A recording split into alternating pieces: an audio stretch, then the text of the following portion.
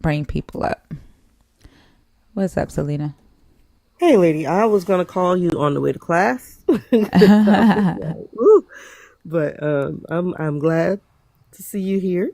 And I just sent a message to somebody that messaged me to ask if you were okay, and then went to your page and I saw the live and I said, "Is this real?" I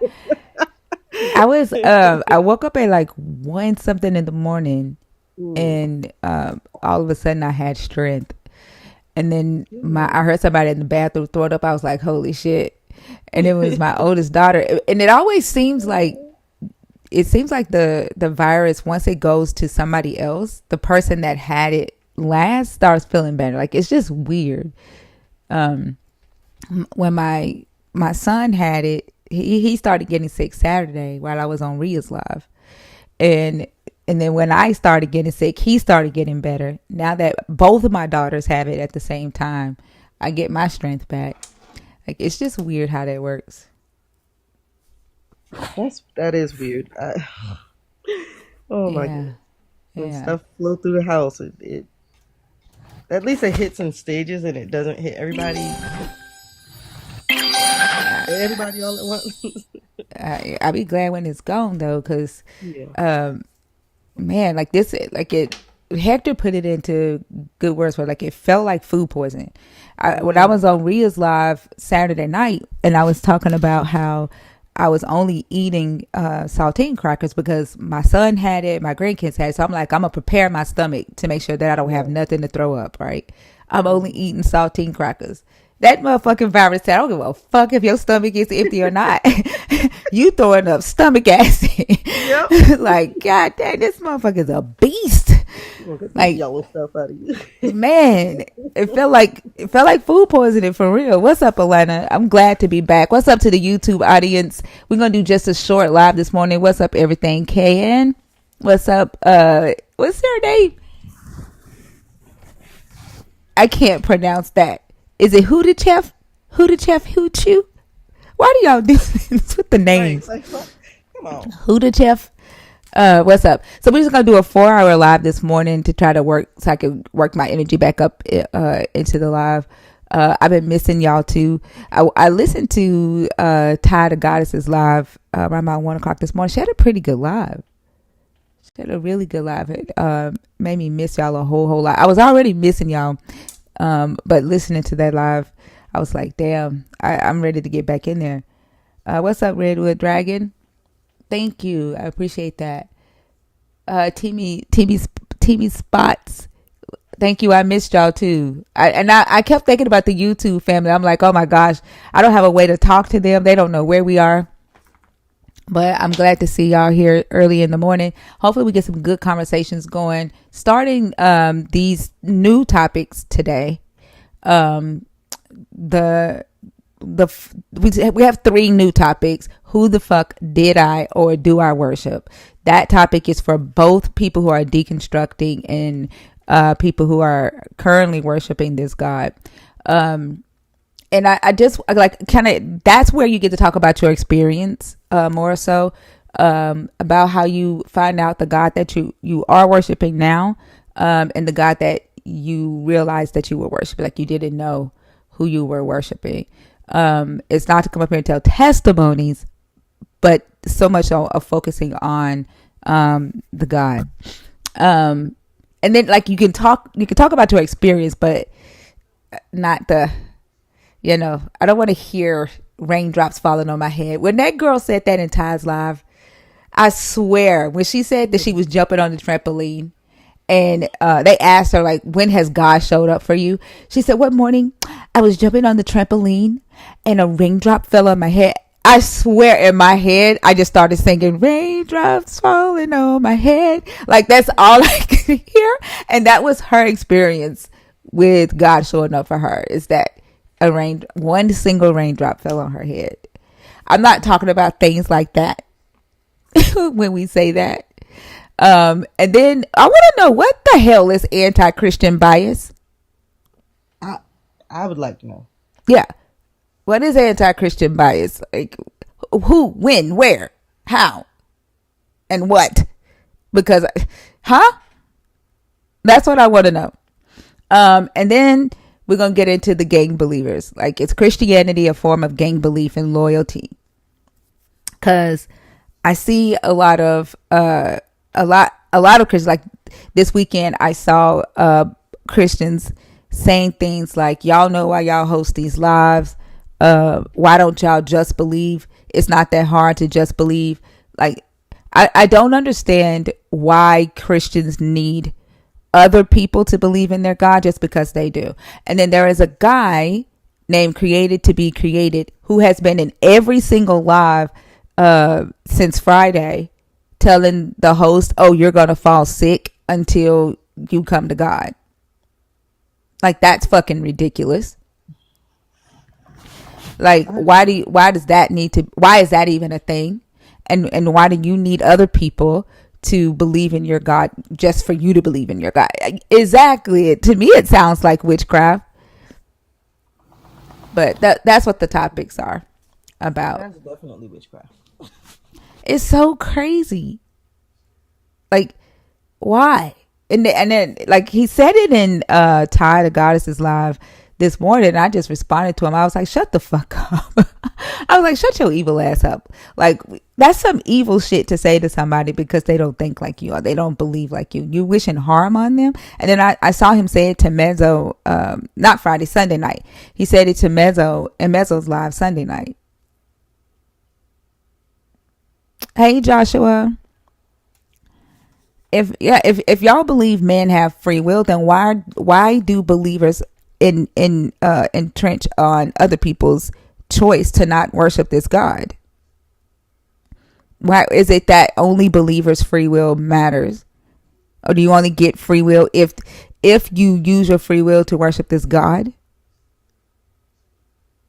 Or is it that free will is the only scapegoat that explains why your God doesn't do? Because y'all don't seem to respect the so-called free will of other people who don't believe in your God. So, but the guest box is open. If you are a believer, a non-believer, or an atheist, the guest box is open. Have I heard the Caesar's Messiah? Yeah, I've read that book.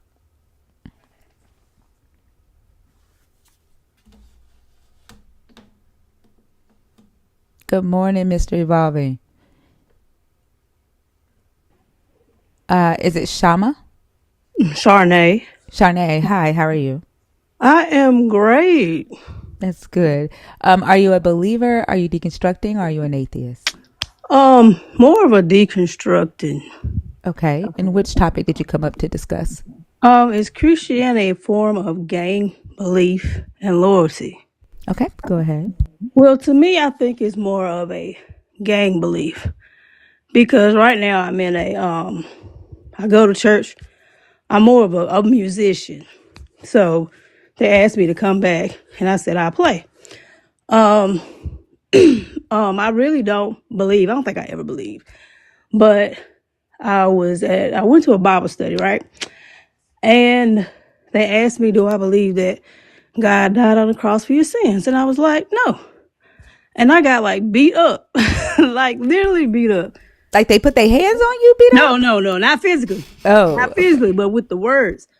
And I was like, because I've been listening to you for like the last week. You know how like sometimes you believe like people look like, I don't say, well, God, or like the stars are lining up and like, I'll go. But like everything that you all were talking about, I've been listening to Fluff, everybody like, okay, like they would really like knock you out and just hurt you if you don't say that God died on the cross for your sins. So the pastor, he kept saying, well, oh yeah. I said, I'm a sinner. I'm like, but why do you keep calling yourself a sinner? I'm like, oh, because of, excuse me, I just woke up. But because of my thoughts, my thinking and all that. But I'm like, but why? Why would you put all that burden on yourself? And me, because I'm from the Bible Belt. And like, if you go to a church, of course I'm black. It's always because I used to drink and I used to smoke. And I'm like, and I used to go to the club. I'm like, why is that the only thing with black people that I always hear? It's those 2-3 things all the time. I'm like, well, I have alcohol in my house. I don't touch it. I go out and I know how to control myself. But I was looking in the Bible, of course, and it would say, yeah, you can drink. Just don't overdo it. Start having orgies with everybody and start showing out. So I was like, okay. Then I kept asking questions. And I was like, well, you said God died on the cross for your sins. Then you still a sinner. And I was like, well, when will you be free from sin? When you die. I was like, well, what did God do then? This was a pastor you were talking to? Yeah. I mean, Wow. I'm the type of person is if I go somewhere, I'm not going to just sit there. You wanted me to go, you asked. I'm like, okay. Because, Southern Bible Belt, they will sit there and just agree with anything. And they will not challenge the pastor for nothing. And I'm like, I'm here and I'm talking, but you don't want people to say nothing. So I looked at the pastor. Of course, y'all always talking about how they treat women in the Bible. Every time you get to the Adam and Eve story, they love to laugh about what Eve did. I'm like, how is that funny? Because a lot of times, you all have been talking how bad it is, how they treat women. I've been reading and I was like, okay, now I know why. Y'all are just really rude and don't understand that women have gotten treated really bad. Now, of course, I haven't started reading the Bible till I've been listening to you in a more of a scholar type way. Because a lot of times when you get, Christians on here, they cannot explain why they wanted to follow, the word of God or why they even a Christian. Like I tell you, like a lot of times you go past Genesis, and if you really, from a believer standpoint, you will read past everything, can't explain it. From a scholar standpoint, you're going to read every single word, break down to make it make sense.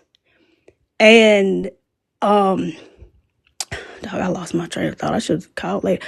But I was like, oh yeah, about the women. Like he called people dogs, made the woman eat from the ground just to save her child. I'm like, well, if you were at the doctor's office and they made you eat from the ground, would you want to do it? I mean, like, why are y'all treating women so bad and talking about people? And I'm like, you know what? I want to read this for myself from a scholar standpoint because you all in the church are rude. Like, I had to tell a man to give me 6 feet because they pick out the good parts. Only parts that make God just look so good. And, I like the Old Testament is not it. But they told you don't throw out the Old Testament. You still gonna need it regardless. And I mean, it was just going back and forth. Why don't you do this? Why don't you do that? I said, to me, the book is a piece of literature. I'm fine. Then I told them, they were so mad at me because I didn't believe that it was like, why don't you? And I'm like, you struggling with this? I said, no, I'm not struggling. I'm asking questions. I'm not struggling with anything.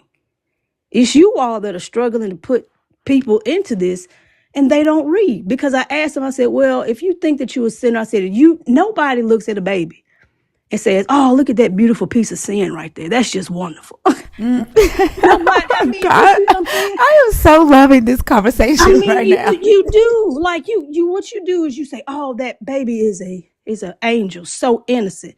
But this is your belief. Nobody said, oh, that baby is just, oh my God. I'm just ready for that baby just to bust out in sin. Nobody does that. But that's your belief. So you're going to put the burden of sin on your child already before they even take their first breath just because of what you believe. Like, don't do that. Like everybody always I can't go to a Bible study because I get kicked out because they always say, well, you ought to love, yourself as you love thy neighbor. I said, or your enemies. I said, why you always want people to love your enemies? They say, I told one preacher, I said, well, what about if I don't love myself? How can I truly love somebody else? Why do I always have to give and to all the enemies, to everybody? And I'm like, I don't understand. I'm like, they just love sin. And I was thinking to myself, I said, God really has to beat you apart before he really comes to you or says he loves you. I'm like, why can't you be sitting outside on a good day? And God just says, I love you. Don't worry about your sins. You make mistakes. It's called life. But, I mean, you got to be just beat down and I got you. I'm like, I don't know. So I just said, let me read this for myself because I'm fine with me. I say I'm a free thinker because I really say if you're go to church, especially in the black church, hell, I mean, you are nothing. Or you get to the sermon, they always say Paul said this, Paul said that. I'm like, okay, can anybody say anything else? I mean, so that's why I say I want to read for myself, have understanding for myself, because a lot of times I hear, I know you know the scripture, something about don't lean on your own understanding, and I'm like, so you don't want me to know nothing? So I'm like, I'm good. I don't knock anybody for what they do, but I know for me, don't force me into something that I truly don't believe. And I probably won't because I read too much and I see too much from a different angle because I don't know. I hope I'm getting the movie right. What was it? The Book of Eli with Denzel Washington in it? I think so, yeah. And I mean, I looked at that story and it was about basically almost like, I guess, King James, or the King James version. Basically, everybody was illiterate, couldn't read no way. He wanted the book. He never told people what the book was. And he was real evil. Basically, he wanted the Bible. I'm like, he didn't use the Bible for love or bringing people together. He knew that if he had the Bible, that he could control people and they would not know what was going on. But it was in something enclosed and it was in a book. And they would probably believe anything.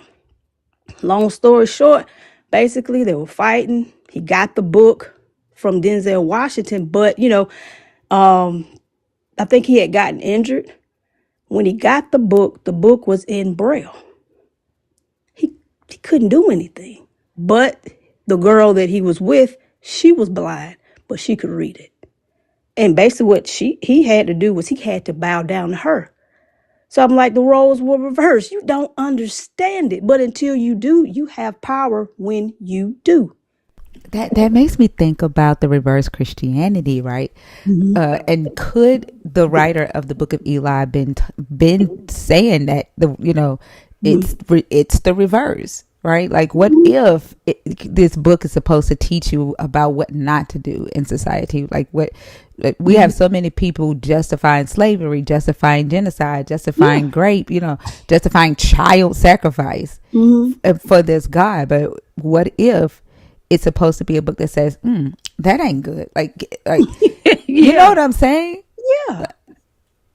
But I mean, I look at it, and at times, and like I said, I'm a black woman, and it's always you a sinner, and you're going to basically go to hell a lot of times. And I mean, I know people probably been in a black setting, so it's kind of like, hey, you're gonna go to hell. So after the service, come on up here because you're gonna die. And I think that's kind of how it's been used for us.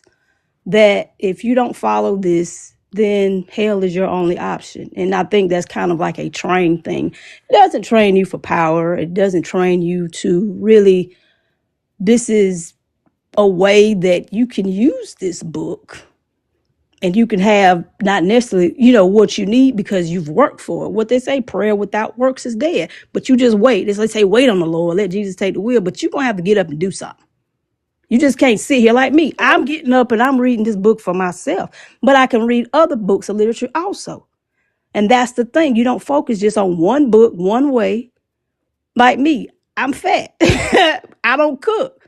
But if I want to get right, I just can't pray God to clear my health. I got to stop eating the snacks, go do something better. So, I mean, it is a game because they will force anything down your throat. And if you hear the word atheist, especially here in the South, oh, you just bad. Not even understanding.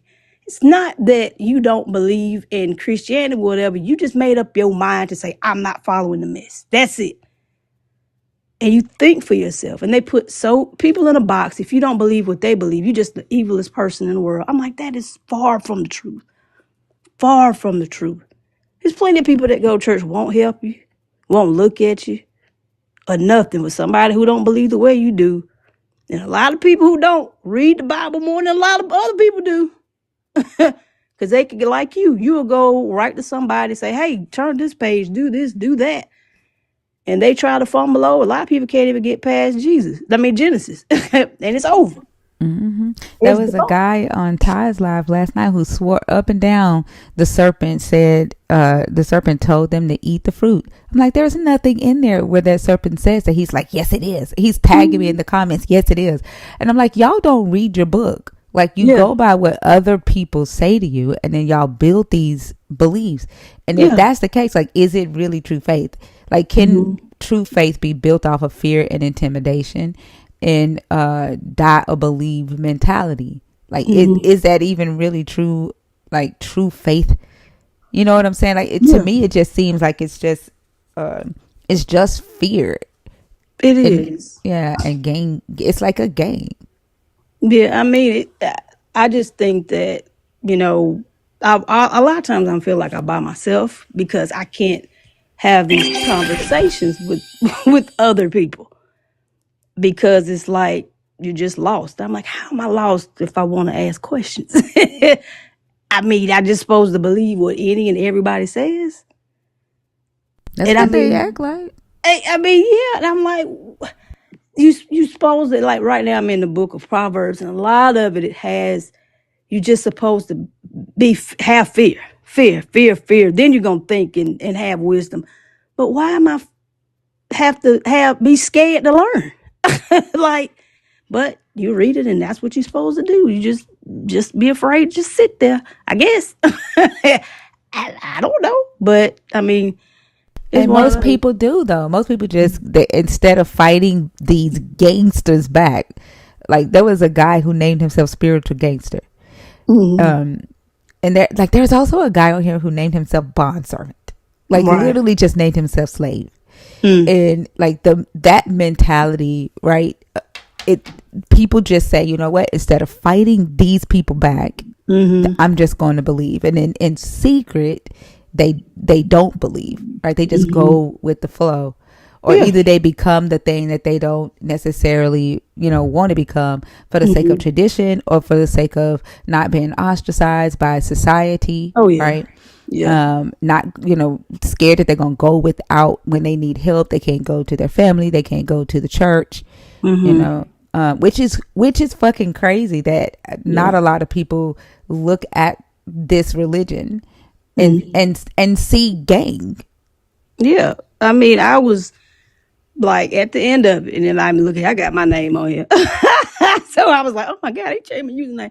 But I was like, it was just, you're shaking and trembling with a Bible in your hand. And like, I had to tell them, like, give me 6 feet, because I'm like, why are you so mad about whenever I pass away, what's going to happen? Shouldn't you be worried about how I'm treating you now? I won't go out there and slash your car, your tires in your car, and say, well, it's justified because it's sin in the world, so I decided to use my sin pass to go do that. I'm like, it's just, it's like they think about the wrong thing. Like, why don't you just leave people be? And I said, I could go, I would say with you, I'm just using you as an example, with the knowledge that you have, you could have sat there and just, without telling people what you believed in, with all kind of jewels for what they wanted to know, what they do. But since you don't believe how they do, they would have been like, oh no. But you have so much knowledge, probably more than a lot of people do.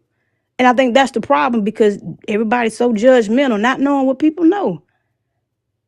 And it is a game, because it's just, I don't know. And I'm not trying to figure out. I mean, I'm just cool with me, because the more I read and the more I listen to you all, because I always think about the stars will align all the time and put you where you need to be. And I was like, from what I was learning from the last few weeks, and just to hear that and be put in different places, I'm like, I'm not here by accident, because it was like, well, you get to see it. You've heard it from different places, but now you get to see it for real. Yeah, I like what you said. I'm just cool with me, right? And then with the mentality, of shouldn't you be more so concerned with how I treat you while we are here, while we are alive, where I have the most impact, right? And if we focus on that, why wouldn't that be a much better society if we worried about how we showed up in society, right? and make sure that we're not causing harm to ourselves or to anybody else. Like with that ethical framework, how could you go wrong? Right. Mm-hmm. But when you have this loyalty to an outside power, to this outside source, this God, who then has to use humans as his agents on earth, you then have loyalty to that human who's acting on behalf of that God. Then you have loyalty to some text, right, that you consider to be sacred and what is guiding you. Yeah. It just seems like there's more room for a lot of violence and manipulation and subjectivity. It just seems like that's the more harmful framework to live by, and not saying that like it's just as simple as saying don't cause harm, right? Or don't cause harm to yourself or don't cause harm to humans. But I do think that that's a much stronger framework. Yeah. I like the way you said, I'm just cool with me. Yeah. I mean, I'm fine. I mean, and I think it's just, they want you to do exactly what they want you to do. They want you to be, it's just forced. Like, how do you know that God truly wanted you to be a pastor? And you might not. You just probably did it because you was out somewhere. You just felt bad. Now I want to do something and don't know anything. And it's like the God leading the blind. And whenever I was I asked him about, and I know I forgot the book, but it was a chapter about sin where, if you sin and he don't know you and you don't know him. And it's like, and I know I probably told him, I know you know where it is. I just started reading 2 days ago, so I can't give you nothing. But it's like, you saying all this and you not even doing anything, I guess, what the book tell you to do. And it's just, if people, like you were saying, if people would mind their business and didn't have to go through, like, if something bad happens to you, it's like because you wasn't following God. That's all they ever say. Because you don't know God, that's why you don't have a job, you don't have a car, you don't have this, you don't have that. But what about when you did, whenever you couldn't read? When you were, speaking a different language? Because I told him, I said, well, what about if you had this book in the original text? What value would this book have? You couldn't read it. You didn't know what it was. What did they say? I was thinking the good parts when I leave. but that's what I was thinking. But I told him, I said, this is a literature. This is literature right here. And I said that, got mad, shaking and trembling. I was like, okay, well. They were that mad, shaking and trembling? I'm a visual learner, but I was like, why are you so mad? Why would you want somebody to convert to something when they're sad and falling apart? And that's what they're going to, because they think that that's going to help them. Now, I'm not saying that whoever you are, don't take my word for it, but why don't you tell people to calm down and think for a second that you might have things to work on? Then you come to this. I mean, I've been to a therapist. I know what it feels like to not be in your right mind and just fall on the things that comes first, because that's what you've been taught. Make a decision first, and then, because this may not be what you want. You may find a different source of healing first, then this may not be it. Because God gonna call you every name but a child of God first. Am I lying? They usually try to get you in there really fast because they need some more members in the choir, or they need a new choir director, or a new drummer, or a new usher. They need somebody to take some spot. Yeah, now I'm in the music. Before I mean to talk, I'm sorry. Go ahead. No, go ahead. I was just saying that's why they usually get you in there really fast. Yeah, now I'm in the music department, so I've seen firsthand people are not always nice. Don't let some of those choirs fool you that, it's nice, we love y'all singing. That's a job too. And you get treated bad with that because you don't have enough people. Then it's the recruitment. And I'm like, at times it's not a lot of respect as you think, because a lot of people want people that can sing. I sung a song Sunday. I can't sing. I can't put a tune in the bucket. But I was, doing my best to help to, But a lot of times it's really no respect if it's not with a lot of numbers. And I hate to be rude. This is just my observance. Because, of course, I don't do it, but the shouting and the hollering and my church is bigger than yours. And I'm like, are you more concerned about numbers or for what your mission really is to help and to lead and to guide or whatever? So it kind of goes back and forth, back and forth. And if I was to say this, out loud to people that go to church, something would be wrong with me. So, I don't fight it. I'd rather for people, and whatever you believe, to make it pure and really be something or someone that you really want to have a connection with, and it just be real, not nothing because you just see on TV and hey, that's what I want to do. Because I've done that plenty of times. I've made, I guess unrational judgment because it was, hey, I want to do this, I want to do that, and I lost time, money, and patience. So, I mean, and believe it in a God or whatever, you can't see what it looks like. Or he or she, you can't see it. At times, you can't feel it. I'm telling you, a physical hug at times is the best thing to have. And How long were you in it? well, I still go to church. I'm a musician. Okay. So, I mean, it doesn't You- it doesn't bother me to help. How long have you been in church, like in Christianity now? Were you raised in it or? To be honest, I've always gone to church, but I never really believed it. It was kind of like the thing to do. Like Yeah. you get excited because you're going to church, and then I'm going to my grandma's house to eat.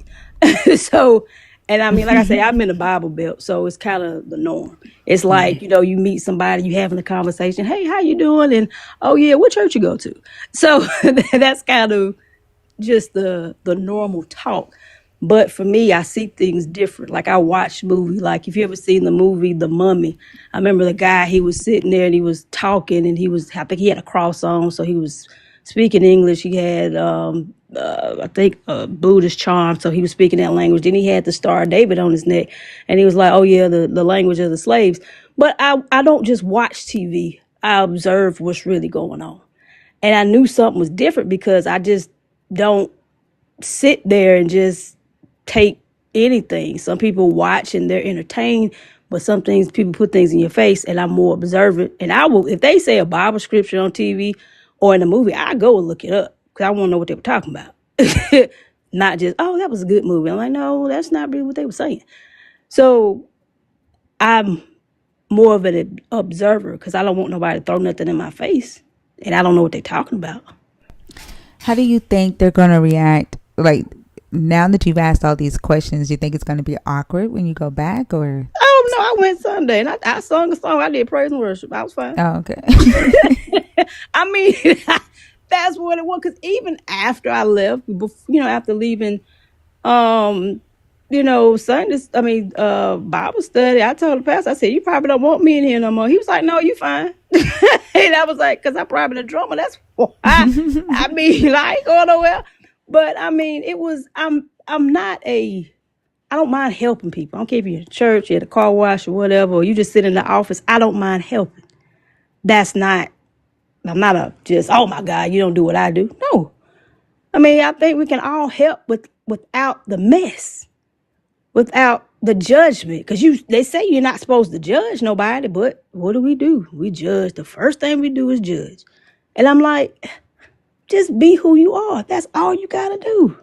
And I kid you not, because of you and Fluff, I picked up a Bible, not because of what people believed, not for a Christian reason, but for the knowledge reason. So if I do something, I'm not sitting here guessing. Yeah. And I think that's the problem. A lot of people go by what they've heard and they guess. They go to the same chapter. When people come up here, they go to Genesis all the time. Or, God died for your sins and he loves you and more stuff. I write stuff. I mean, I tell you, I got a whole notebook of stuff I've learned in the last week. Oh Lord, I can't spell, but I go through, I write down the scriptures, then I go back and I actually research it, read it, and then I write it out. So, but when you go to church, you can't do that. Like I was looking up, what is it Ezekiel's bread? Is that what it is? Oh yeah, the shitty bread. Yes, and I learned that from y'all. I had no idea what that was. You gonna tie me to a tree, make me eat shit, and if it ain't the human stuff, say no, eat this cow stuff. What?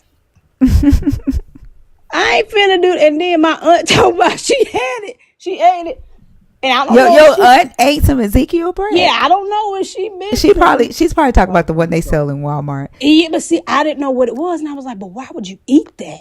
You know, because no, but I didn't know what it was at first. I mean, she didn't have it in the house. You know, that was a little time. Oh, she missing stuff. She probably not gonna beat me up. But I didn't know I didn't know what that was. And I said, there's a lot of stories in the Bible. I don't know, was it who was it? Was it Daniel talking about, you know, solve the riddle or whatever? And you know, Samson. yeah, I'm sorry. But and then if you don't do it, you killing 30 people. That was just for fun. Mm-hmm. How The women, the judges 19 through 21. mm-hmm. I don't see how any woman can read that and be like, yep, this is a God for me, because the concubine left her Levite slave master. She escaped him, went to her dad's house. Her dad, the Levite, went after her. It's like, I'm gonna talk sweet in her ear and get her back. So he goes, the dad tries to keep them there, right? He's like, stay another night. And the Levite gets tired of, you know, being held up. So he's like, no, we're going to go ahead and go back. On the way back, some Benjamites, you know, try to sodomize the Levite, because the tribe of Benjamin is seen as like the dirty tribe of the Israelites. They're right on the tribe of Benjamin is located right on the border of the northern tribes and the south. So they used to fight over this tribe, right? Mm-hmm. And so they, when the Levite gets into the land of the Benjamites, they try to sodomize them, kind of like the Sodom and Gomorrah story, where they go out, like, bring him out so we can know him. Mm-hmm. So they did the same thing to the Levite, and the Levite and the man whose house he was staying at, it's like, take my concubine and grape and abuse her all night and do what you want with her. So they grape and abuse her all night, and then they bring her back half dead or either dead. The Levite looks at her when she like falls onto the front porch. He looks at her. She doesn't move. He's like, get up. She doesn't say anything. He picks her up, puts her on his donkey, takes her back to his home in Jerusalem, cuts her body up into 12 pieces, and sends her body out by 12 messengers to the 12 tribes of Israel to call a meeting. And they go up to Mizpah and inquire to their God and what they should do about the Benjamites.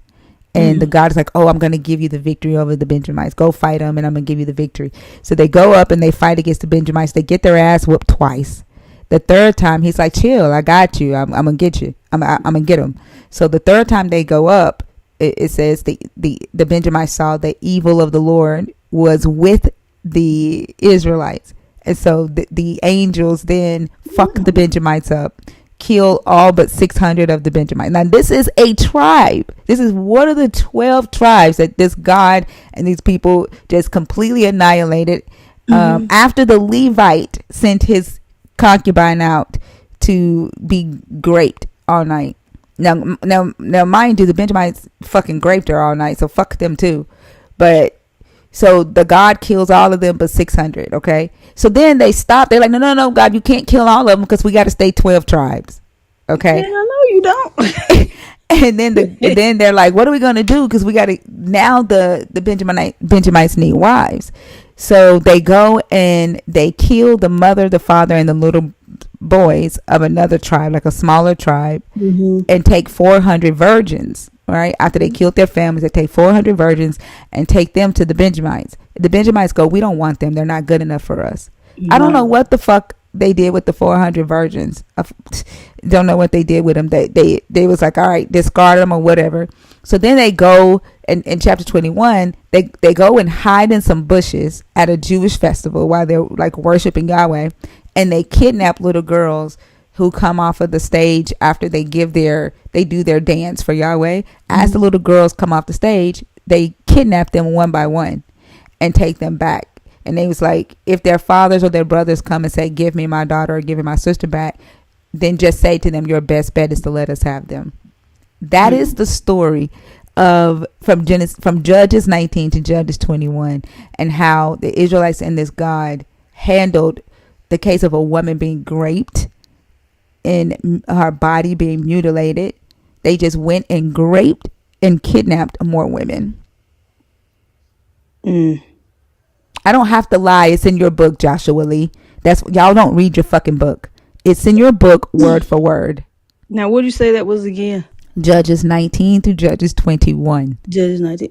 And I always tell, I don't tell people, but I'm just saying, half of this book, or hell, the most of this book, you cannot preach in church.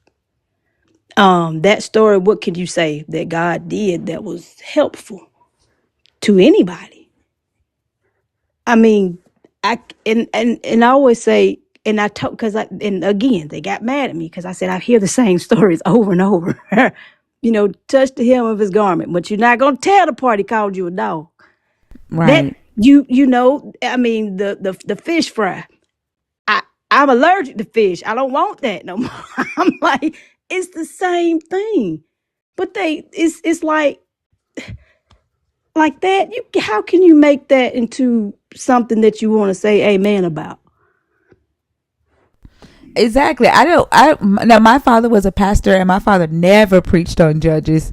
So when I read that story, Sebastian Cole, Pinkbeard, who is one of my co-hosts, we do Versus and Vibes with Thinker and Bash together on Sundays, and he's also a co-host here. Yeah. He brought the story to me and was showing me how it is a like a cameo of the Sodom and Gomorrah story. Okay. And like he showed me Judges 19, and I read further to Judges 21, and I was like, holy shit. Like the whole story is 3 chapters long. First, I want to say what's up to the Danielites. Thank you, Daniel, for the raid. And it mortified me to like realize like what the fuck have I been worshiping this whole time? Yeah. Right. Like just that story alone, the Samson story fucked me up. When Samson just went and killed 30 people for no fucking reason. And then people will say, oh, it's because they're Philistines. He had Philistines at his wedding. Mm-hmm. And then like he went to Ashkelon, like, and went and killed people who had nothing to do with the fucking bed. Right? Yeah. I don't care if they were Philistines. Yeah. And your God's spirit, like it says that the spirit of the Lord came on him, and he went and did that. And so like, it's just, I don't know, like for me, when I first started deconstructing, I used to look at the God in this book and be like, oh, this is the devil that Christians are afraid of. Like this God is the devil. That's what I used to think. And that's as I'm deconstructing and still holding on to the idea of God and, moving to Christ consciousness. And then I realized, the more I studied, I realized that these are stories written by people, in antiquity. But it horrified me at first because I really thought that we were worshiping the devil at first. Yeah, and I think it's the part that just kind of, you got to be honest with yourself and to know once you read to kind of, I look at it as a believer's reading and I will say my free thinking reading are two totally different things. Because I always look at if you believe everything is justified. Well, God had to go there. Well, the people, they did something wrong, but I was like, but you could kill a whole village, bash baby heads against rocks, but keep virgins. And I remember, of course, I was at a Bible study again. And I'm like, I think, I don't know. I know, whenever I think men or the baby boys are first born, you have to kill them or something like that. Or am I wrong? So there is this in Exodus, he does say that the firstborn are his and all that opens the womb belong to him. Mm-hmm. There is a book called Child Sacrifice in Ancient Israel that says that was the practice in ancient Israel, in antiquity, but they didn't put that in the book. The way it is written in the Bible is that he's just saying dedicate the child to me. But in Israel, they did practice child sacrifice in Okay. antiquity. And as a matter of fact, Ahaz, one of the kings in Judah, sacrificed his son to a different god, and this god didn't give a fuck. Okay. So yeah. But, and I think I had probably, I was telling somebody, I said, in church, I said, but what about if somebody did that to you? You had to give up, your only child. You waited so long to have a child. If you didn't, just pick a child. What would you do? And everything got quiet again. I'm surprised they didn't tell you they would do it. And they probably got quiet because in their head they're like, well, I wouldn't have to do it. Right? Yeah. That's the scary part too, because and this is why I say it's gang belief and gang loyalty. Because if they are afraid to question the God, if they are afraid to question the God's representatives, if they really believe that this God is telling them to sacrifice a child or telling them to harm another human, they would do it out of fear of what they believe that the God would do to them. Mm-hmm. That's the scary part, like that they just didn't say anything, because 9 times out of 10 in their head, they're like, damn, I would have to do it. And they wouldn't do it because I was like, what was it? Job or something lost everything. And I was like, you wouldn't just take that. You would ask God, please put that down. You don't I want don't to know. burn Like, up. you should listen to Ria's podcast. Like, there are people that like Yahweh Ben Yahweh had people doing all kind of shit. Like, he convinced people to murder 7 people for him because they believed that he was truly God. Right. Yeah. The last one that she did, I cannot pronounce this guy's name. He was a Japanese cult leader. He convinced people to do all kind of stuff. They drove cars into parades for him. And killed people. They drunk tea with his hair. They drunk his blood. They drunk this man's blood. Like, it's cult mentality, gang mentality. I don't think people realize how strong it is, especially when it's tied to the belief of a God and these satanic doctrines and the fear mongering, right? Saying that if you don't do this, then God is going to hurt your kids. God's going to do something to you. Yeah. Like, it's people, we think, and I want to believe that when Christians get on this stage and say that they would sacrifice their kids if they believe God told them to, I want to believe that they wouldn't do it. I really do. But listening to Ria's podcast, I don't believe that anymore. I don't believe that anymore. Because I think a lot of times is nobody has really been presented with that in real life. So I always think that, when you're a Christian, you have the book, it's over. You don't have to go through none of that. So you can say what you want to say.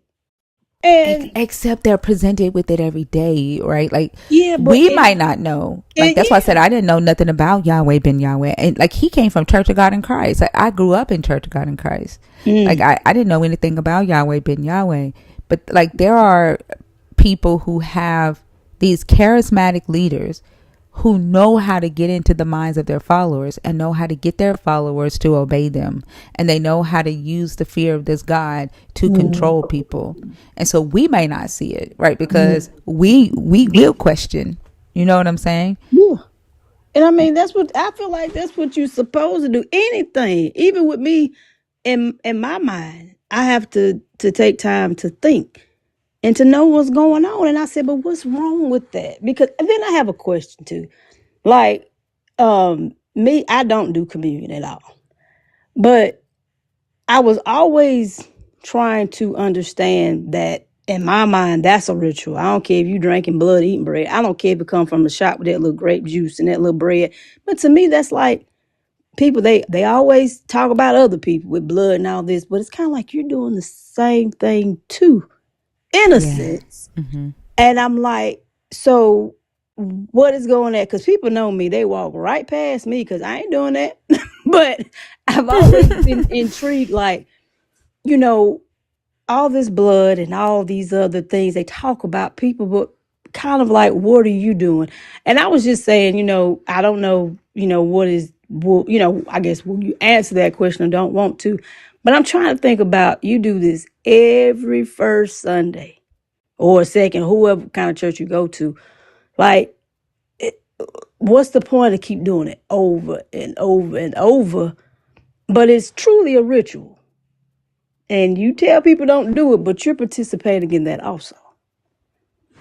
When I was a Christian, like it never really dawned on me that it was that I was being asked to pretend I'm drinking blood. And even though it said, this is my body, this is my blood, it never really dawned on me. Like I didn't see it as that.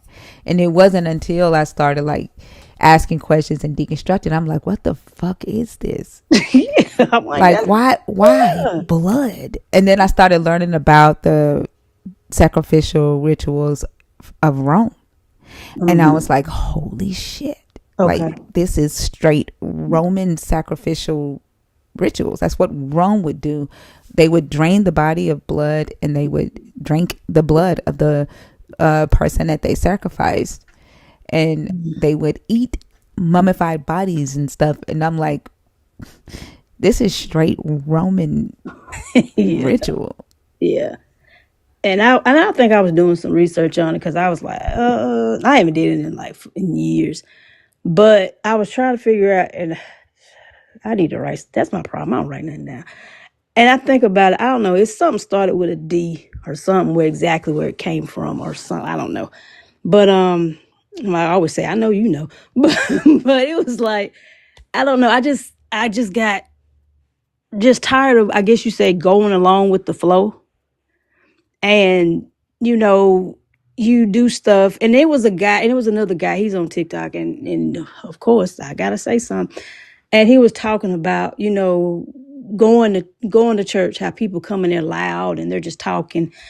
And I guess, he was like, well, you're not supposed to be that hype. And I said, well, are you supposed to go to church? Say it. Like, why does it matter? Like, why is there a decorum for how you go to church? yeah. Like that, to me, that's what I think. It's just all about control and supremacy culture, and it's about looking down on other people. It just makes people feel better than the next human in society. I feel like it's just little groups of like, it's like high school to me. Like, Yeah. my crew is better than your crew type shit. And like, I never understood why there needed to be so many fucking churches right next to each other. Like, what the fuck could this pastor be teaching about this Jesus that this pastor ain't already teaching? And why can't y'all just put that shit together? Like, and it's 9 times out of 10, it's because the pastor wants authority. Right? The pastor wants power. He wants people to see him as, the authoritative figure, and he don't want to share that with another pastor. So there can't be one church, it has to be 2 churches. Mm-hmm. And then you get somebody that wants to move up in the church. That pastor don't think that person should move up. So then that pastor goes off and starts his own church. Yeah. Right? And I think, in my opinion, sometimes it be too many heads up on the one roof too, because it's I guess it's become just overwhelming that everybody has to talk, but a lot of people don't know too much anything. I don't want to be rude, but it's just I guess to me just becoming overwhelming. Like, and the oh my God, being judgmental is probably the worst thing. You say the doors on welcome hinges, but right when you get in there, why do you drink this? Why do you do that? And didn't you tell me to come? But right when I walk in here, you looking at what I did or what I'm doing, but you said, come on in here. And I was telling him, I said, that's why nobody don't want to come to church, because you come in here and you always have something negative to say about what somebody doing. You don't know what I know. And it was just, to me, just too much. And I'm are you at a small church? No, not really. I mean, it's me. I mean, not believing. It's just kind of the attitudes of people. And I know I got my name on here, but it's just the attitude. I mean, I'm so stupid. I'm like, why? They're gonna go back to church and say, Sister Carter was on TikTok. Sister Carter was spilling the tea. Sister Carter was talking shit. Right, but to me, I'm like, if I want to be famous, you gotta put your name on it anyway. But anyway, that's what I say. I'm gonna be famous. But no, it's just the can we get to the learning part of anything that we do? I got OCD. I would jump around. I'll be talking about rocks in a minute. But it's the learning part. and these that can we get to? And I don't care what you believe. Can we just do But they that? And don't want you to. The more you learn, the more you gonna question. The more like this is so like the early church wouldn't allow people to read the text for themselves. And okay. then when they translated it to English to where people could read it, they said that they were not allowed to question the interpretation of the church fathers or the bishop. So like you could read it, but you couldn't have your own interpretation. And if you questioned their interpretation, you were excommunicated or you were cursed, right? A curse was put on you, they would say. And so they don't necessarily want you to, learn this stuff. Scholarly, it's not supposed to be your level. You're just supposed to be taught too. Oh. Yeah. That's why I said, like, the way I see the book, it's threefold. Like, it's a guide for how to indoctrinate people, how to colonize people, right? But also a guide for those that to keep them colonized and keep them indoctrinated. So it kind of does three things. So like the one scripture, for my people perish for a lack of knowledge, I love that one. Yeah, but also those that control and manipulate and use this text to do so know that, right? That is an instruction for them. Right? Yeah, and a lack of knowledge will keep them in a place of perishment, right? So don't give them too much knowledge, or else you won't be able to control them. They'll rise. They'll come to where you are if you feed them knowledge. So keep them starving for knowledge, right? So it's an instruction manual as much as it is, a manual for inspiration or guidance. Yeah, like you shouldn't want to lack knowledge. But those that are in control know how to make you afraid of knowledge. They know how to make you doubt, acquiring the knowledge. Knowledge has become a sin in this religion. And so that's what I did. I flipped that, like you said, that scripture on myself. And I'm like, if I'm not reading and doing what I'm supposed to, I'm going to be dumb. Like, and it goes with, like you said, it goes with the book too. But they don't want you to ask questions, and I've noticed that, and like they say, if you challenge them, it's a wrap. It's you just an evil person if you do want to know something, but you just kind of like a catch-22. You want to come, but you're not supposed to ask nothing.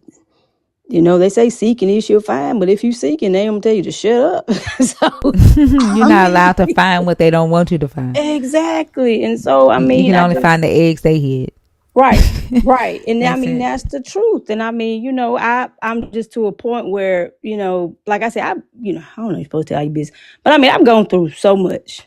And I've been through like depression and I know you're supposed to tell your story up here, but real quick, it's just so much. And then whenever you just say, hey, I want to learn, but then you go around people that don't understand you, that's even worse. It's like you can't even have healthy conversation because you already know what you're going to get, you're going to get when you go.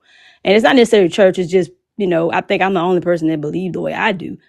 And well, no, my father, he's cool as hell. But it's just one of those things where it's like, and especially, being in the Black community, hell, it's worse because all the side eyes that you get, it's like, I'm not going to fall into it, but it's kind of like, dang, what am I doing that's so wrong? Because your path is not mine.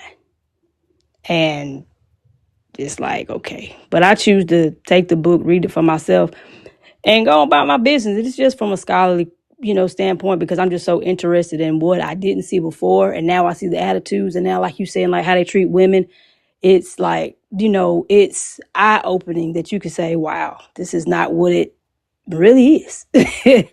And I can do better. And I don't have to be a bad person because I don't see things the way you do. I'm not a bad person. And I don't have to feel that way. And, that's kind of really it. But I'm just, like I said, I'm thankful for your platform. I'm thankful for everybody that you bring here.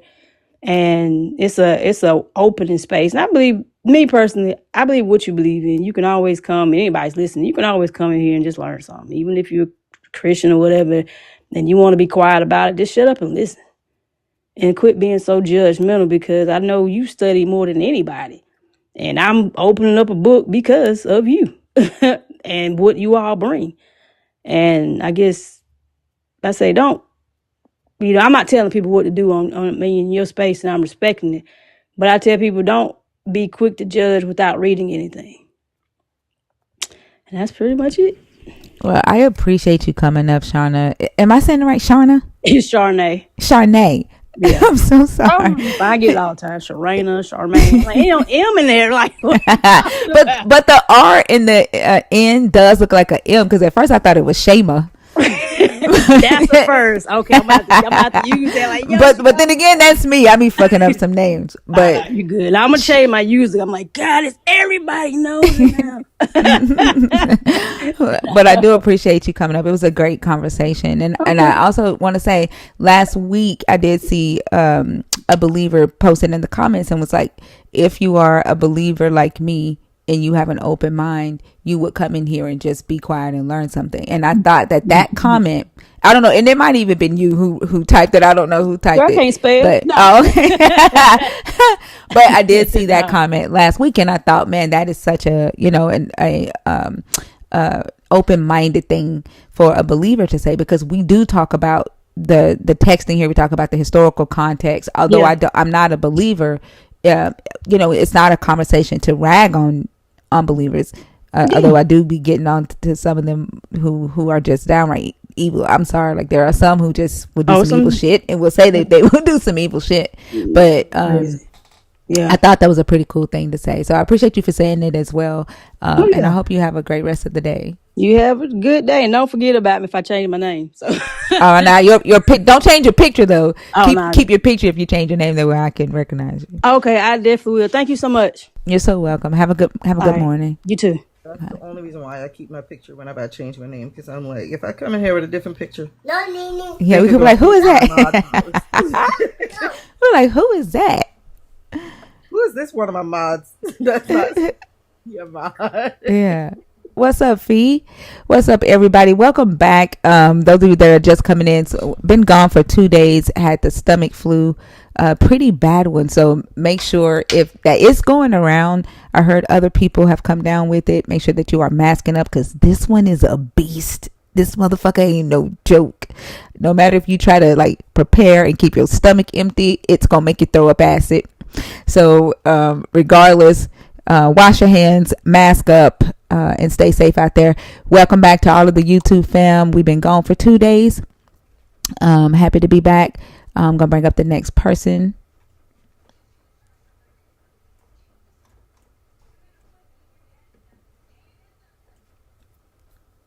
Thank you, Jay. I'm happy to be back. Big Back Cook.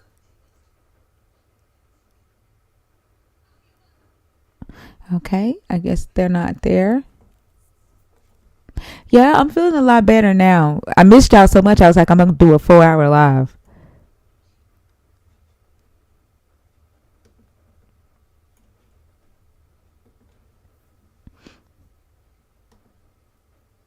Let's see. American.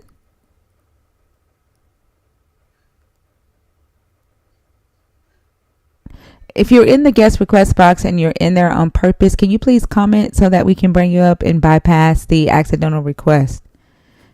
Oh, Maven, you were sick too? Oh, no.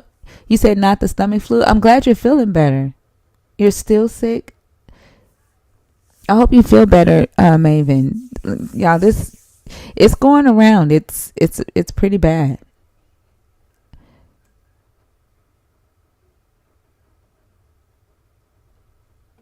Maven, message us and let us know if you need anything.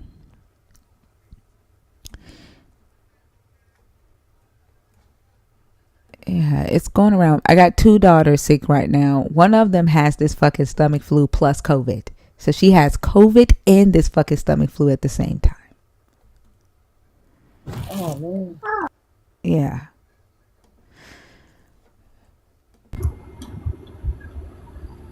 Okay, Maven. Heather, hi, how are you? Good morning. How are you? I'm doing good.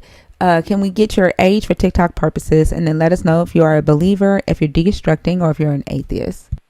Yeah, I'm 45 and I've been deconstructing for probably 2 years now, I would say. Okay, awesome. And which topic did you come up to discuss? What's up, Ems?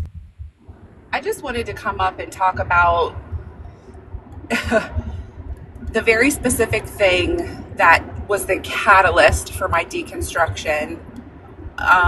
There were many things. First of all, I'm a lesbian, so that's always been a constant struggle for me, having been a believer.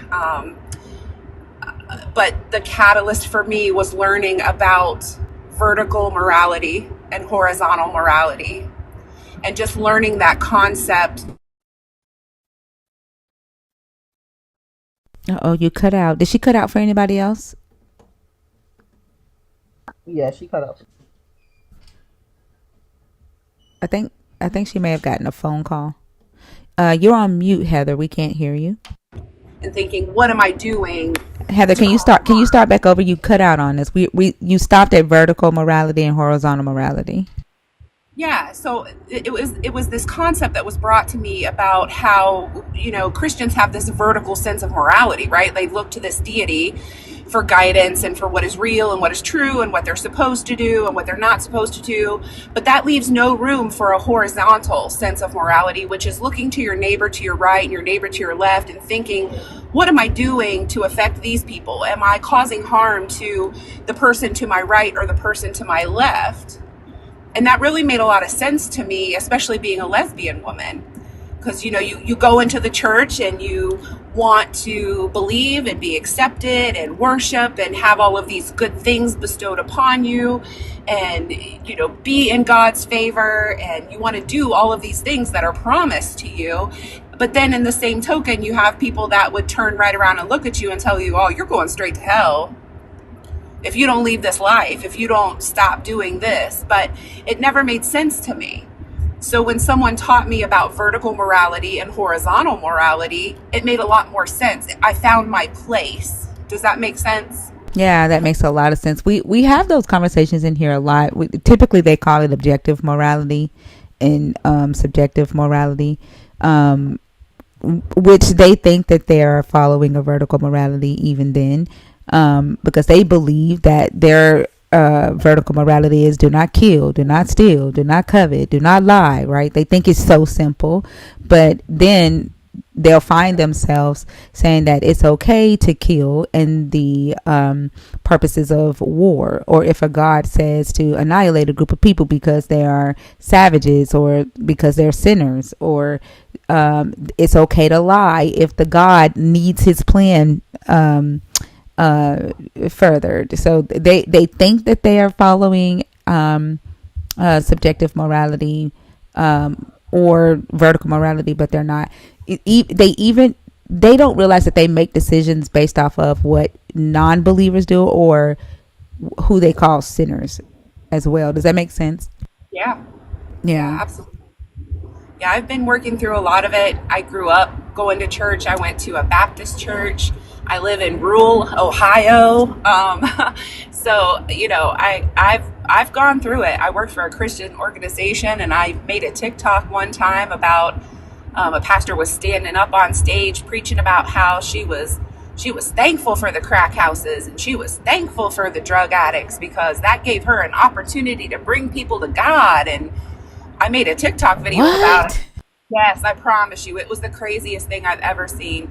She said, I'm thankful for crack. I'm thankful we can't say that. Don't say that word again on TikTok. You got to say something else. Okay, well.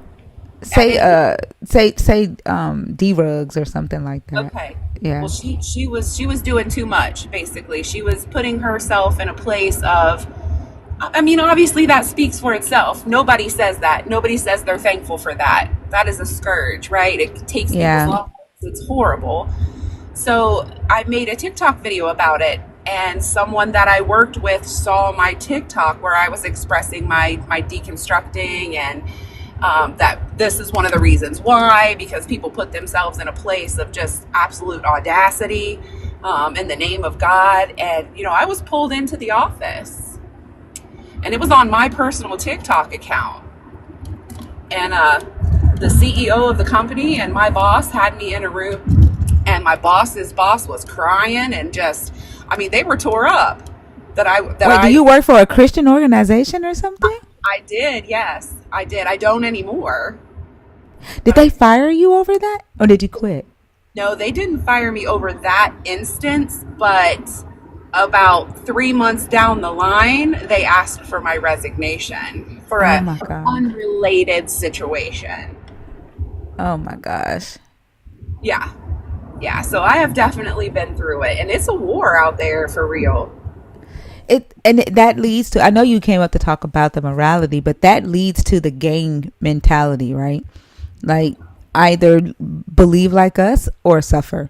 And it's so crazy because they say that suffering is a part of their faith, right? Jesus wants them to suffer, but then they'll go and try to make someone suffer for not believing like them. And they'll say it's because you don't believe in God that you're going through this thing, and you're going through this thing. We can't help you. We can't give you a job. We can't provide food for you. We can't help you pay your bills. We can't pray for you. We can't sit with you, invite you to parties. There was a lady on here one day who said that she has a friend that doesn't believe in God, right? She says she's okay being her friend, but she cannot be invited to her dinners at her house because she don't allow non-believers in her house. That's crazy. Yes. That's just crazy to me. And then we'll say out of her own mouth, was like, I don't judge her. Yes, you are. You 100% judge her. Yeah, that's judgment at its finest. Wow. Yeah. Yeah, it's been a journey. It's been a process. I still find myself at times referring to God and Jesus. So I'm in the part of the process, I guess, where I'm pulling from it what I need. Not necessarily because I believe in it, but because I believe it was a book that was written during a time when people needed rule of law, when people needed some sort of structure to combat the atrocities that were happening. I believe that it was written by man. And God, it says in the Bible, God created man flawed. Like, we were created this way. And then he's going to let us write the book? That's crazy to me. Like that, yeah, that doesn't make sense, does it? To No. let a flawed human be the one responsible for writing a book to teach flawed humans how to be perfect. That's insane to me. That makes absolutely no sense. It doesn't work. Now, do I believe that there is something that sparked creation? I do. There has to be something that made all of this. So all of this came from somewhere. I don't think that anybody has the power or the foresight to know what that is, truly and honestly. But, I believe in some of the teachings that are in the Bible, some of them, not all of them. But I believe that plays to my horizontal morality sense that, do all things with love, treat each other with kindness, take care of people, be good to people, pull people up when they're down, feed people, clothe people. Those are the things in the Bible that we should be doing and focusing on, and the teachings that we should take with us. I think that, like, for me, it doesn't really do me any difference, like, to worry about where all of this came from, right? Because I don't plan on doing anything with that information. It's awing, right, to look at a plant that I've never seen before and think like, oh my gosh, what created that plant? Not who created that plant, but what two plants got together and made this beautiful thing, right? Sometimes I think stuff like that, but I don't see the need to try to attribute it to a deity or another type of being. One, because I can clearly see that if there was a being that created all this, he has walked the fuck away and is not engaging with mankind. And if he did, he left it up to mankind to figure it out. Obviously we have whatever we need inside of us to figure that shit out, but for some reason we've not tried. Like we've I just don't see, you know, the purpose in that. I do see, I do understand why some people still feel the need to believe that there is this outside source looking over them, because like I said, the world can be a really scary place when you don't have that. And so I don't fault people for feeling like they need to feel that, but I also think it's okay to just say, hey, I don't know how the fuck we got here. Right. You know, I don't think there's anything wrong with that at all. Yeah, no, I don't think it's necessarily that I feel like I want to know that there's somebody watching over me. I'm a nurse too, so I have a natural curiosity about science and the way things happen and how things are created, um, because all things come from another existence, you know, like something had to be the catalyst that started all of this, whether it's the Big Bang Theory, whether it's evolution, like all of those things I think about too. Like, how did we get here? It's just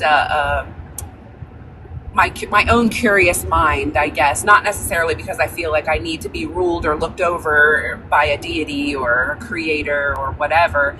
I mean, somebody could have, like you said, created it, boom, it's here, and then walked away. You know, we don't know.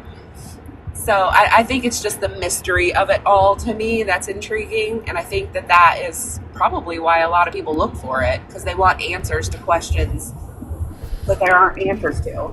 Which is so crazy because a lot of people are looking for answers to a question that they, in their lifetime, most likely won't get a definitive answer for, but then they ignore the shit that they can get answers for in their reality. Like, what if the God that everybody's looking at is an 8-year-old kid on another planet? Like, and you know what I'm saying? And like, have grown ass adults down here bound down to an 8-year-old kid playing a video game in another planet. Like, that would be fucking nuts, right? But who would be able to prove something like that? But we have the most power here, right? In our reality, right? Things that we can touch and feel and see and answer. And there are some things, you know, in the universe that we have theories for and answers for, and sometimes they're just cool facts to know, and sometimes they help us, you know, in our everyday life, right? When it comes to like electricity and water and weather and stuff like that. But I think sometimes we just spend our time focused on unnecessary things, Yeah. while we ignore the most important things. Like, I don't understand why a person is willing to ignore children being essayed here on earth while trying to find the answer to who created us. To me, like, you're worried about who created us as humans while you're ignoring human bodies that are being harmed. I don't fucking understand the purpose of that answer. Yeah. There isn't one. Not a justifiable one in my mind anyway. Like, Yeah. what could you possibly say? Oh, we're just going to let him keep on doing what he does because he's teaching us the good word? Right. What? What? It's ludicrous. Well, I am almost to work. I've been listening to you since I got out of the shower this morning, so I'm going to hop off here and let somebody else come up. But I just followed you. I just found this just scrolling when I sat down to put my makeup on this morning, and this is a beautiful discovery for my morning. So thank you for this, and I will definitely be back. You're so welcome. We normally go live 11 p.m. Central until 10 a.m. the next morning. I'm just doing a 4-hour live this morning because I've been gone for 2 days with the stomach flu, and so I missed everybody. So I'm just doing like an off the cuff live this morning. But I will be back tonight at 11 p.m. Central, and then we'll be live till 10 a.m. the next morning. And I'm live Sunday through Thursday. Okay, perfect. I'll be back. Thank you so much. Have a great day, everybody. You're so welcome. Have a good day. Bye-bye. All right. If you're in the guest request box on purpose, can you please comment so that we can bring you up? Gamma.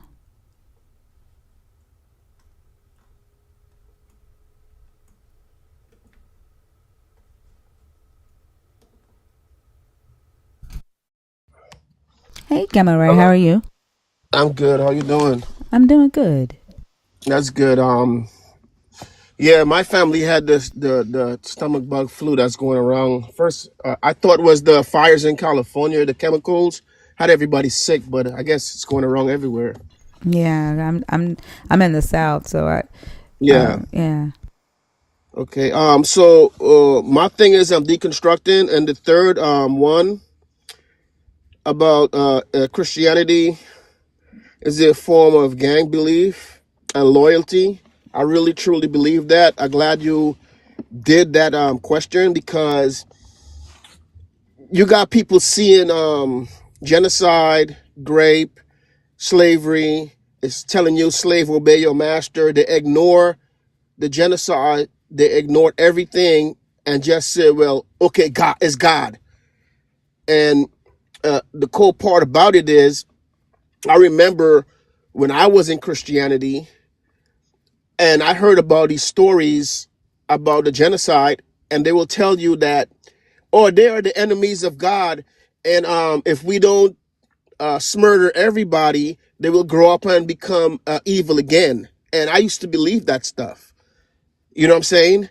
And what it Yeah. does, it makes your heart callous, and it dehumanizes you, and it turns you into a monster low key, and you think you're doing the right thing, but you're really not. Because I asked this one guy had a couple of Bibles the other day, and I said, what do you think about the genocides in the book? He said, you know what, I never thought about it.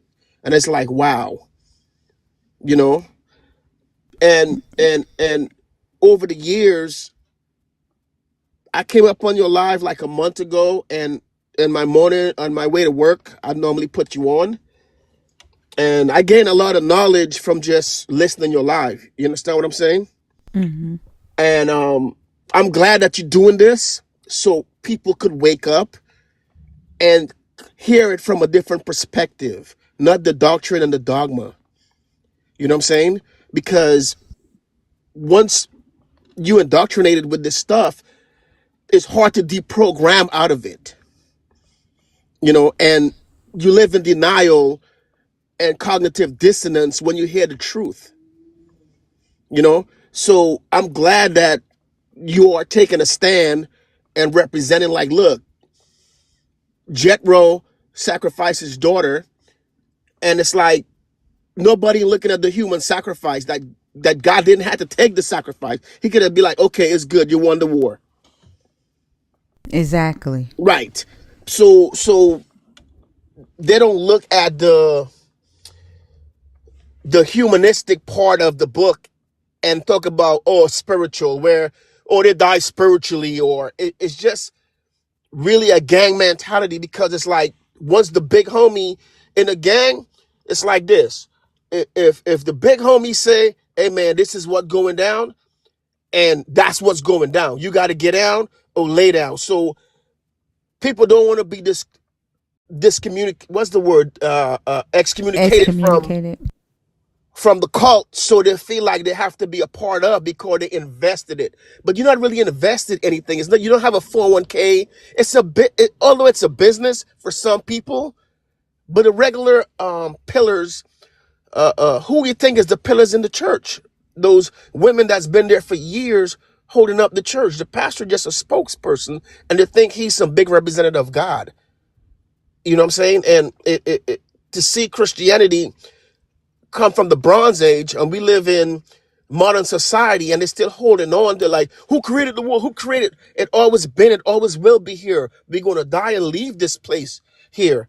So I don't understand why people are still holding on to this Bronze Age belief.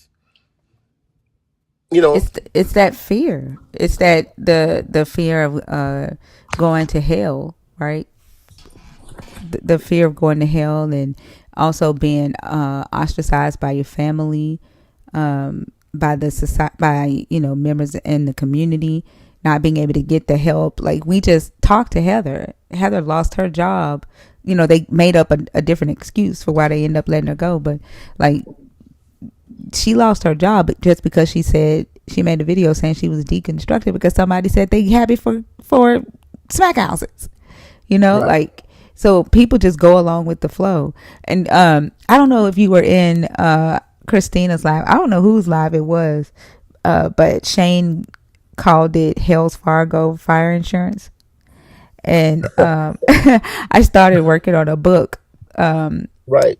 a mythical company called Hells Fargo Fire Insurance Company, and I have about 20 pages written of the book. But it literally breaks down, in order to have this policy of this afterlife insurance policy that never pays out. You never know, right? If this policy is even going to pay out, but you pay into it, and you pay into it emotional investment, right?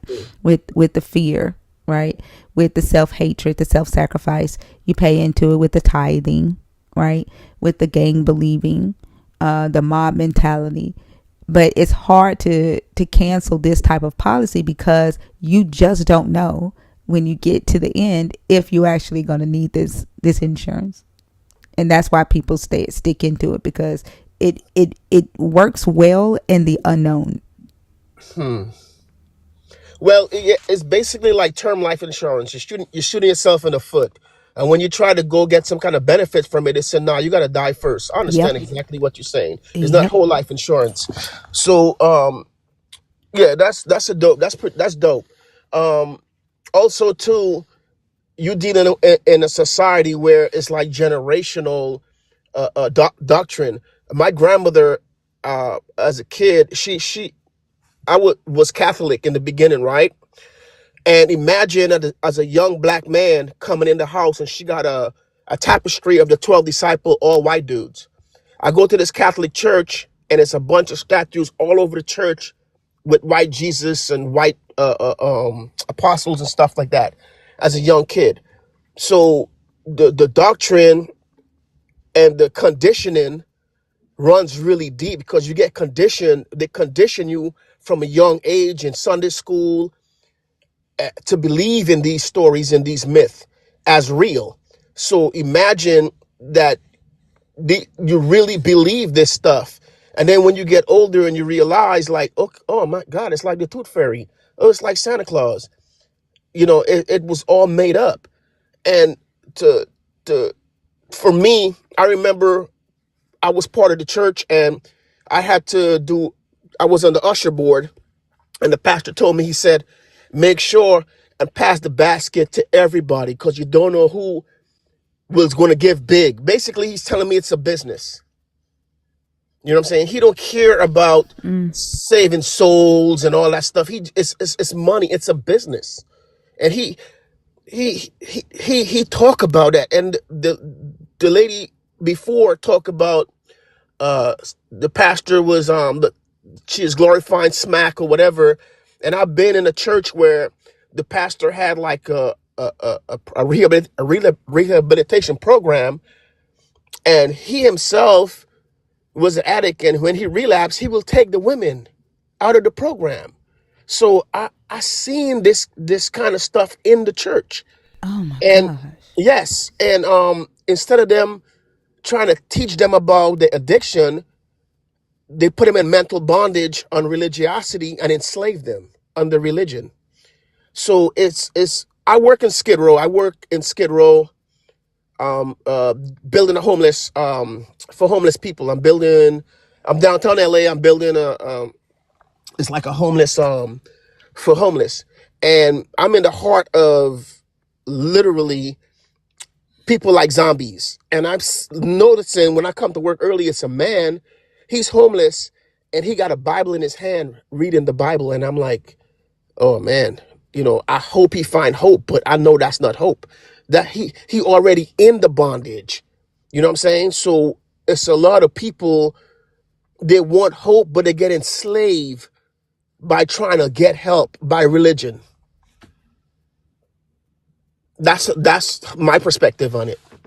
Yeah, because in order to, that's the only way that it would work, right? If you're broken down and you're enslaved. Right. Yeah. So once you got the mind, you got the body. Yeah. So they give you this false hope and say, oh yeah, Jesus died for your sins. And it's like they paint a picture like, as soon as you get saved, you're going to be floating on cloud 19. All your problems is going to go away. And then to turn around in the same time and say, I'm still a sinner. So what did he die for? So it's just a lot of contradictory, period. That's a question that I have been asking believers for a long time. What did he die for? Did he die for them to be able to sin freely? Right? Like, is it to be free from sin, or is it free to sin? Because that's what it seems like, right? Like, because every time they get up here and they say, he died for my sins, but I'm still a sinner, because we're all sinners saved by grace. Right. Like, if you're still a sinner and you have this Jesus, then why are you pointing fingers at everybody else who doesn't have him? Because the only difference between you and me is that you have fire insurance. That's the only difference. And you don't know if your fire insurance is actually going to pay out. Like, that's the only difference. What's up, Lords? And then it said, every man should work on his salvation with trembling and fear. Every man. So, and that's like a contradictory if it says Jesus died for your sins, when it says every man should work on their salvation. So, Yeah. So in the book, a lot of people don't read between the lines. They just read the book, and then they're going to tell you, oh man, you don't understand that. You got to be in the spirit. Like, okay, come on, bro. It said what it said. There's another scripture that I was thinking about this morning as I was working on the post, where Jesus says that there'll be some that will come to him and say, Lord, Lord, we cast out demons in your name. And he's like, get away from me. I don't know you. And I was going to use that scripture and ask, like, what if, right, that's the one scripture in the text that says that this is reverse Christianity. Like, you were supposed to know not to do the shit in this book. You were supposed to know that another human being killed for your sins is deplorable, is evil. You know what I'm saying? Like, what if, and it would have been too long of a sentence for me to put up there, but I wanted to know, like, if everything that's done to non-believers, right, was done to believers, would they still think that it was moral? Would they still think that, it was okay? If it really was a reverse Christianity type thing, and they got to the end and the God says, you were supposed to know that killing another human for your sins is evil. You were supposed to know that lying for the sake of gain is wrong. Like, what if? Right. Makes sense. And not only this, I'm going to say this, and I'm going to come down, because I know other people is willing to come up too. It's like this. Remember the parable about the rich man and the poor man? Yeah. And the rich man went to heaven, and he's saying, oh, go tell my family, don't come to this place. Give me a drop of water off your finger, whatever, right? And they say the place is fixed. So which means you can't go back and forth. So imagine if my grandmother never make it to heaven and I make it, and I could see her burning. How I'm going to enjoy heaven? Exactly. Right. That's not a good God. There's no way in hell that's good. Right? How am I enjoy this place knowing that my grandma burning? No logical sense. So you have a good day. Hey, I appreciate Thank you. You too. I appreciate you, Gamma. All right, cool. Have a good one. You too. That's nice. Yeah, there would be no way in hell I could not look down and see my family burning. Like, even just now, right? Just now, if you believe that there are people burning in hell, or people that you love that died and didn't go to heaven, right? Like, they didn't believe in your God, or believe the way that you believe, and they died in that, and you just back here living knowing that they somewhere burning. How is that love? How is that not torture? You know what I'm saying? That definitely is torture. Because I would think about the fact that I know that I had some family members that didn't go to heaven. And it's like, oh man. Even being alive now, it's like, oh man. They're being tortured. Exactly. Like, I couldn't live like every day thinking that. Like, what the fuck? What's up, Hector? Hector. I think Hector came up on accident. Yeah, that's new. I was getting excited. Hector don't never come on stage. Exactly. Let's see. If you're in the guest request box on purpose, can you please comment?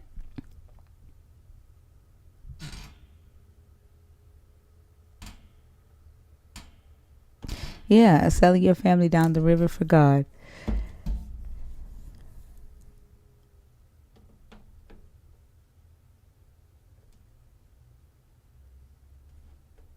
Whitley.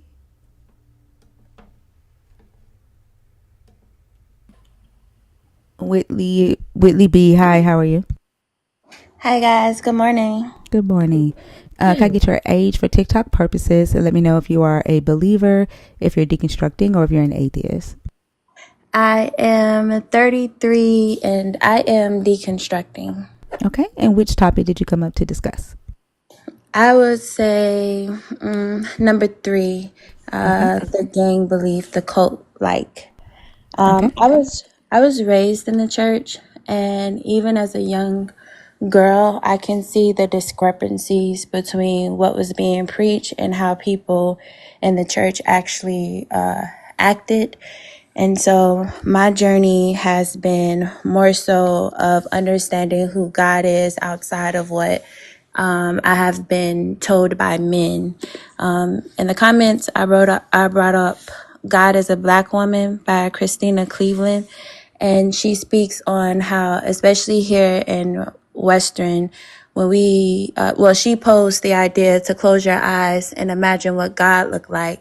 And like Gemma was saying, a lot of us are indoctrined to associate God with whiteness and with being male, and that was one of my issues as well. Because when I study the Bible for understanding for myself outside of like just what church pushes, there's so many stories, or especially popular stories, that has way more information or way more insight than what is consistently being preached. I think one of the things that stood out is that it didn't matter what church I went to. It seemed like the messages almost always felt the same. And then with TikTok, one of my prayers were, because I still do pray, I think there is work in terms of deconstructing the ways that you have to challenge yourself about how you think about God in itself, or like your relationship, or constantly referring to God as a man. And then I get on TikTok, and one of my prayers was like, who is God outside of colonialism? Because every aspect of Blackness, especially in America, is colonized. So our spirituality. Holy shit. Ask that question again. Holy shit. Who is God outside of colonialism? I That is a think powerful question, Whitley. a lot of us are being indoctrinated through that point of view. So it's hard to believe that God would be a Black woman and I'm a Black woman. But any of my experiences has not been from like an external source. And the book says that too. Religion makes us look outside of ourselves, but God is within us. So when I start praying and I start seeing things happening and I start questioning God, like my life started to, or my spiritual walk started to become, I want to say, more intense. So I saw a TikTok that said that and I'm still learning. I don't know everything. I'm just like speaking from like the point of view of where I'm at now. And they reference like God the mother, because we're always told to refer to it as father. And it made me question like just the ways that the human mind works, how much of what we are learning, like binary, male and female, do we associate with the entity that probably isn't any of those things, or is a combination of those things. So now I say God the mother, or I've just started to use the different understandings that I have gained through TikTok from people who have a more spiritual concept of what's going on, and not just the religious stuff that is being regurgitated. And I don't know, it has made me find a softer landing into understanding who I am in God and not who people tell me, especially as Black people, who we are, because we have too many historical examples of like how we are a spiritually led people. But I think religion is pushed so heavy because if we're too busy questioning about the things that's wrong or like why God isn't doing this, we miss the God within ourselves and to be able to see it in each other. And I think that's where change really starts. We start to connect on a spiritual level that surpasses the knowledge that's being pushed. So, that's pretty much what I think all I gotta say. I think that was very powerful. And like, I don't get too caught up in what people call spiritual, because spiritual is a lot of things for people. It's so undefined. A lot of times I think when people are talking about spiritual, they're talking about the personality, just connecting to people on a human level. But I think what you said was very profound and very powerful. I love the question, who is God outside of colonialism? And I think I want to run that question because I think that is something that we need to be asking ourselves, right? Because a lot of us were introduced to this God through colonialism, and some of us because of colonialism, family was a part of the colonizer that went into other lands, and we don't necessarily see the supremacy culture written into this book, right? The discrimination, the slavery, the haves and the have-nots against each other, and then the control of the haves of the have-nots and the expectation of that. And I think that question alone will invite some very deep introspection of those that are deconstructing, and maybe some of those that are still hanging on to this God, right? And that would kind of push them to ask themselves, why don't I see the human that's sitting next to me? Why have I become indifferent to the human that's sitting right next to me? And then the biggest thing, I'm single. I don't have any kids yet. And there's no way that I believe the way that my life has been going is because I pray and because I seek the face of God. But when I read the Bible, or when you just start and to like study it, the preset of the world seems like to be wickedness.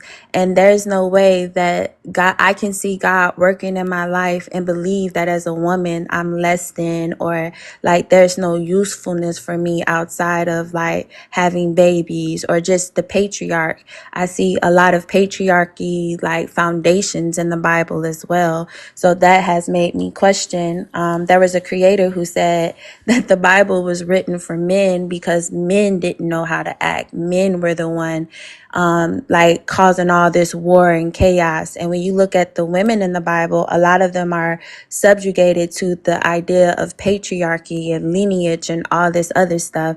And I just don't believe that that's the only reason that God created me. So that's another one of my take backs or withdrawals from Christianity, because even in the church, the way that they don't allow women to be leaders, or there's this idea that we can't tap into God. When life comes through us, that means there's something super divine about me if I'm giving the ability to keep life going on this earth. So I think everything that there is power in spiritually is perverse in the world, so that we can stay in a state of energetic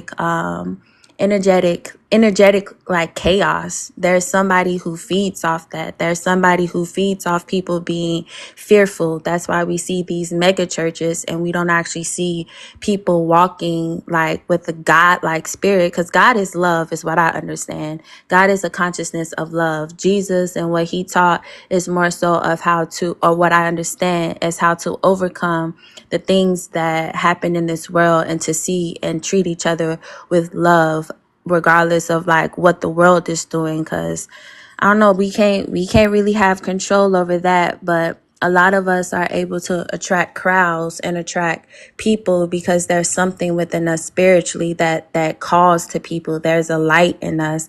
And I think I don't know, I just think if we focus more on that, we can start to dismantle the ways that all of this is being really made to keep us in a box of I don't know. I want to say like I feel like we all are divine, but that is the journey of life to figure out like what that means outside of all the information that's pushed on us. I think so. There are a couple of things that you said, and I'm just going to share my thoughts on that. So, one thing about we're all divine that started out as a Greek philosophical thought from a philosopher by the name of Heraclitus. When he started writing about the logos, and he said that every human has the capability of critical thought and reasoning, and he called that logos, the word, right? And he said the logos is in all of our DNA. We all have the ability to reason and to think critically, right? And that makes sense in the way that he was calling that divine. Like, he wasn't wrapping that up into a deity like Jesus or God. Mm-hmm. And it wasn't until Philo of Alexandria got a hold to the logos, and he personified it to the Hebrew God and said that it was the thing that separated the Hebrew God from the evil in the world. And then John, the writer of the Gospel of John, whoever that is, took it and made that Jesus, right? But when you think about this divine nature that you're saying, that you and Heraclitus are saying that we all have in our DNA, when it was wrapped up into this deity, as the God of Israel, and then later into Jesus, it feels like that divineness, right? That ability to critically think or to reason was then captured or enslaved, right? Because you're not allowed to, in this religion or this game, you're not allowed to think critically by yourself. Right? Somebody else has to do the thinking for you because they are the representative of this God, right? And so forth with Jesus. There are several different personifications of this Jesus character in the book. To me, they're not all the same. There is one, I would say, that one could call a social justice Jesus, and that would be Luke's Jesus, who was still, a version of a Greek Jesus. The writer was Greek, and so that writer would have put some Greek concepts into the story of Jesus. But the other Jesuses in this book were more so focused on Jewish Israelite history and the Hebrew scriptures, except for Paul's Jesus. Paul's Jesus was just about like getting away from all of that. But that Jesus was more so supremacy culture, and was okay with wiping evil off the earth, even if that meant stoning somebody, right? Mm-hmm. So I don't necessarily think that there is just one idea of Jesus in the book. I do think that people can read the different gospels and see the Jesus that they feel like they resonate with the most. I think the one that they did not want people to resonate with, they didn't put in the book, and that was Thomas. Thomas's Jesus did not die for anybody's sins. Thomas's Jesus didn't want followers. He wanted everybody to know that they could do exactly what he did. Thomas's Jesus was like, you're being lied to, and when you find out that it's a lie, it's going to mess you up for a while. And after you're done being, fucked up about it, then you're going to be astonished. And once you're done being amazed, then you're going to be able to control the all. And what he means by the all, he's talking about the self, that divine nature, that logos that you were talking about. And so, like, I get what you're saying when you say that, you're realizing that, as a woman, you can create life, right? Like, you have the ability to continue to create life. There's no reason why God, if you believe a God created you, why would that God then tell you that you ain't shit? Or that some man get to like beat down on or you have to be subject to, a man. And then just, the fact that you can think this stuff yourself, right? You don't need somebody to sit you down, and although learning from other people is a great thing, but you don't have to, somebody doesn't have the right to say you are allowed to know this when you're not allowed to know this, right? And so like I agree with some of what you say. Like I just don't see Jesus and God in that way, because I do see them as a product with different purposes and different agendas, if that makes sense. Yes, which is why I think part of deconstructing, especially being raised Christian, it took me a while to be able to realize when that religious spirit was operating in me. Like when you hear something that goes against everything that you've been raised, it's just like, nah, something wrong with you. Like just that type of attitude made me start to step back and see like what I don't know like where that is coming from. So I can accept that people's walk with understanding or connecting or whatever, however you want to word it, is different because of our lived experience. But I'm just at the point I don't really want to cage myself in by trying to attach myself to something that I don't completely understand. I think that's where a lot of us mess up, and that we don't allow ourselves to question. We don't allow ourselves to be curious. And the God that I'm starting to understand is, I don't know, it's like a child. It's like or my understanding is like a parent. When you have a baby, like you want to protect them, but you also want them to explore, to ask questions, to have this curiosity. My relationship feels more like the relationships that I've tried to build with my mother or my father, and there wasn't a connection there.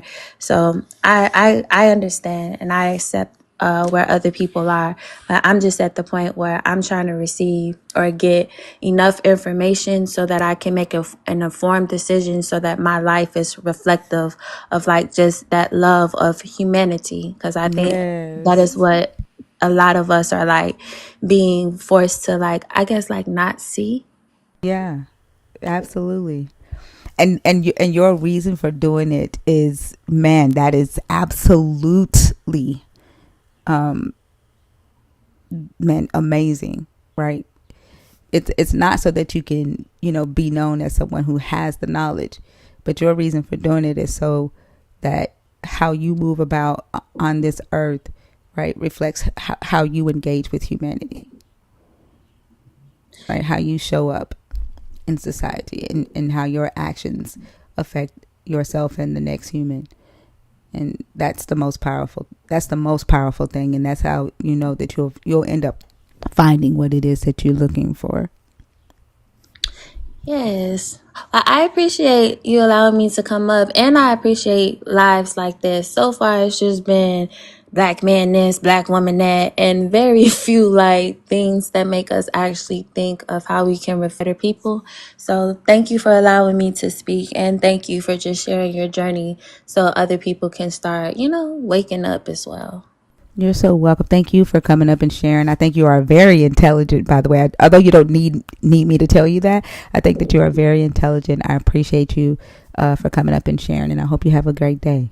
Thank you. Y'all have a great day as well, everybody in the comments. Thank you.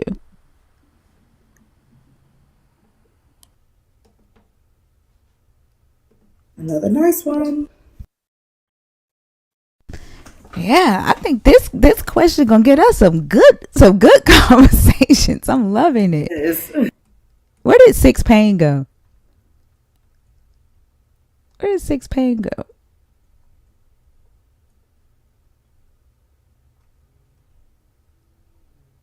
Six Pain. I was trying to bring you up next.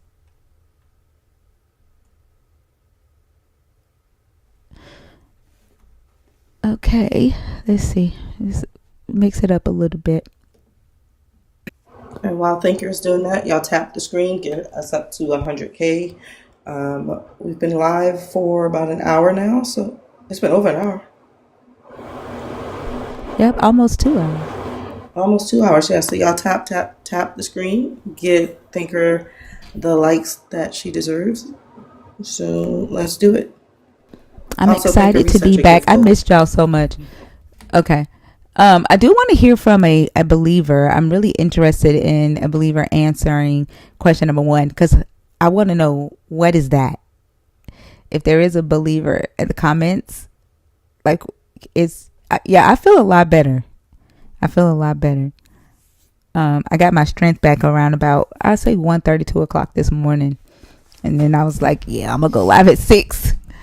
But if there is a believer that wants to come up and answer question number 1 for me, I think there's a lot of us here that want to know, what is anti-Christian bias? And do you experience anti-Christian bias here in America, or like, because I'm trying to figure out like where they come from. Is there a believer in here? Will there be one? I don't think they're going to answer. I don't think they think that there's anti-Christian bias. I wonder, when they saw that executive order, did they roll their eyes like we did, or did they think like Let that? I'm gonna ask my sisters and I'm gonna ask my siblings and my mama and see. Okay. Are you in the box, user?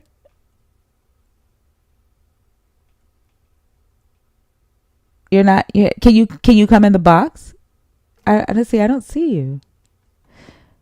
Oh, there you go. Okay.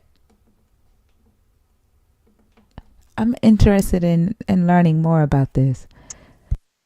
Hi, how are you? Hello. Hi. What's your name? I don't normally bring up accounts that don't have usernames, but you did comment saying you were a Christian. What's your name? It's Lisa. Lisa. Thank you so much for coming up. Can I get your age for TikTok purposes? 64. Okay. And I would like to know if you can answer number 1 for me. What is anti-Christian bias, and if you experience that? Well, I'm a Christian, but I hear a lot about anti-Christian, like people that are, against some of the Christian principles because they've become politicized. To me, it's linking Christianity with politics. And so there is a lot of bias there. So when you say against Christian principles, so like, are you saying like not believing in God would be considered anti-Christian bias? No, I think it's it's more like they're trying to group Christians as one kind of Christian. Like you spoke about, and Whitney was amazing. She said, God is love. To me, that covers it all. If you believe that, you don't believe in hell. You don't believe one church is better than the other. You don't believe one religion is better than the other. So, but there are Christians that will try to convince you otherwise. So they want to say Christianity is the only faith that God speaks through. So, but then it's when Christians get tied up with politics. That to me brings in a lot of bias against Christians. So just one sec. So when you say that Christians get tied up with politics, so when Christian beliefs become political, right? For one, abortion, right? It's God said, "Thou shalt not murder." God creates life at the beginning of conception. So when God is brought into it, and then when your Bible is used to defend a law that's being proposed, it's not us, right, that's politicizing your faith. It's those that are in the faith, right? And then John chapter 17, verse 20 through 23, Jesus prays to his Father. Are you familiar with the prayer that he prays to let his followers be seen as one group? I know, beloved, love one another. No, he says, give me just a second. He prays and he says, this is John 17, 20 to 25. He says, I ask not only on behalf of these, but also on behalf of those who believe in me through their word, that they may all be one. As you, Father, are in me, and I am in you, may they also be in us, so that the world may be believed that you have sent me. So he said his prayer was that you all be seen as one group. So Right. that I'm sorry, person. 1 second, Lisa. 1 second, let me finish, and then I'll you'll be able to respond, okay? So his prayer is that his followers are all seen as one group, so that the world, those of us that do not believe, will believe, right? And so when we talk about Christians, you all believe in the same Jesus, right? And according to this Jesus, you are one body, one mind. We're not the ones that separated y'all into different denominations, right? Into different interpretations. And then that's not our job to determine what denomination or what interpretation you've adopted. We're going by what this Jesus said in this book, and that there is supposedly one Jesus. There was one manifestation of divinity that was Jesus. Are you I saying that believe to say that there was multiple Jesuses? there's Jesus, je suis. I mean, it's how you look at what is your relationship I'm with sorry, Jesus? there's what?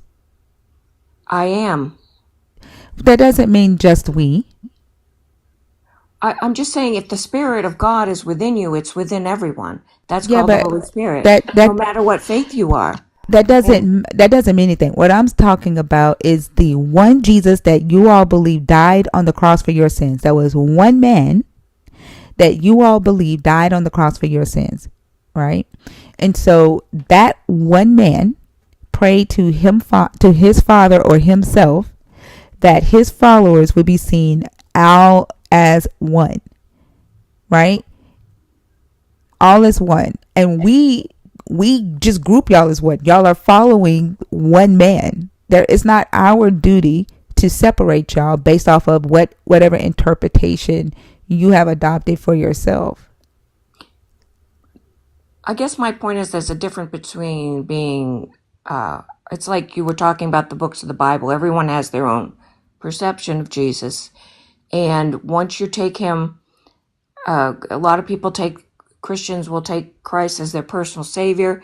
You're not limited to the church you go to and their beliefs. You are having a communication with Jesus. So you're free to believe in what you believe in Christ. So there's a lot of people that will gather together and say, no, you have to believe this way or that way, but you are free as an individual. If you're free to create your own, to create your own Jesus, and based off of interpretation, then why don't y'all extend that same freedom to people who don't believe? And then I don't see how y'all can call this anti-Christian bias just because a person does not agree, right, with the interpretation or with the 45,000 different denominations. Like we already just don't believe, right? And then we have to go against 45,000 different denominations who think that we should believe their way. That's not anti-Christian bias. And to me, it feels like when that executive order was created, it was an attack on those of us that do not believe. And it was a message being sent to us that says either believe or die.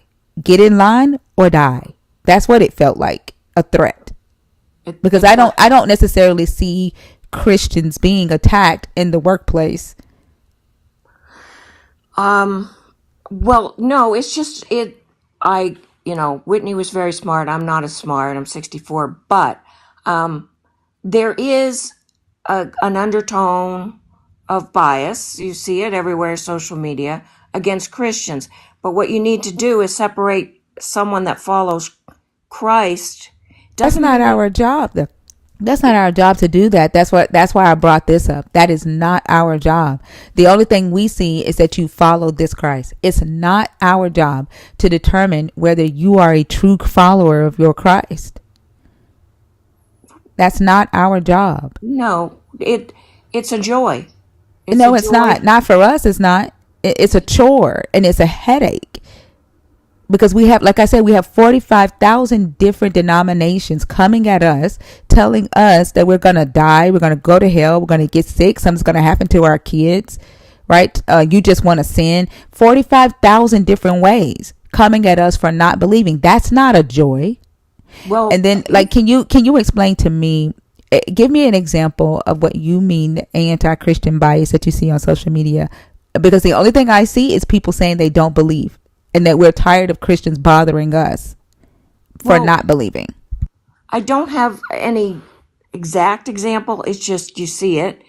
But If you see it, you should have an example, though. Like, when that, to me, that sounds like something a narcissist would say. Like, when, I was married to a narcissist, and anytime he would tell me I was doing something wrong, I would ask him to tell me exactly what I did, and he would say, you know what you did. You know what you did. He would never give me an example. He would never tell me what I actually did to deserve what was happening to me. So, like, if you see it, you should be able to give me an example.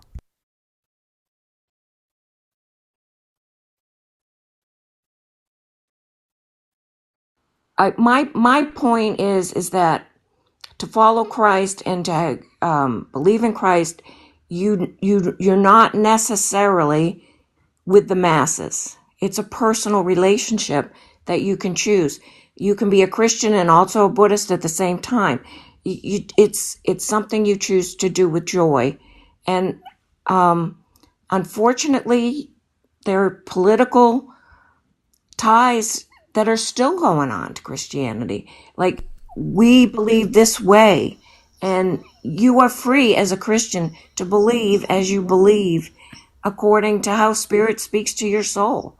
And what does that have to do with anti-Christian bias? Like, we're not telling y'all how to believe. We're not telling you what denomination you need to be. What is that? Like, how is that anti-Christian bias?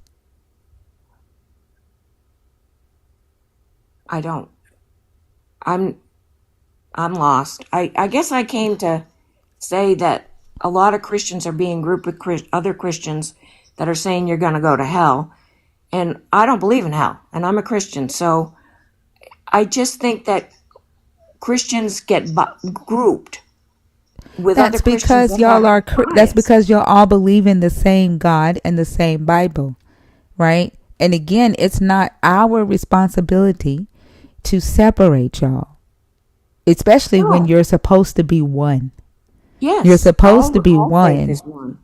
One God, one exactly. Spirit. It's not our fault that y'all aren't operating as one. But you're branding me as a certain kind of Christian. And I never branded you as anything. I don't even know you to brand you. I said Christians. And I never said Christians do.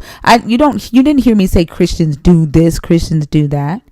No, I said yeah. So don't accuse me of something that I didn't do.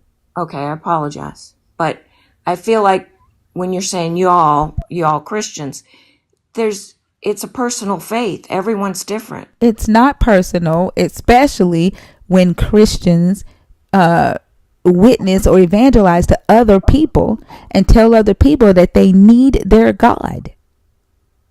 Yes, I think that's why I couldn't worship in the church that I grew up in, because I'm not for that.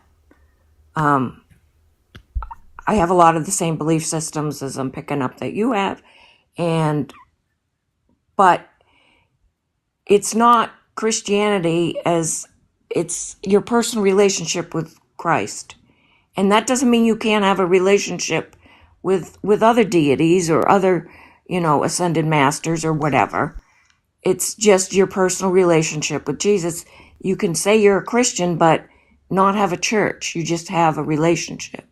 So I think when you say Christian, there's a lot of Christian bias because they are pushing, them as the only way to salvation. And I don't necessarily. Who is doing that? Christians. It's not non-believers doing that. Correct. Yes, a lot of Christians, a lot of different churches will say you have to be a member of this church and go through this in order to have salvation. But that's not but it isn't non-believers. Like, you came up here to answer the question about what is anti-Christian bias. What you're telling me right now is that other Christians are trying to force other Christians to believe like them. That's not anti-Christian bias. That's Christian bias. That's Christians saying, hey, my way is the only way.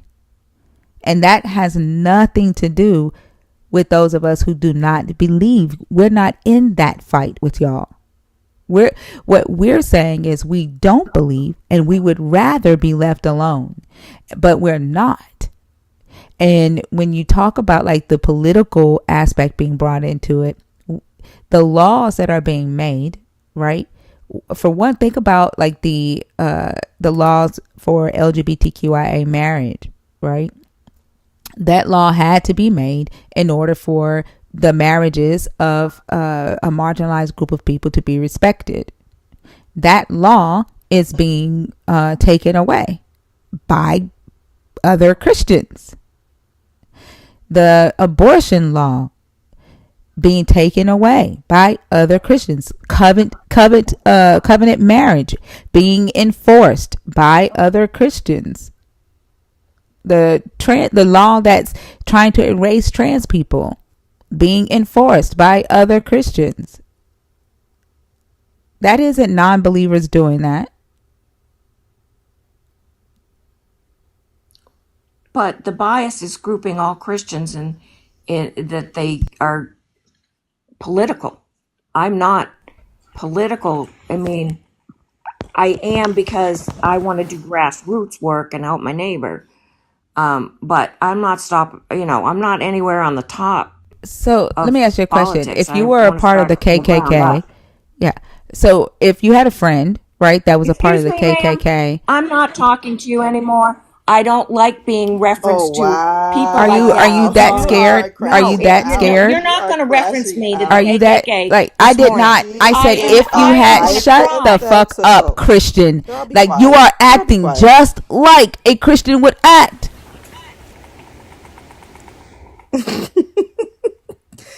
God damn. Excuse me, man. You like the word KKK just made you go crazy. You couldn't even let me get it out.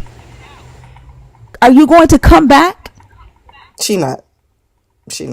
I think she's trying to figure out how to get down at this point. That's just fucking ridiculous.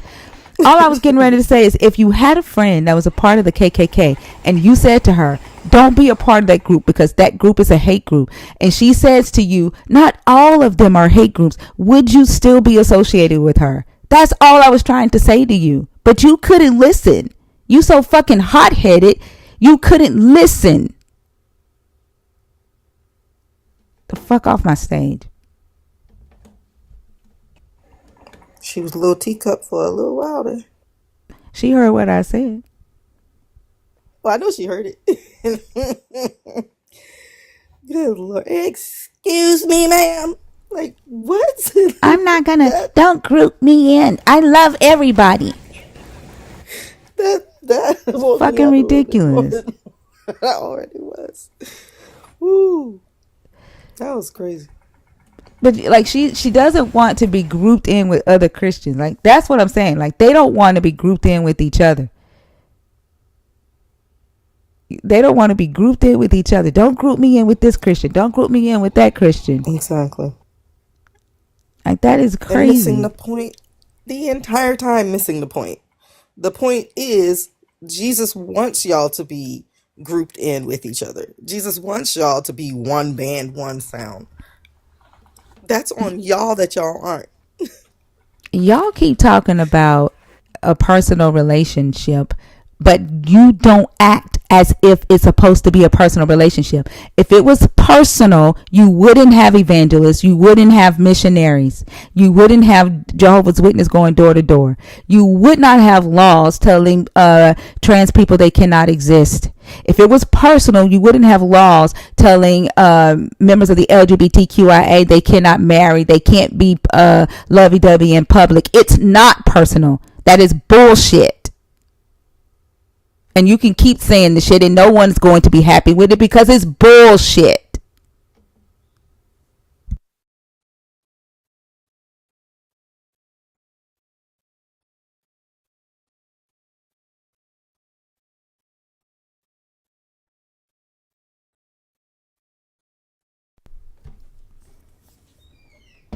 Don't LOL in my comments now. Don't comment shit like that and expect me to just ignore it.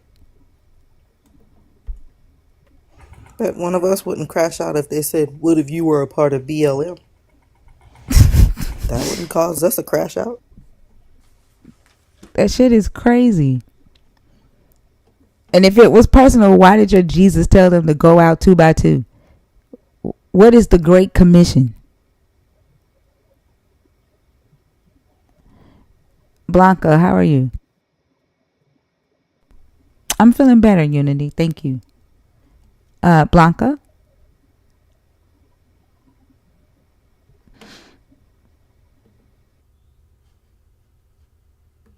That's what I'm trying to find out, Oracle. If not being Christian means equals hate.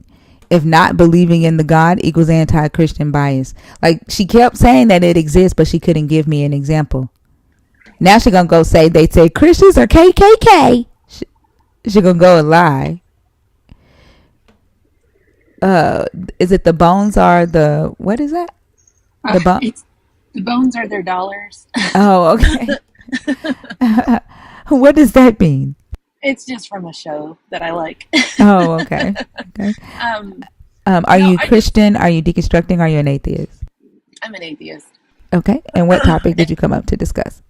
I just wanted to talk about like what the last, kind of like what the last one was talking about with the anti-Christian bias. I'll admit to a certain personal level of anti-Christian bias, just because I do group them all together, essentially because I'm kind of tired of the argument that like there are just a few bad apples and we're not all like that. Because as a group, if you don't reject the bad ones, like you admit that they are representing you. You know what I mean? Like, Yeah, but what type of bias are you doing? Like, do you just not talk to Christians? No, yeah. Do For you... me personally, I'm like, okay, that maybe is probably not, like, I'll admit that if I learn that a person is super Christian up front, like if that's one of the first things that I learn about a person, I tend to just kind of group them as like, well, that's not a person that I'm going to want to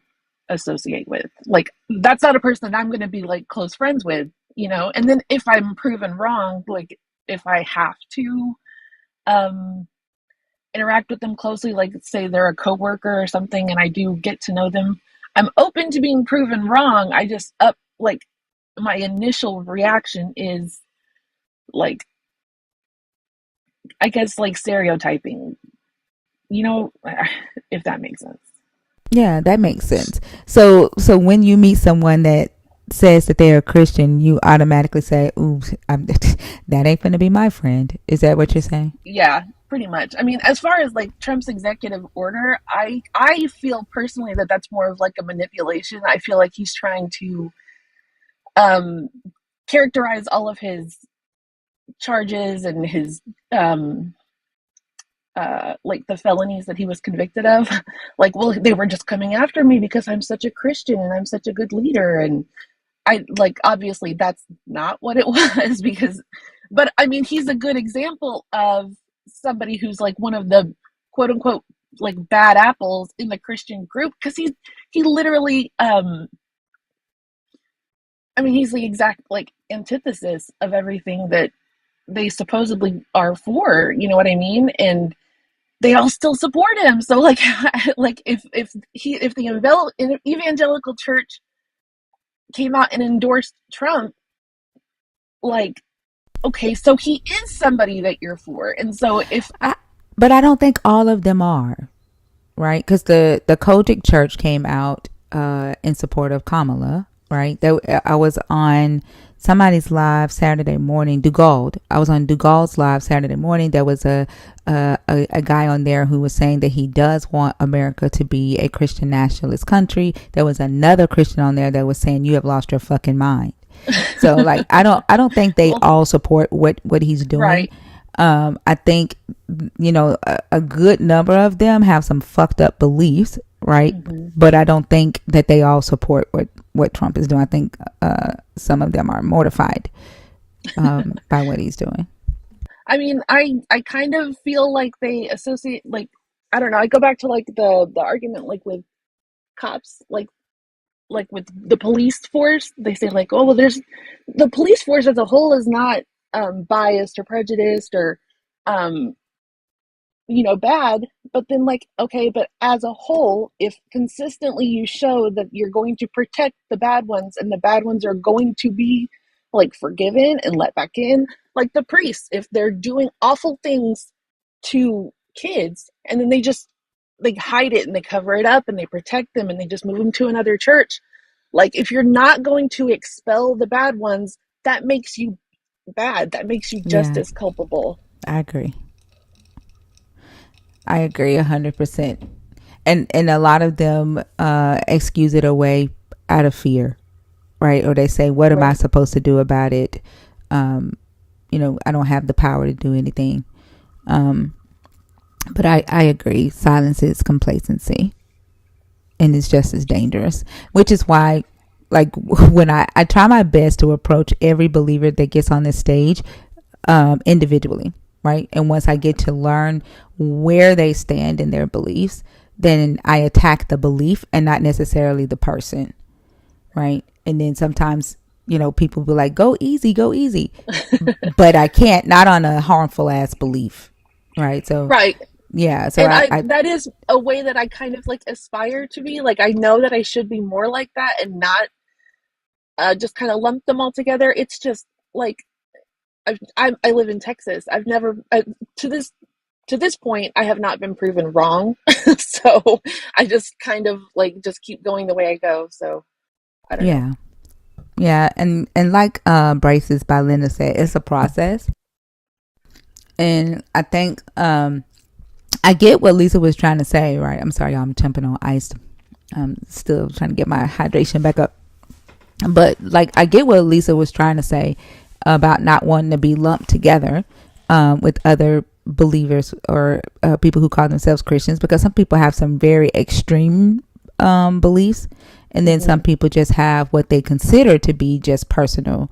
But the ones that consider their belief to just be personal, they don't think about how even still associating themselves with this belief itself is allowing the harm or perpetuating the harm, which is why I was trying to give the example of, if you have a friend who says that they are, a member of the KKK, and she's like, oh, but the KKK, not everybody in the KKK hates black people. Are you still gonna be friends with that person?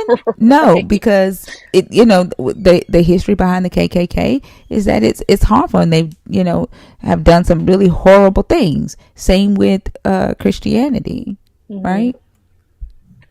Yeah, no, for sure. But I don't necessarily see anti-Christian bias that much. I don't, and maybe I'm just not paying attention enough to where I see Christians being told you can't sit at our table because you're Christian. As much as I see non-believers being told you can't sit at our table because you don't believe in God. Yes. Yeah, no, I because there are people at my work. I don't interact with them as much. But I'm not unpleasant with them. I'm not rude to them. I just stay away from them personally. But I mean, I know that they will be unpleasant or rude with because I'm not I don't I don't share that about myself at work because I am one of 30 people who are all very openly like religious and Christian, and I mean, like, they have like Bible verses put up on all of the walls and work, and I mean, I just just keep to myself about it. I don't, Right, but because I'm so not you're trying to not get in. saying it to them, right? You're not like, oh, you're Christian. No, I can't be. Like, you're not. No, no, no, Yeah, no. I like just am I like, don't think well, that's anything's not wrong with somebody I'm that. gonna hang out with on the weekend. I don't want to hang out with you on the weekend I don't because think that anything's makes wrong me with that. uncomfortable. Yeah, you'll be looking at me thinking I'm going to hell because I'm chugging a fucking shot. Yes. Yeah, I don't Yeah. see anything wrong with that. I don't. Okay. I don't think unless they're trying to write a law that says you have to befriend Christians. I don't. I don't think that's the anti-Christian bias that he's trying to say is No. happening. No, I mean, like, in politically, like, what, like you said, they're the ones politicizing it, and all we're saying is okay, we just want the freedom to not be that, like, no, if you don't want an abortion, don't get an abortion. But you can't say that no one can because your book says you can't. I mean, even though it literally doesn't say that, but whatever. I mean, just kind of that mentality. Okay, so you don't think that two men should be married? Don't get married to a man if you're a man, but you can't say that that can't happen. Like, you can't make rules for the whole country based on your personal religion. That's like saying, hey, no, you can't have that for lunch. I'm on a diet. Quit eating that donut. You know what I mean? Like, Yeah. So I just looked up the definition of what would be anti-Christian bias, and it says many TV shows, movies, and comedians portray Christians as ignorant, hypocritical, or intolerant. And that would be anti-Christian bias. So I guess calling them out on their bullshit is considered anti-Christian. You're supposed to allow them to just be hypocritical when they're hypocritical. It says Christians are often depicted as backwards, science-denying extremists, while non-religious characters are shown as rational and enlightened. But don't they deny science? yeah, How is that anti-Christian? They do deny science. Like, they want to be portrayed as rational thinkers when they literally deny science. Oh yeah, dinosaurs never existed because they weren't in the Bible, right? Like, even though we have the bones to prove that they were here, nope. I mean, God didn't create them, so. It says some traditional Christian views on marriage, gender, and morality are dismissed as bigoted or oppressive rather than deeply held religious beliefs. So saying that their views on homosexuality, calling it bigoted, is anti-Christian bias. Really? That's crazy. But all right. Well, that last lady kind of pissed me off, so I just wanted to jump on real quick. But I'm late for work, so I probably got to go. But thank you so much. I'm super nervous because it's the first one I've live that I've jumped onto. I just was like, that's not anti-Christian bias. Hush. Well, thank you so much for coming up. I appreciate you. Your name is really, really long. So I'm just gonna call you Bones if you ever come back up. Have a good day. I listen to you literally every morning. It's so, like, I don't know anything really about the Bible. I know enough to know that it's not for me, but it's really enlightening and educational to listen to your live. So I listen to you every single morning. Well, thank you so much, Bones. I appreciate you. I hope you have a beautiful day at work. Thank you. You too. You're welcome. Bye bye.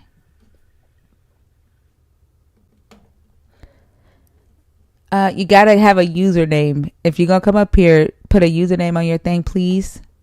But just give yourself a username really, really quickly, and then I can bring you up. If you're in the guest request box on purpose, can you please comment? Look what else it said anti-Christian bias is. Hey, Fee, when did you get on stage? Hey, friend. I just popped up. Literally just brought her up. Yeah. Oh, okay. It says, glad you're feeling better. Thank you. It says,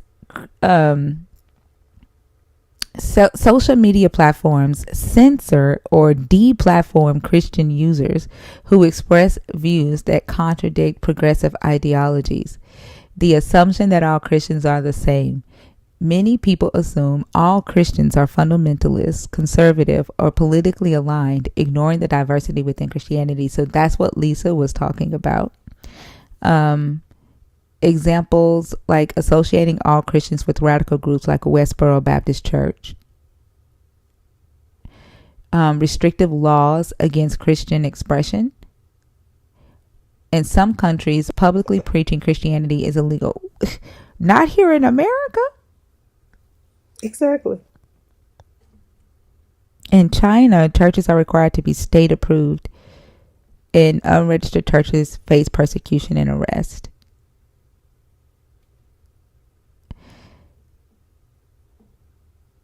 Christian organizations being forced to violate their beliefs In some cases, Christian charities, adoption agencies, or businesses have been forced to shut down because they refuse to comply with laws that contradict their religious beliefs. Oh, because they refuse to accept interracial marriages or homosexual marriages.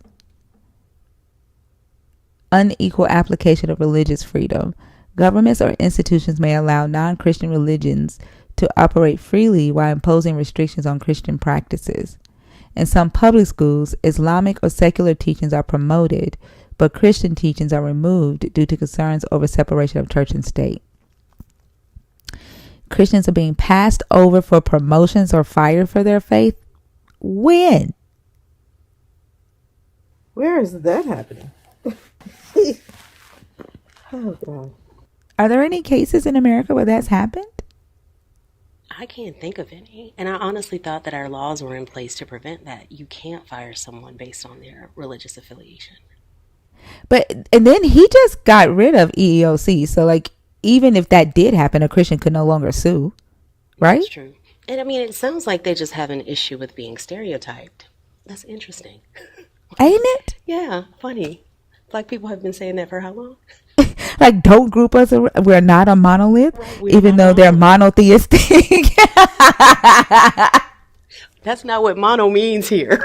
Oh my goodness. Oh my gosh. Hostility towards Christian students in universities. Christian students are sometimes ridiculed or penalized by professors for holding religious beliefs. When does a student get an F for being a Christian?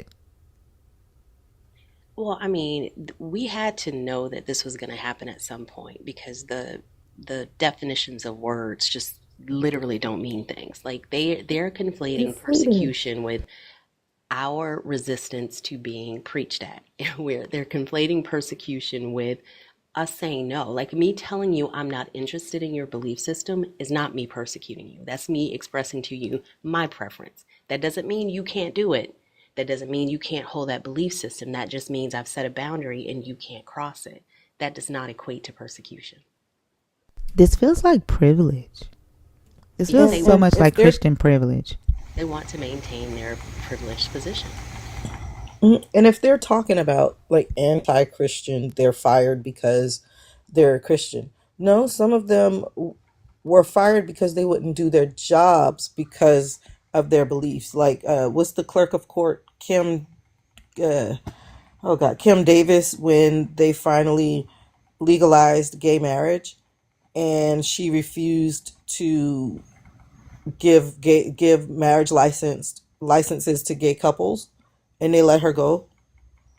That's all I can think about as far as someone getting fired from their job for quote unquote being Christian. But it's because you wouldn't perform the duties that you swore to do when you got the job. Somebody in the comments said persecution is coming. No, it's not. You guys are trying to write your persecution into history. Like, no one's persecuting you for being a Christian. People may not like you because you're Christian, but you're not being persecuted because you're Christian.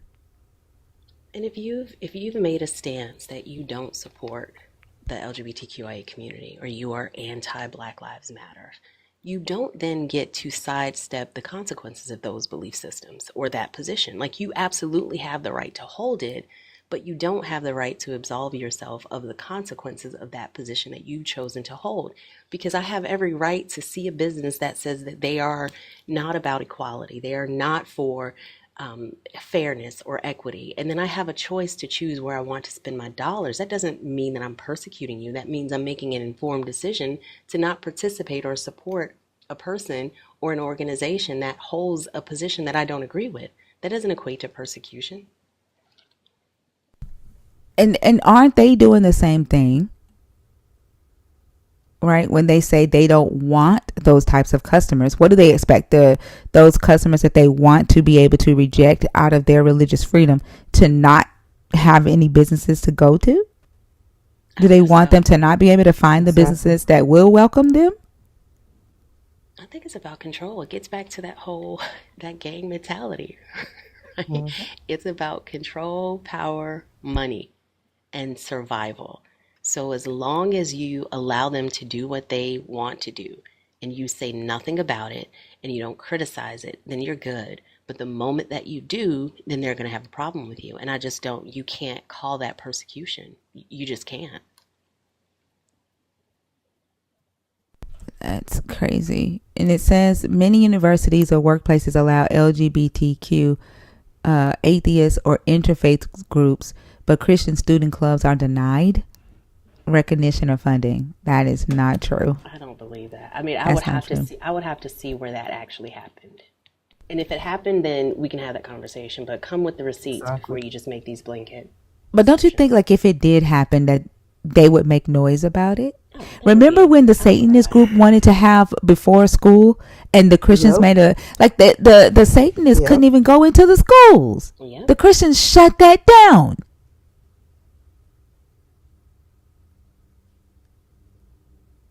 But they want to hang the Ten Commandments everywhere. Like, that's insane. I'm at a loss of words. I see you, Dugald. Give me just a second. We've had a lot of deconstructionists up here. Are there any more Christians in the comments that want to comment on question number 1 before I move to another deconstructionist? If you're in the guest request box and you are a believer, can you please comment?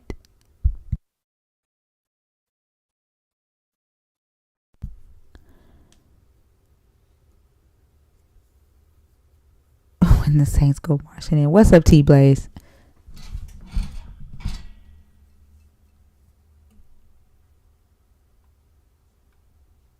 F-Step, I did not know you were a Christian. You don't be commenting like one. Hey, Auntie. Is everybody in the guest box deconstructing?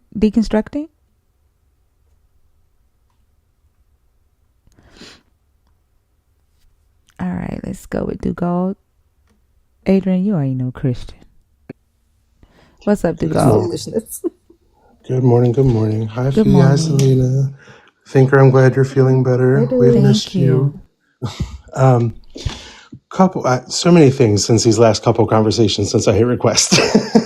The anti-Christian bias thing. Fee's right. It is a scare tactic and it is about control, but it's got 4 things that it's trying to accomplish because I've had time to really think about it. It's a scare tactic, of course. That's the first thing. But it's also about trying to find employees as well within to fire because they are pushing really hard for us to be, as many of us to be let go as possible. So they're trying to find every angle they can to get us. So, for example, me, if they ever connect me to TikTok somehow, if they can find something that you've donated to through tax records, that might be considered that, things along those lines. It's also a way of consolidating the theocracy that he is attempting to establish through his base that primarily got him in there. Which that's the other part of it is the last part of it is basically just to ignite his loyalists within the government, but also to ignite his base around him, the ones that primarily got him there, which would be the white Christians. So that's kind of where the anti-Christian bias thing I think is really trying to hone in on to do, or an attempt to do, or at least help to do, as far as I can tell. After I've had time to really sit back and think about what the end goal with even announcing something like that, and then making his faith leader, that evangelical woman, I can't remember her name off the top of my head now for some reason. She's the one that talked about like angels literally coming and going in front of her and stuff on stage. It was really big during the campaign. She got made fun of. Paula White. I think that might have been it. Holy Spirit activate. Oh, she was like, God to her. God to God to God. Yeah, her. Yes, Paula White. That's it. Yes, her. So it's just an obvious set of things he's trying to accomplish with that. And I think that with that lady you had, Lisa, I think her name was, getting so offended and not really being able to explain what this is, she's one of those people that he's appealing to, for lack of knowledge of what's going on, you know? I refer myself as a Mayo sapien. I call Mayo sapien with raisins. So,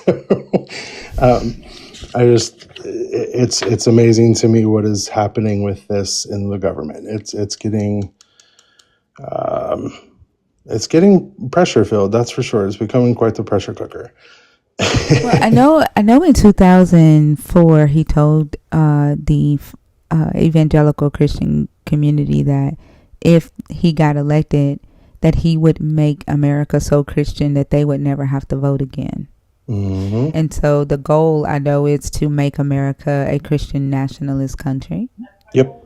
And I think the silence of believers when they see this, because I don't see enough believers on social media saying this is bullshit. Right. They're like, we're not being treated unfairly because of our beliefs is a problem. Like, to me, the silence feels like they're saying that anti-Christian bias exists, and that's why I wanted to talk about it. Like, what is it for there not to be enough believers coming out saying this is bullshit?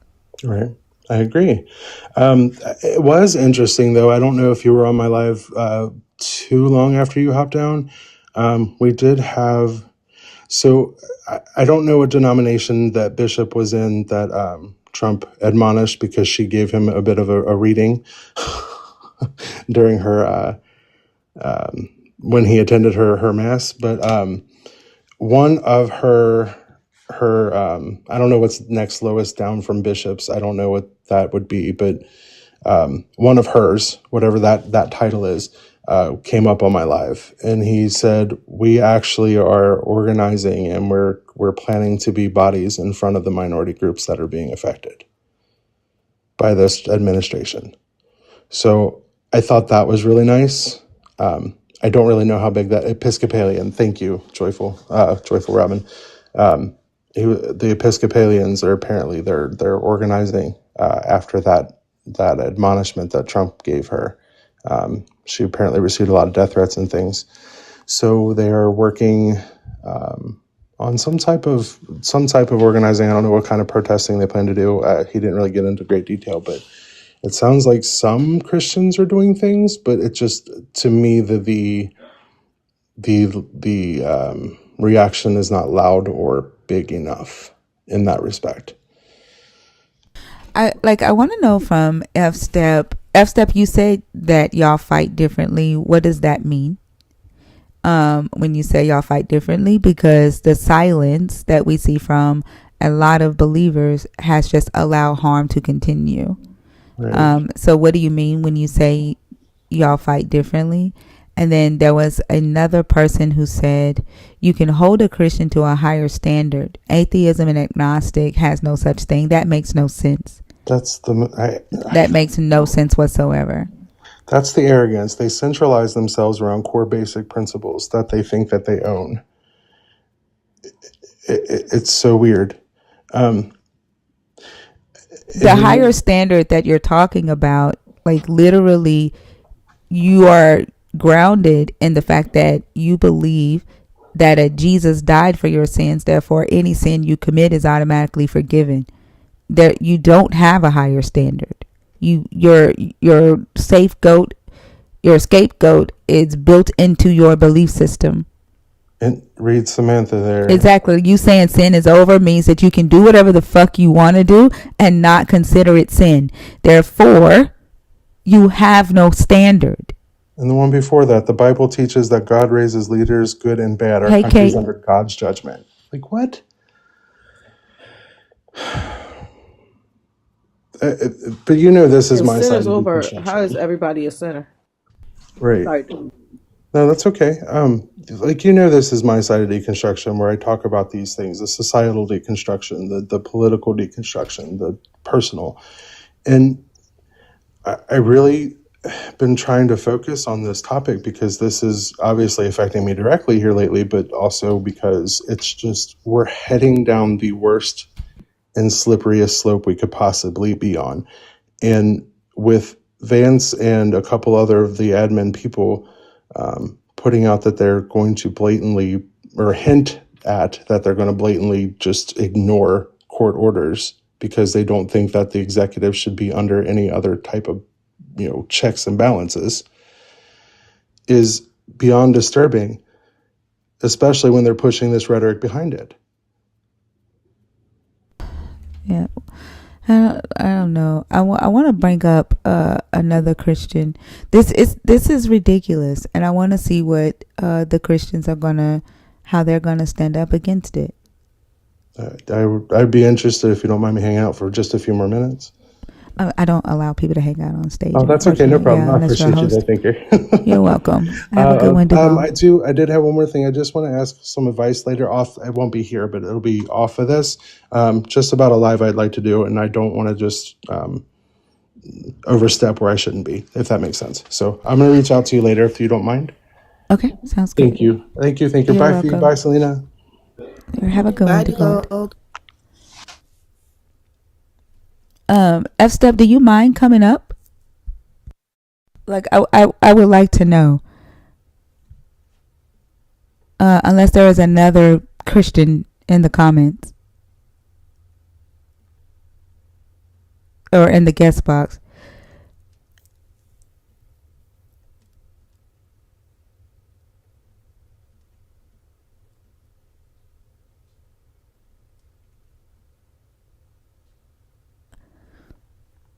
If you are a Christian and you are in the request box waiting to come on stage, can you please comment?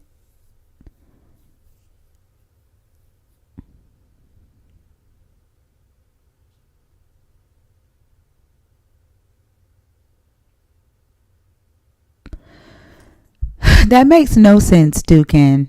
None whatsoever.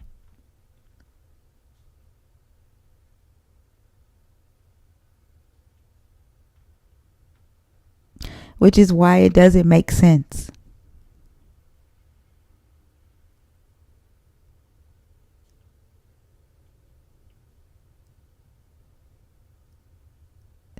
There's 540 people in here. Do either of you believe that there's not a Christian in here? No, it's absolutely Christians in here.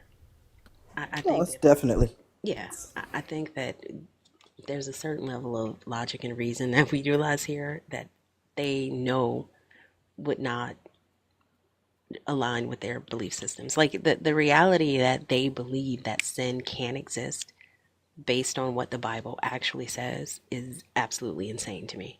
I think they're in here, but they know that I say it all the time, their position is untenable. I just want to know. I want to know if you agree or disagree with the anti-Christian bias. I just want to know that. And like, I plan on just having a conversation with you the same way I tried to have a conversation with Lisa until she flipped out at me saying KKK.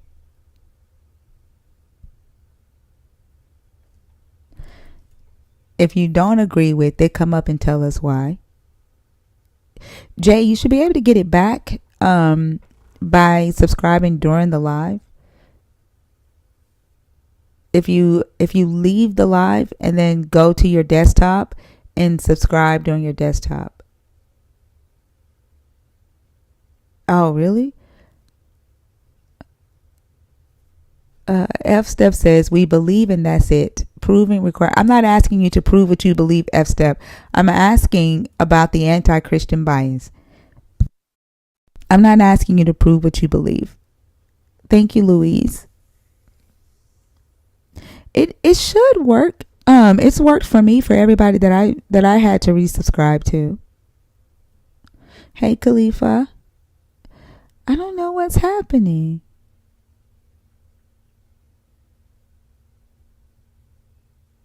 It didn't work for me on a tablet or a mobile device, but I had to get on a laptop and it worked for me. Yeah, it only works like it worked for me on my PC. For some reason Apple doesn't do it. But on my PC it worked. What's up, Dudette? I love you too, Louise. Okay, so I guess I'll just bring up somebody else. What's up, Shin?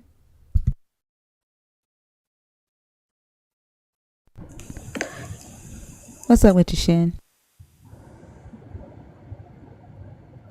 Shin, are you there?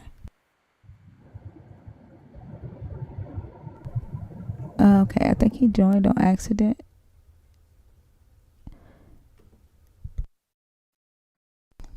Salty Stew. Yeah. Hello.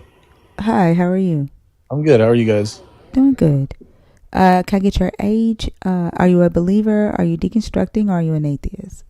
I'm 35, and um, I, I, I was raised Lutheran, but I've like gone away from that because I'm more into history and looking at facts and where people's beliefs and everything and different religions came from. So I look at it as like, as far as like all these creation stories and everything all have if you look across all of the civilizations, there's all common stuff in them that you can link, and that's where a lot of stuff comes from. And then my thing is like, I don't know if you've ever looked into this or talked about it, is that how Christianity was created by the Roman Flavian line to subdue the zealous Jews that were in the area because of the uprisings they had, and that the actual Jesus's teachings in the New Testament actually follows Emperor Titus's conquest of that area, especially when when they say Jesus goes out in the Sea of Galilee and I'm going to teach you to become fishers of men, is actually referring to the Battle of Galilee, where Titus's men were actually spearfishing them in with their spears in the water. So, are you reciting the book Caesar's Messiah? I'm not reciting it. I've watched several stuff on it. Okay. Yeah. So that's the theory, right? It's a theory, but I mean, there's a lot of historical evidence to it if you actually look at it, and how it just kind of popped out of nowhere, and we really haven't figured out if Jesus was a man or not. I mean, they say he is, but I mean, there's a lot of stuff that's was it really there or not? And like I said, it's just interesting if you look at how. I think like what Atwill doesn't actually touch on are the letters from Paul, though, right? The letters from Paul were written prior to the Book of Mark, and so Atwill kind of says that the Flavian dynasty had Josephus write the Book of Mark around 70 AD, but Paul's letters were in rotation prior to that, right? Galatians was in rotations around 35 AD with Marcion. Now, Marcion's letters doesn't necessarily mention Jesus. Marcion's letters say Christ, right? Doesn't mention Jesus by name, but there was a teaching of a man who was believed to be a Christ, the son of a different God, not the son of the Hebrew God. And so Atwill doesn't really touch on those letters as much. He focuses on the Gospel of Mark a lot, and the destruction of the temple in 70 AD. He focuses on like the Aramaic text to say that it was written by the Flavian dynasty when Titus went in and destroyed the temple. Yeah, because didn't they? I mean, like that's the thing is, like, didn't they use that, like, his campaigns as like a history book? Because like really, when stuff was written, like you said, it was like way after the supposed time. Who? Paul, the writer named Paul. I mean, it wasn't Paul. I don't think he was. Wasn't he later too? No, Paul's letters were in rotation way before the Gospels were. Paul's letters were in rotation around 35 AD, and then the first Gospel was written around 70 AD. Like Marcion had the Pauline letters way before there was a Gospel. written. Okay. And so that's the thing that Atwill misses. But like I understand his theory. It makes a lot of sense, right?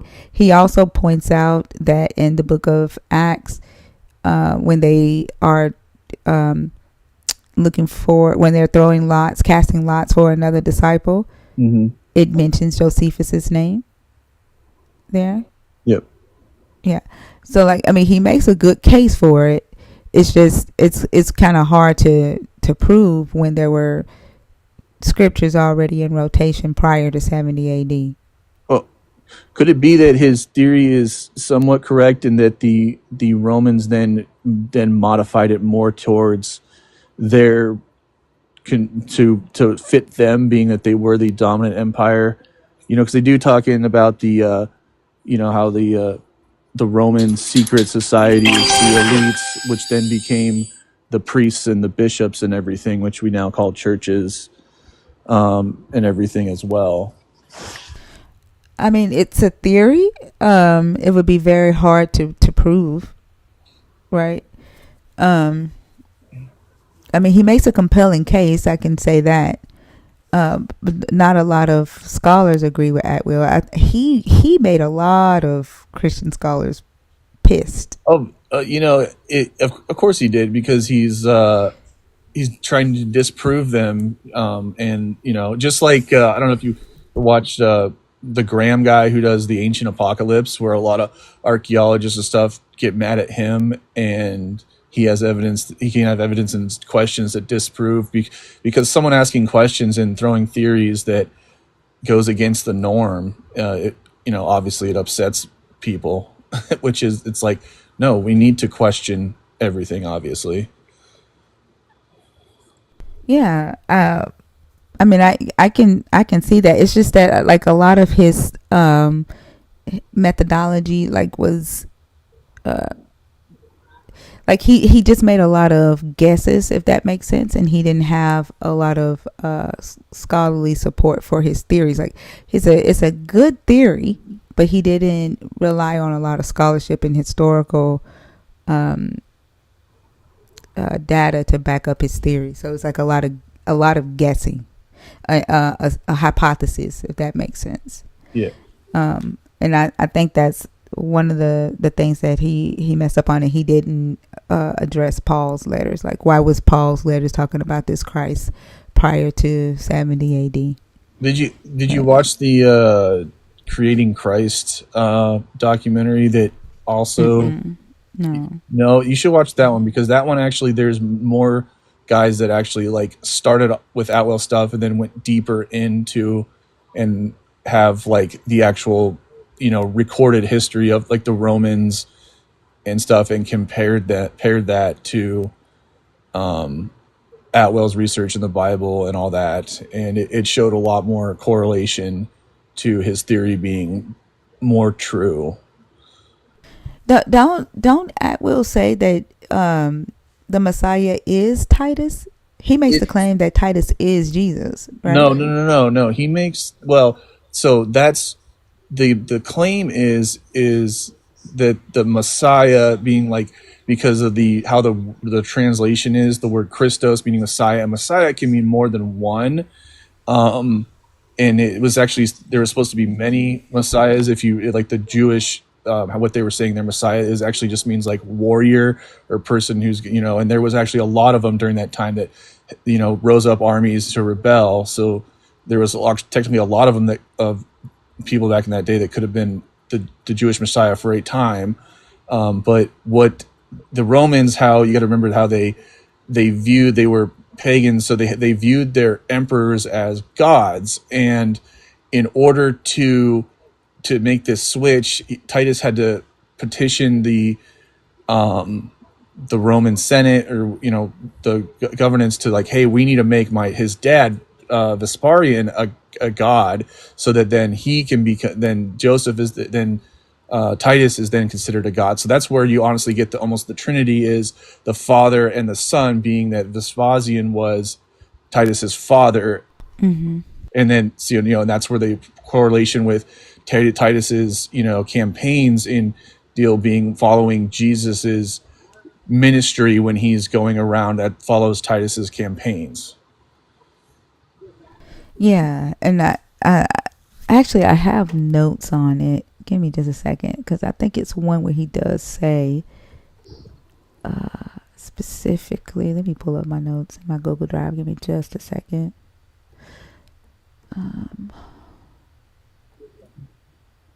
So, and I know you were answering this, but you didn't answer the original question. Are you still a believer, or are you deconstructing? I guess you consider deconstructing, or like I can have faith in a higher power or a belief in some spiritual force or whatever. I just don't believe in the whole, Christianity thing is kind of, and I look, like I said, I'll get a more historical deal. Like is there some higher power being possibly, I'm kind of like up in the air. I kind of need to like, I'm almost like, I guess I'm more a spiritual person than just like, I'm going to believe in this one specific ideology, Mm-hmm. Okay. Let me just a second. I know he mentions here that.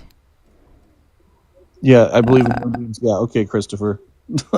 Huh? Oh, he's this guy in the chat. I believe in human beings and energy frequencies. Oh yeah, it's made of cheese. Yeah, stay out the chat. Stay out the chat. Don't talk to them when you're up here. We rather on stage and not the chat.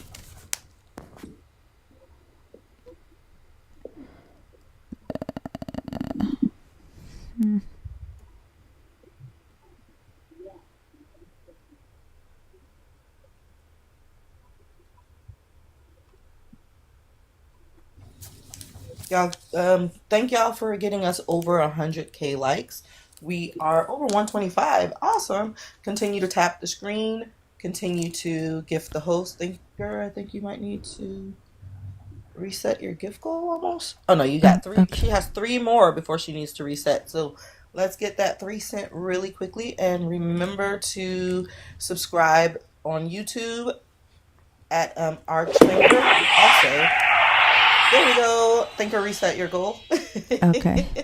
Also, subscribe to Thinker and Bash's podcast on YouTube, Verses and Vibes with Thinker and Bash. And, Rhea has a beautiful podcast called Heinous Beliefs. It's on all listening platforms, Spotify, Apple Music, just anything you would listen to a podcast on. Go find it and listen to the first 3 episodes. They are amazing. Thank you, Selena. Yeah, this is what he says in the book. He says that Vespasian is Jesus. That's what he says.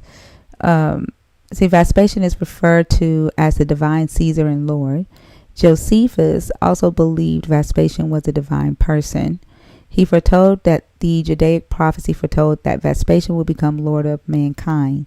This indicates that in the eyes of Josephus, Vespasian was not only the Jesus of Savior of Judea, but that he was also the Christ that was seen in the prophecies of the Judaic world leader. And in Vespasian's, I think he also points out in Vespasian's Emperor Chronicles that Suetonius kept. Vespasian did some of the same miracles as Jesus, like healing the blind man and making a lame man walk. And so he's saying, Atwill is saying that Josephus, Atwill is saying that Vespasian Flavian was Jesus. Okay, and that's like I said, the stuff I like. They mention Atwell in this documentary and these guys, and there was a lot more Christian scholars in there that were, and other historians, and they throw in no, it's really that Titus is the representation of Jesus, being that he would then take control because his father left to go because he had to be emperor, and then died, and then his campaigns is what, because he came again to free the area, and And then they you know they also talk about how the Jewish families in control, the two major ones in Alexandria, and I think it's the Herods and what is it, are also had a part in this, being that they were like the keepers, they were the families who the Romans put in control to, like, hey, you're going to run this province or whatever, and they wanted to keep their control and didn't want to deal with the uprisings either, and so they helped create this based upon the Jewish prophecies in this as well. I don't know. Like, as of right now, for me, his theory is just like it's conspiracy theory because he doesn't have a lot to. I mean, he does raise some, some good questions, and he draws some parallels. But for me, it's not enough to be like, yeah, definitely Rome created this Jesus character. I do think that there are multiple writers who write, from their own perspective of who this Jesus was. But I don't know. I haven't read enough to say, yeah, Rome created Jesus. Does that make sense? Yeah. I just wanted to get, like, if you'd read into it or no, which obviously you have, but yeah, there's newer stuff on it that I've been looking at and watching that it shows a lot more evidence to where it's definitely higher. What was the name of the other documentary you said? It was it's just Creating Christ. And who is the creator of that documentary?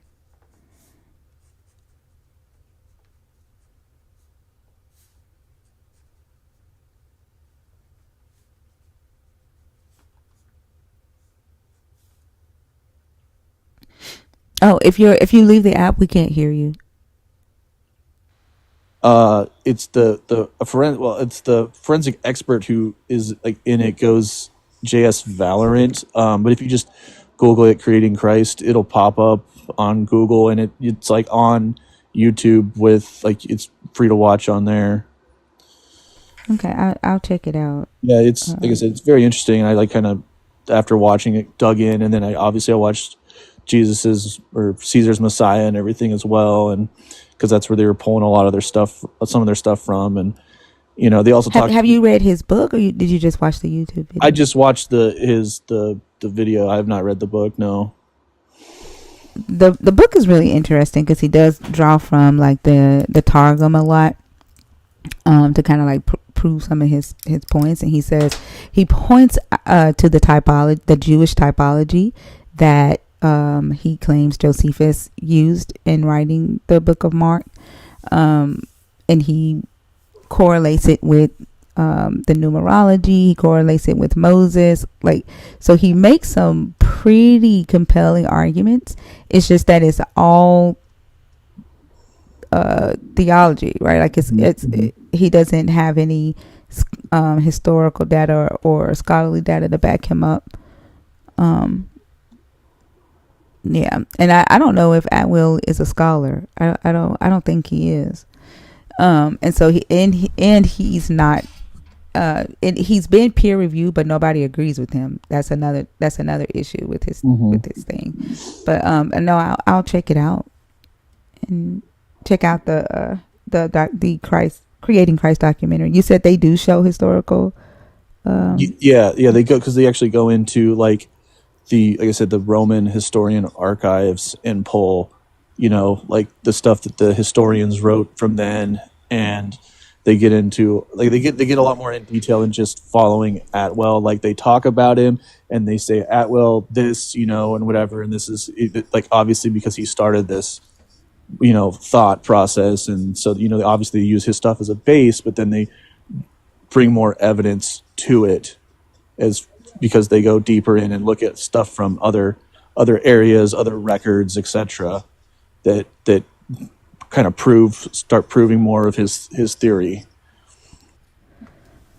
Okay.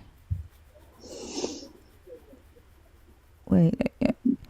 No, yeah, I just found the note where it says the storyline reveals that the Jesus that appeared to disciples after the crucifixion, that actual Jesus was Titus Flavius.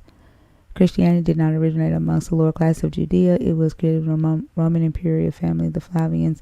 The Gospels were not written by the followers of Jewish Messiah, but by the intellectual circle surrounding the three Flavian emperors, Vespasian and his two sons, Titus and Domitian. The Gospels were written following the 66 to 73 CE war between the Romans and the Jews. And many of the events of Jesus' ministry are satirical depictions of, that's what he was saying too. They were making fun of the Jews when they wrote this. Yeah, no, I'll take a look at it. I do think that the different Jesuses are a product written by different people with different agendas, but that's just my theory. Yeah. But I'll take a look at it. I appreciate you. Yeah, no, thank you.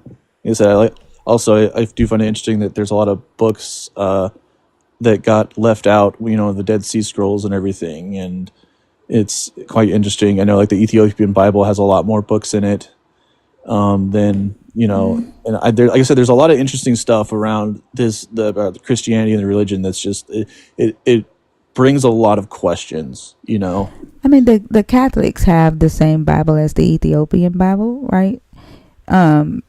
And so it's not really, it's just that, they split off from the Catholics because, one, they didn't think that Mary should be worshipped. They didn't think, they didn't like the way that they were doing the Eucharist. And they said that the books that, like Enoch and Jubilee and all of that, were fan fiction, which they were right. They were not written by its actual authors, and so they felt like they didn't have authority. And so, like, I don't necessarily, think that there's anything necessarily missing from those books, like that pertains to Jesus. But the Ethiopian Bible, when it comes to the Gospels, like they have all the same things, but they do have extra oral traditions that are not written down about the disciples that they hold in Ethiopian, what do they call it, Coptic Orthodox. They have oral traditions about the 12 disciples that Catholicism and Christianity don't hold to. So like it's just Christianity and everything around it is just very, very interesting, and especially like that, just those the three major religions and how they kind of commingle and exist. It's always been me liking history has always been appealing to me. How that coincides. Yeah, I think a lot of it has to do with like the way they believed, right, and like their interpretation of the text. Because the Gospels, like, they're the same. They don't call Jesus Jesus. They don't use that name, but they have the same stories. Like, I've talked to several Ethiopian Christians on here, and they believe the same stories. They just have different oral traditions. So I know when people bring up the Ethiopian Bible, most of the time, they're talking about the Book of Enoch or the Book of Mary or Jasher or something like that. But those books were written, a lot of those were written during the Common Era time, and were written to answer questions that were left out of the original scrolls. Yeah. So I just, a lot of this is just, for me, it's just fan fiction, right? Okay. It's mythology. So I don't necessarily hold to that, but I'll take a look at Creating Christ and see if, what they're talking about, because it's an interesting theory, right? That Rome would create this character.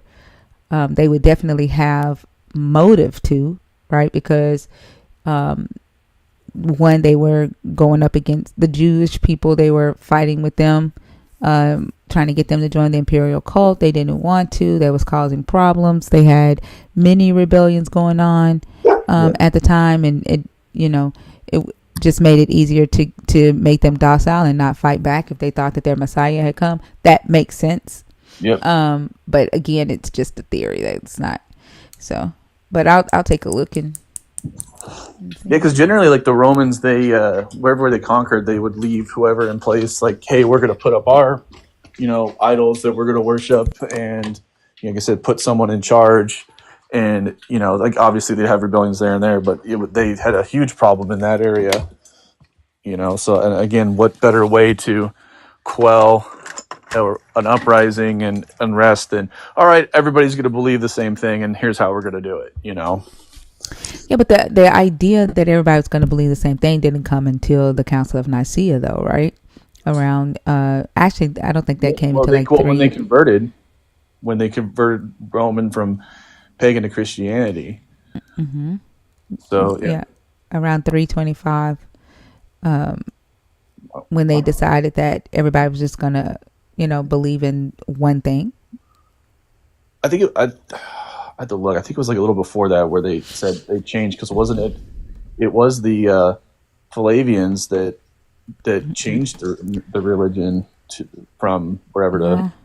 No, it was Constantine. It was Constantine around 325, the Council of Nicaea. Though isn't that when that's when they put the books together. Was the Council of Nicaea? No, like they were Christians in Rome. They had different sects, and they were fighting amongst each other with the Arians. They were arguing about whether Jesus was actually the Son of God, whether he was actually God, and the Arians didn't believe that he was. And so they were having like rebellions amongst themselves and causing a lot of issues in Rome.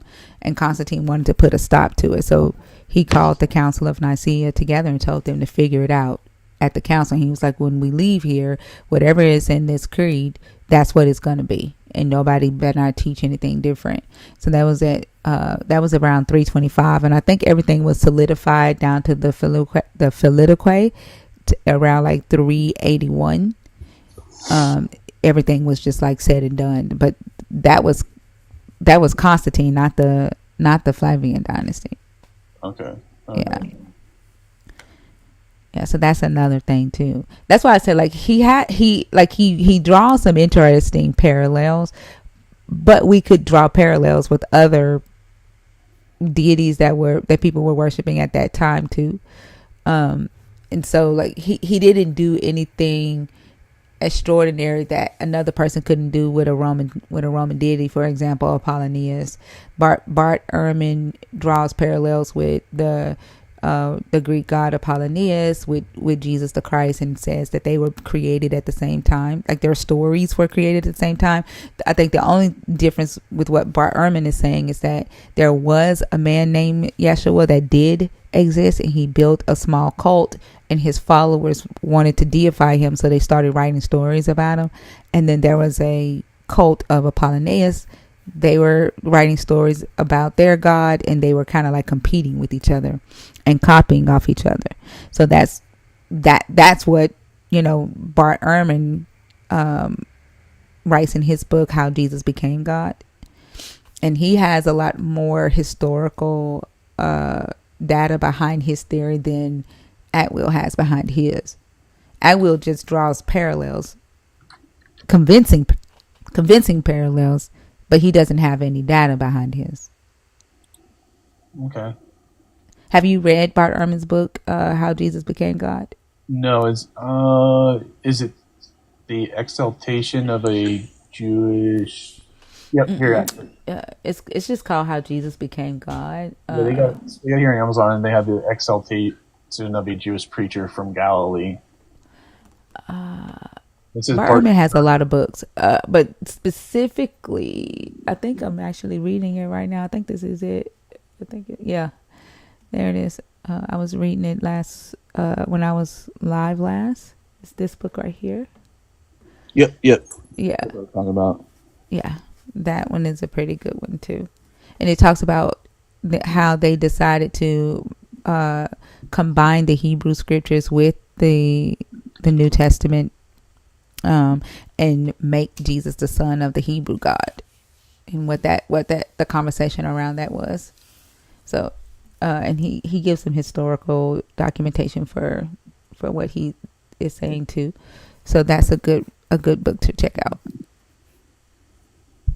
Okay, yeah. So there's the the Creating Christ. There's a movie. There's actually a book too, and it's the same guys is Creating Christ. There's a book as well that came out in 2018, along with the video or whatever. Okay. Well, I'll definitely check it out. Did you have anything else that you wanted to add, or? Nope, that's it. Thank you very much. You're welcome. Thank you so much. I hope you have a good one. Yep, you too. All right. Okay, that wasn't unusual. Normally, when you come up here, you have to pick a topic, but what he was talking about was interesting. I haven't really heard anybody mention Caesar's Messiah since we've gone live. We've been doing lives for probably about a year and some months now. Yeah, and so I wanted to, 3 months. I wanted to hear what his thoughts were on that. But when you come up here, please pick a topic. All right. If you're in the guest request box and you're waiting to come up, can you please comment? Fee, do you want to do the next one? Sure. Okay. Hello. How you feeling, man? Hey, Lala. Lala. Hey, Lala. I feel so much better. I thought I I was was, like, man, she's oh my on. God. When did you come on? 6:00 this morning. Oh, okay. All right, good. I thought maybe I missed you or something, but then I saw the likes, and I'm like, she couldn't have been on that long. Yeah, no. I said I was just gonna do a 4-hour live. Mhm. Yeah. Okay, I'm glad you're feeling better.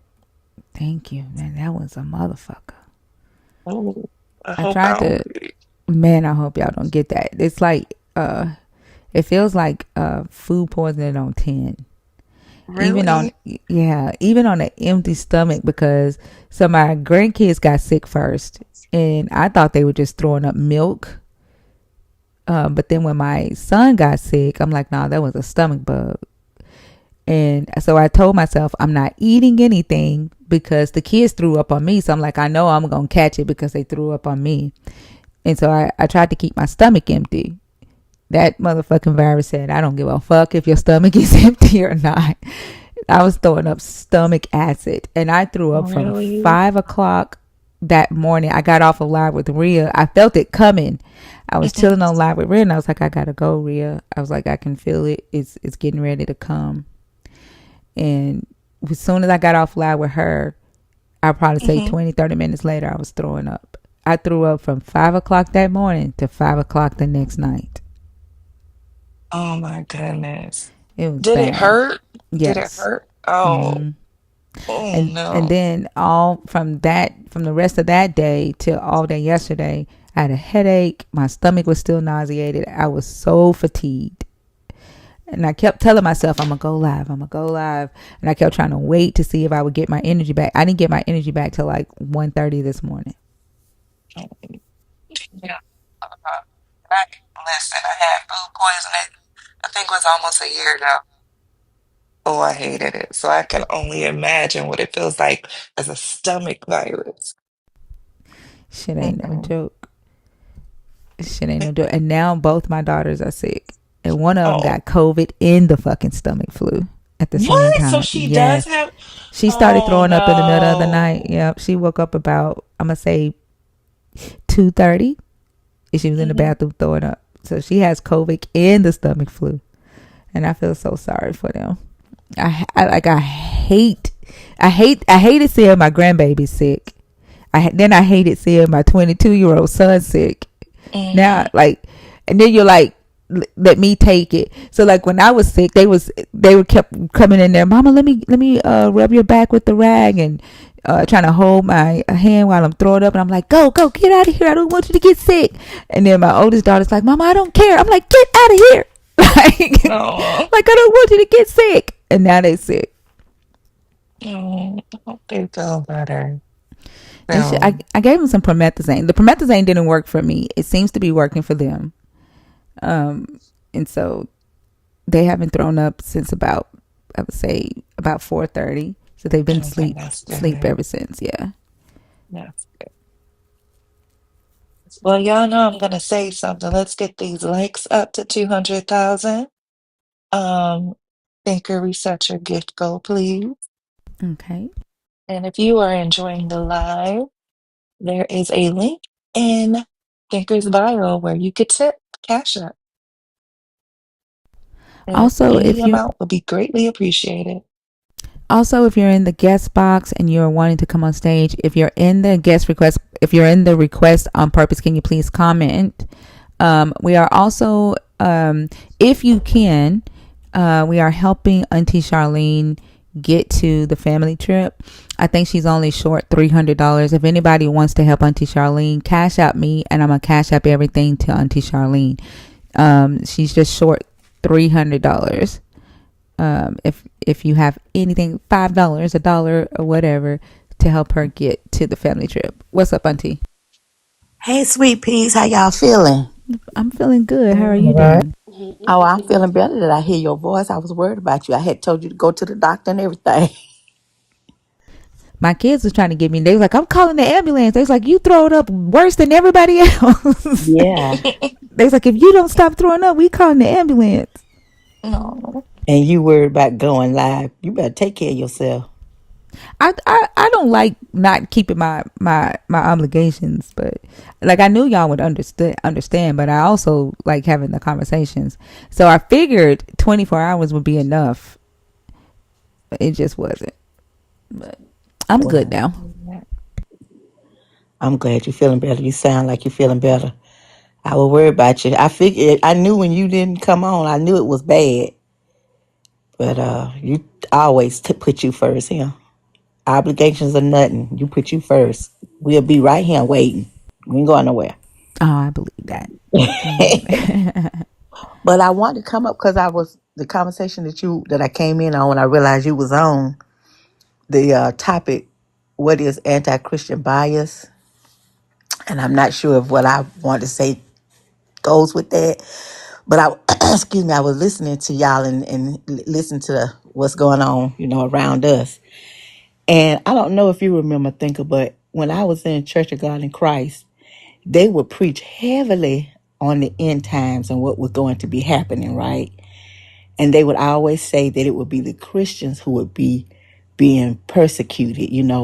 We'd have to hide our Bible because they're going to confiscate all the Bibles, and they wanted to take, just take Christianity and take it out. That's what we were taught, how the end time was going to be. And it's interesting to me to see that it's just the opposite.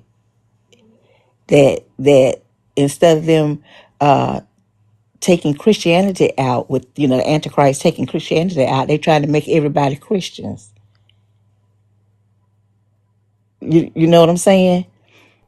Yeah, like you talking about the gang mentality? Well, I'm saying they would describe the end times, when Christ was supposed to be coming back. With tribulation, that's what I see. I say tribulation time, where Christians would be basically having to go underground because of the Antichrist. They were going to take the Christianity out. You're going to have to hide your Bible because they're going to be confiscating the Bible and this, that. That's what we Oh were taught. yeah, You see what the I'm saying? persecution of the Christians. The persecution of the Christians. But it seems funny to me that that it's just the opposite. It's the Christians doing the persecuting. Yeah, that's why I said it's like they're trying to write their persecution into history, though. Like it's not happening, so they're trying to make people believe that it's happening with this anti-Christian bias.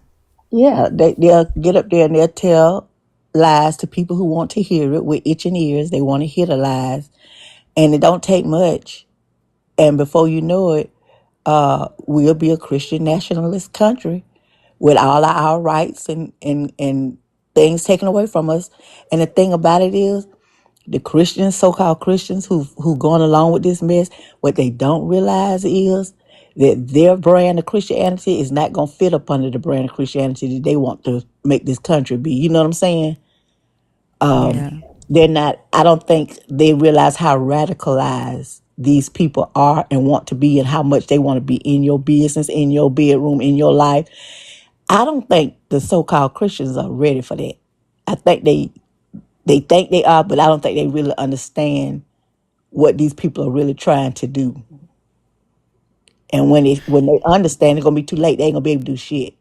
That's why I wanted to talk to them today to see how they're feeling about this claim for anti-Christian bias, but not enough of them want to come up and talk about it, which is concerning to me. Like, I don't know how they're feeling about it. Like, I don't know if they think it's bullshit or if they actually believe it. Like, if they're going to sit back and allow this rhetoric to be spewed.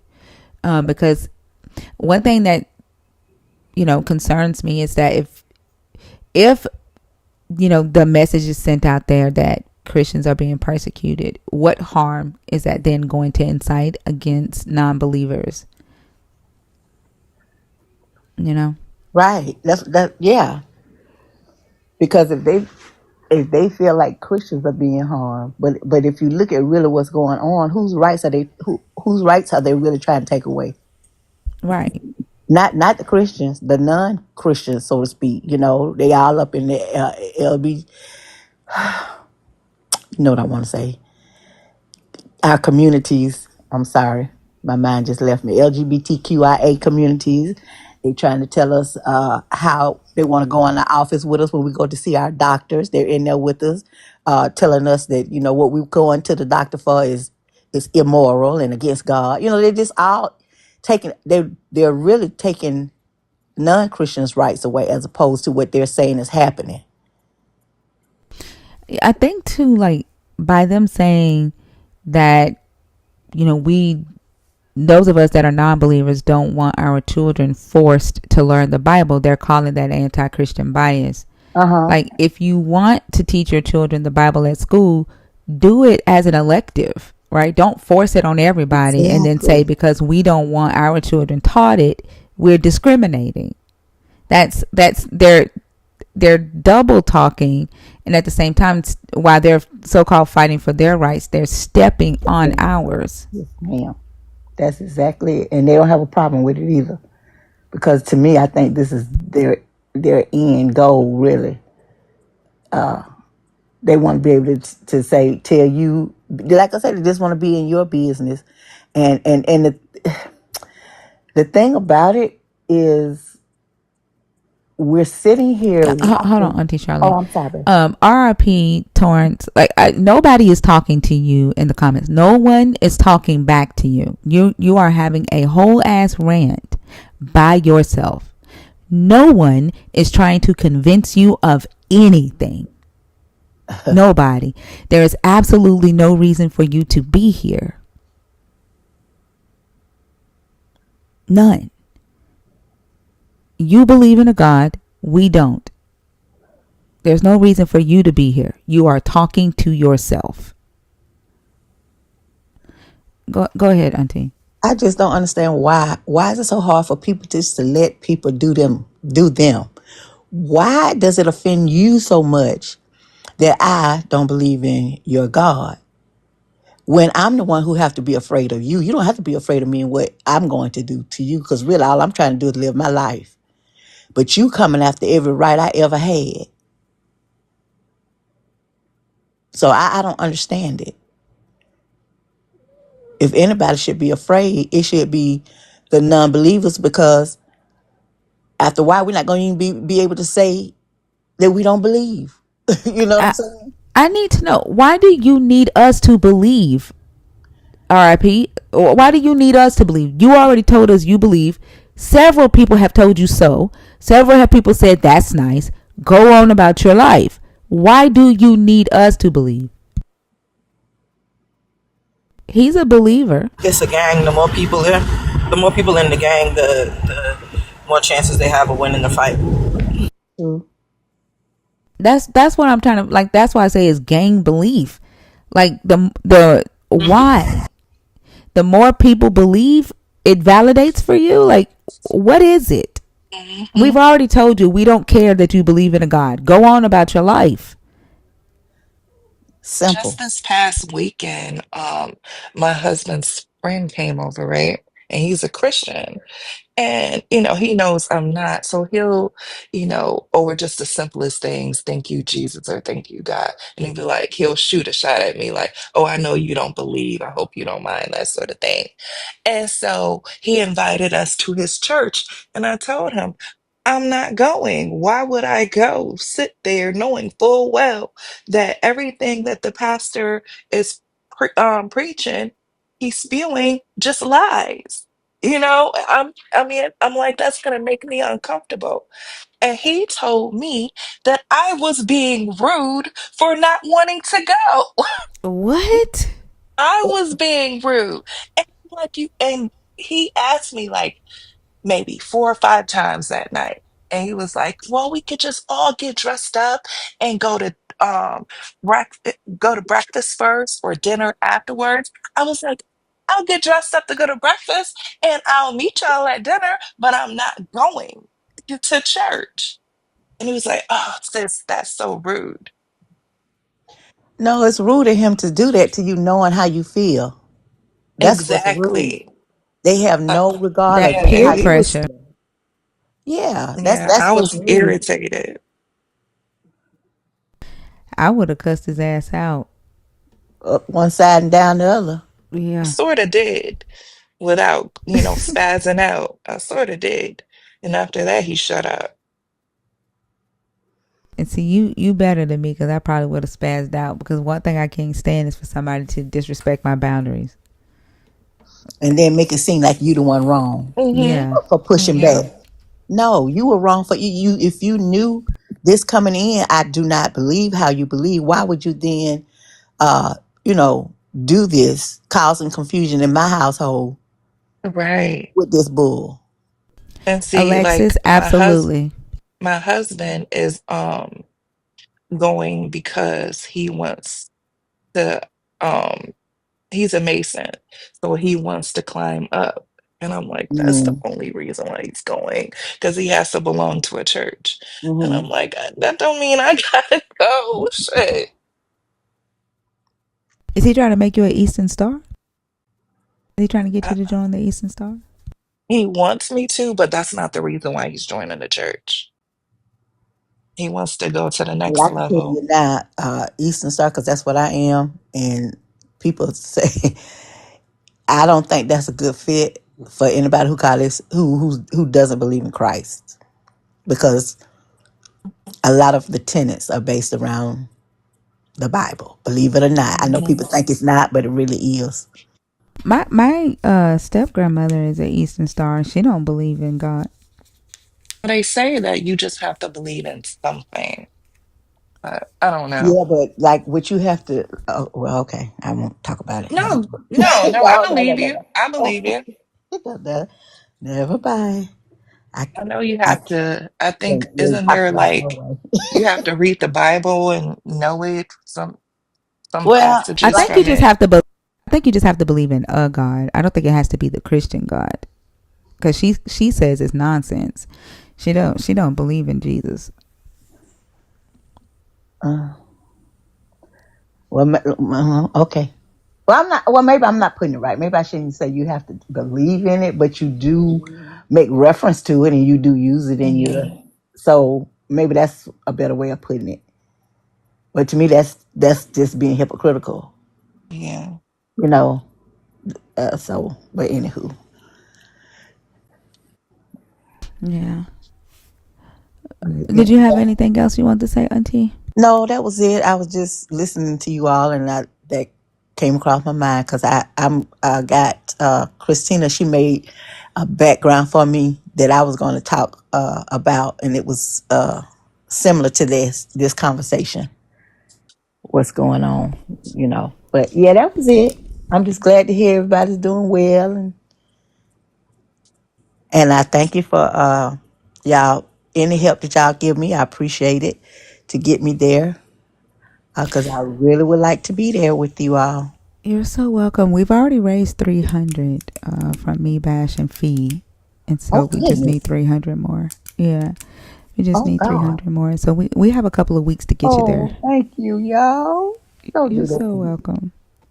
Wait, we can't have a family trip without the auntie. Right. And I didn't realize how much I really wanted to go until I said the words that I can't go. You know, until I actually said it, and I was like, but I want so much. I owe everybody my big arm hugs.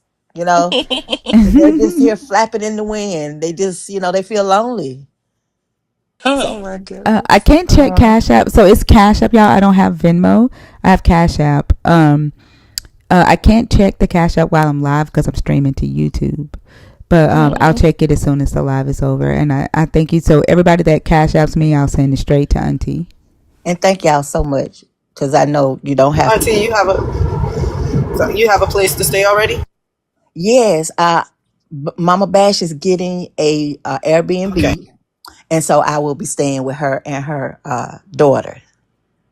Oh, good. Okay. Oh, you're gonna enjoy that. I know. Do you have a Venmo? People want to know if you have a Venmo or a PayPal that they can send it directly to you. I don't have a Venmo. I have I'm sorry. Yeah, my mind. Please bear with me. I don't have Venmo. I have Zelle, and I have the other one. The what's the one? PayPal? Oh no, not PayPal. Yeah, I do have PayPal. 'Cause that's like yeah.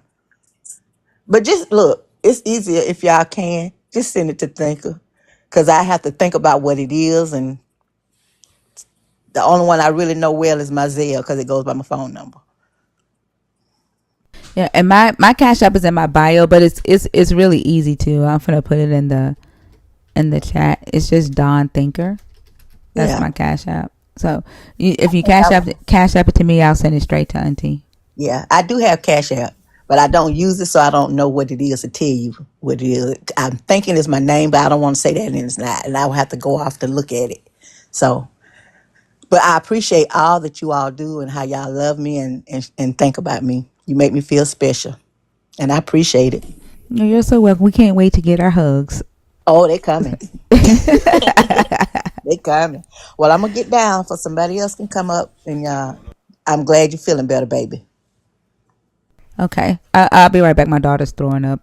If one of y'all could take over and bring somebody up, I'll be right back. Okay. Oh, Okay. bless their heart. She need to. Little teacup. Why you? Is it just me? But I see a teacup. I'm not teacupping, am I? No. To Were you me, up here when I do? Really? Yeah, you teacupping. Yeah, you teacupping for me Really? too. Yeah. thought you was That is off the. crazy. That's Uh-uh. crazy for real. I've been on the app the whole time. I think TikTok is like, well, she want to be a little teacup. Let me make her a little teacup. Okay, let me see. If you're in the request, can you please let us know in the comments that you would like to come up and have a discussion with us?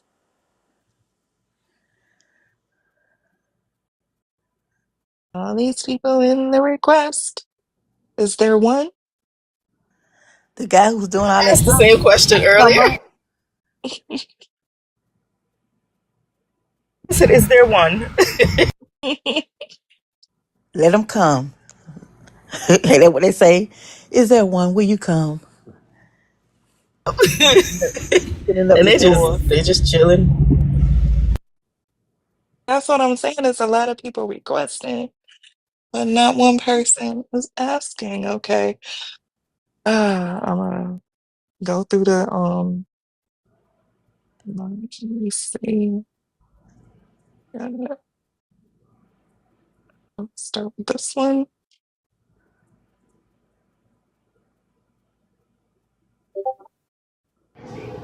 Hello, Jay. Jay.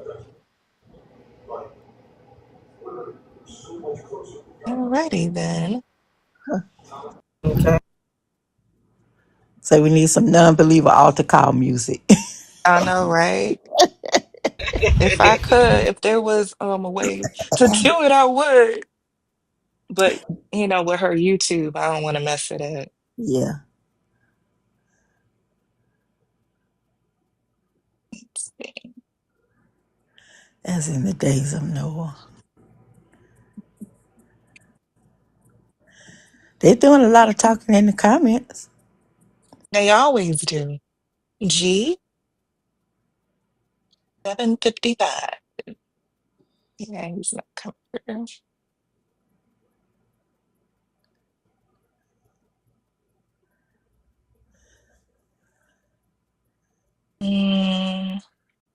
Huh.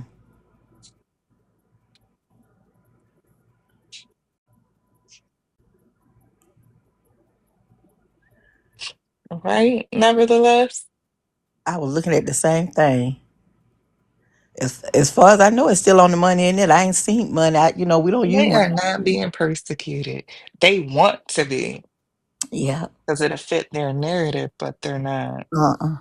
I mean, they swore they were being persecuted during COVID when they couldn't go to When they, church. Right.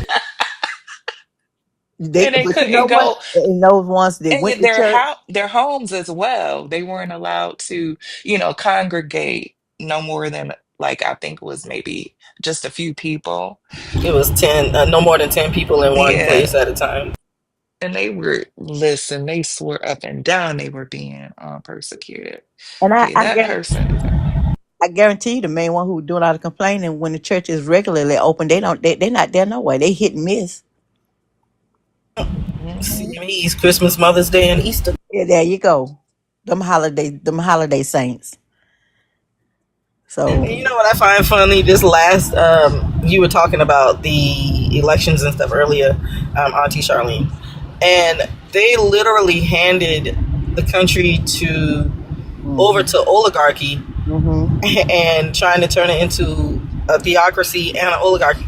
But being an oligarchy, you're handing it literally to greedy people, to Mhm. people who have a love for money and don't Mhm. love the people. So Listen, but that's hypocritical. all he had to do was say, you talk about God, say once that, he believed in it, touch the Bible, Mhm. hold it upside down, Upside down. and Upside down. and they fell for it. And then when you try to, and Yes. what really pissed me off is when you would, bring his lifestyle and how he lives and things he does and things that he says up to him. The first thing they Hmm. want to holler, well, David. They used to piss me off with that. My Mhm. brother-in-law would throw that up every time you turn around. If you say something bad against Trump and how, he done had all his wives and this is a different thing. Well, David was a man after God's own heart and Hmm. really, really. Y'all will make it Okay, can easy you for go? anything Okay, the anybody. official scholar. Okay, hold on. Give me And just a they second. literally they get mad when unbelievers say, I don't sin, I don't sin. But that man sat during one of his runs and said he has never sinned. That's why he doesn't have to That's ask why. God for forgiveness. Thank But you. they voted for that. And that's supposed to be a red flag because the whole thing is everyone sin, right? We all sin. So how he gonna sit there and say he don't sin? That's why he don't have to repent, and they accept that. Mm-mm. E or Lil Teacup, do y'all want this one or? Hold on, I think Fee gonna take it. Auntie, I'm gonna move you Okay. back down to the comments, okay? All right, baby. All right, have a good one. You too. All right, go ahead, Fee. Hey, good morning, official. How are you? I'm doing good. How are you? I'm doing well. What's your age for TikTok purposes?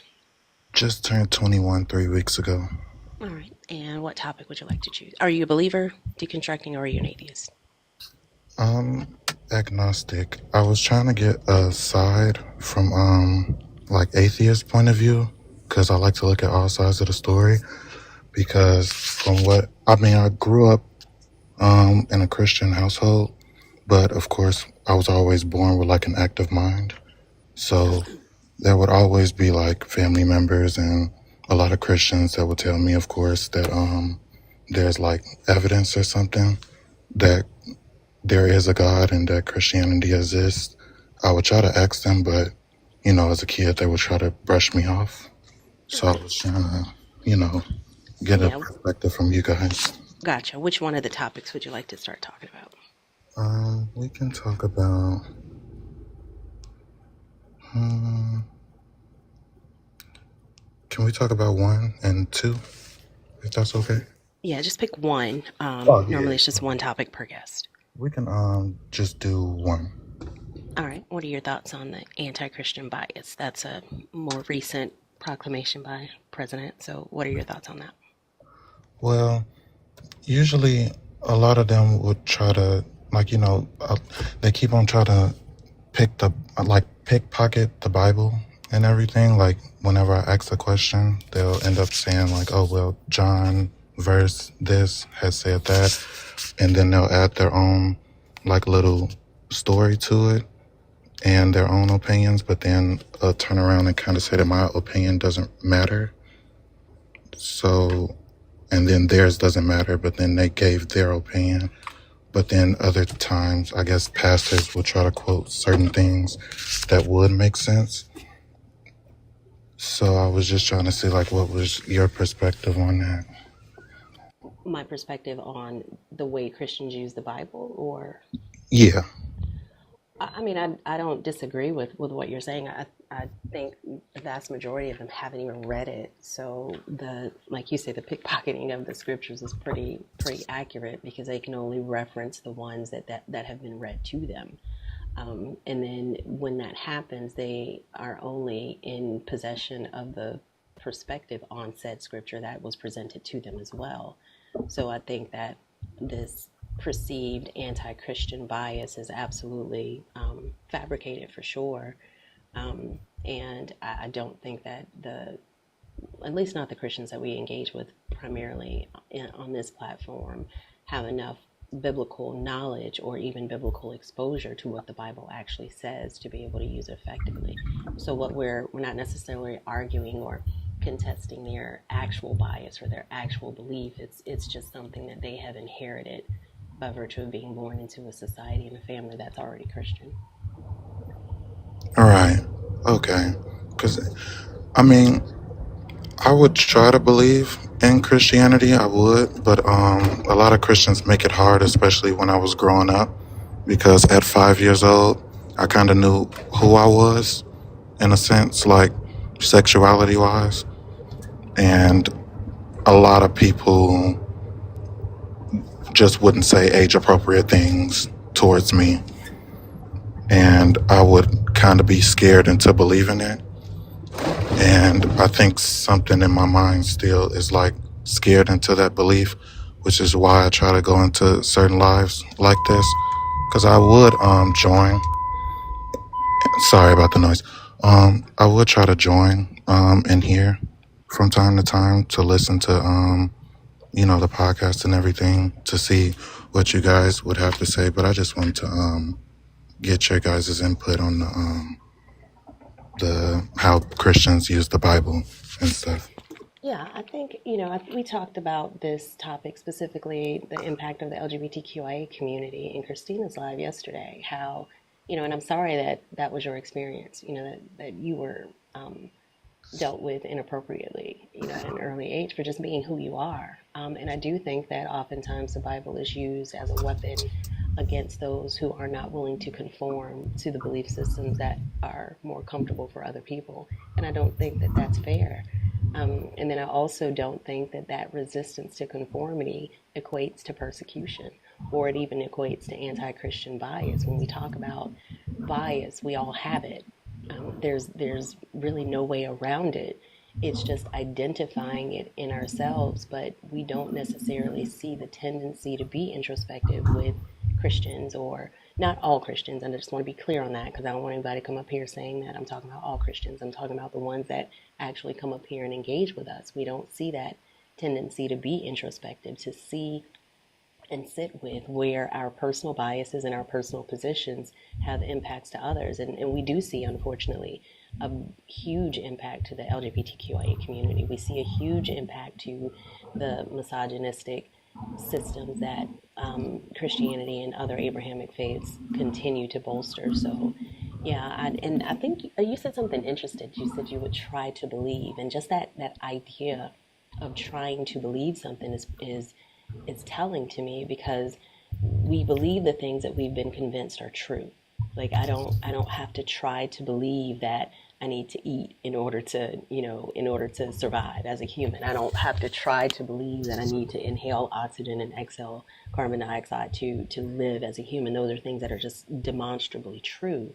So when you're trying to believe something, I think that that's indication of some sort of dissonance, or something that something in this claim does not align with something that you understand to be true or real, or for whatever reason it doesn't align. So whenever we're at that fork in the road of accepting a claim as true or not accepting a claim as true, we need to figure out, and ask ourselves honestly, are we just trying to force this square peg into a round hole because of fear or because of acceptance or because of, fill in the blank? Is this claim actually, does it make sense to me? Have I been convinced of the trueness of this claim? And I think if we approach belief systems as a whole in that way, we'll ensure that we're believing things that are actually true, that actually make sense to us, and not for other motives like safety or, peer pressure or acceptance. Right. Okay. Thank you so much for bringing me up to talk to me and stuff. I never really got a chance to hear people actually, because I never actually had anyone apologize for how I ended up growing up and stuff, because everyone that's been around me purely were Christians. So I just wanted to get on and a live like this just to get someone else's point of view instead of having theirs circling around my head. Yeah, So I thank you I'm for glad that. you came up, and just know that you didn't deserve that, and nobody deserves it. Like Yeah. literally, no one deserves to be ostracized for who and what they are. They just don't. And somebody else's inability to understand and accept it does not make you wrong. So don't believe that BS, because they are wrong in trying to force you to believe it. You're fine just the way you are. As long as you are not hurting anybody and you're not injuring yourself, there's nothing wrong with you. Right. Okay. Well, I have to go, but thank you so Thanks for much. coming up. Nice You're chatting with you. welcome. And I wish you the best. And if nobody's ever apologized, I'm sorry that you were treated that way. And Thank I you. wish you the best. You're so welcome. All right. Bye, guys. Bye. Have a good one.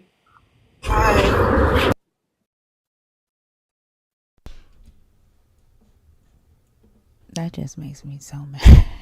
It pisses me off so much. It sounds like they were whispering too.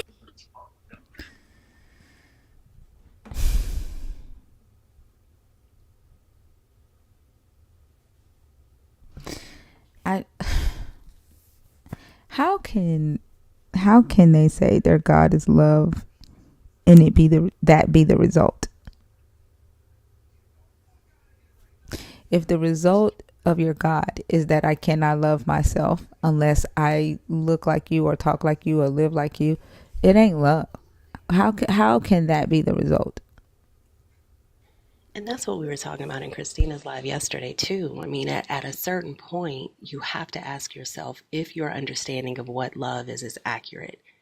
I mean, it's like a relationship. You have a person who is in an abusive relationship. They don't know that they're in an abusive relationship until they see in a relationship that does not entail abuse.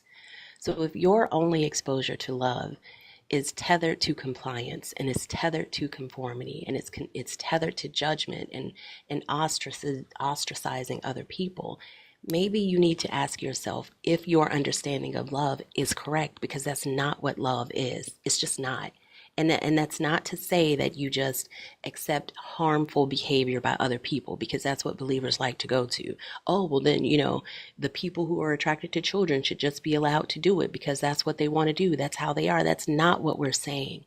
And if you're only able to see life through black and white lenses like that, that's a failure of your understanding, because it's not loving to tell somebody something's wrong with them just because you have a belief system and you feel like you don't want to engage in certain types of activities, or you're not attracted to same-sex person or whatever. Like, you cannot have that you cannot hold that position and then claim to be loving and be connected to this all loving, all powerful deity. That just doesn't make sense. And I think if they were to actually allow themselves to think through it, then they would arrive at that conclusion as well. But we know that that's not the case either. They rather turn a blind eye. Some of them will sit in here and listen to the sadness in his voice and hear him say that no one's ever apologized to me for how I was raised around these Christians who would say not age appropriate things to me because of how I am or who I am. They will ignore that and they'll call it moral, they'll call it just, they'll call it righteous. and they'll say, or they were saving his soul from eternal hellfire. Like they'll justify it. And they do the same thing with like the stories in the Bible. They allow themselves to ignore the human that these stories are about in the same way they allow themselves to ignore the human that they feel that they're not judging. I hate the sin, not the sinner. No, you're still saying the same thing because this is a whole ass human being whose life and perception of themselves you are influencing by virtue of seeing them the way that you do, and that's just wrong. And you know what is so crazy when they say hate the sin, not the sinner? They don't apply that when we say that it's not the, like, we're not saying we don't like the people, it's the belief. But their belief has become their identity. Yep. It's Like the we, exact same thing, but they yeah. can't. Yeah. When it's turned around on them, it's persecution. And I mean, there are certain things that are identifiers of persecution, but disagreement with a position is not persecution. Debating the logical positioning of a claim is not persecution. Not being able to maintain a privileged status in society is not persecution. And facing the consequences of your own bigoted and discriminatory actions is not persecution. That is not religious persecution.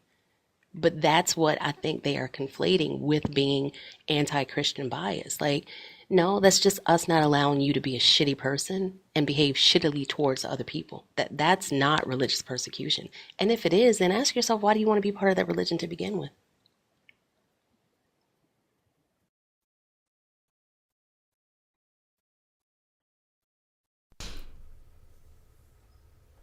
I don't know.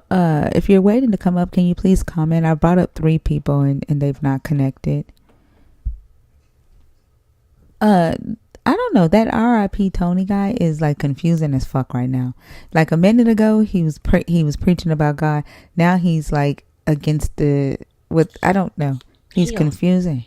he also talked about being probed by aliens and something still being inside him. So I'm Oh, not sure what oh, we're, oh, yeah, no. yeah, I'm Mm-mm, not sure what we're dealing with right now. mm-mm. Oh, he's just dubbing his internal thoughts out. I guess. I don't know. I don't know what he going through this morning.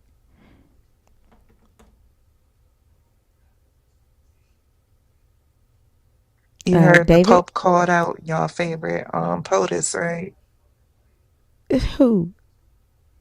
Who? Pope called out, what is he, 47? I refuse to call him He ain't my favorite president. POTUS. He What did the know, Pope say? regarding the Birthright him, citizenship? I didn't hear you. Birthright citizenship? Um, I guess all of it, like how he's the whole thing with Guantanamo Bay and how he's just purging them like they're animals or something. It's, yeah, he's not too happy about it, but still, either way, that man doesn't care. David Vasquez?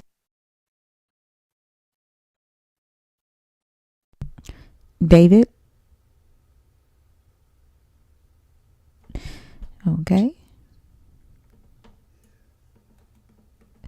If you're in the guest request and you're waiting to come on stage, can you please comment so that we bring you up and not accidental requests, please?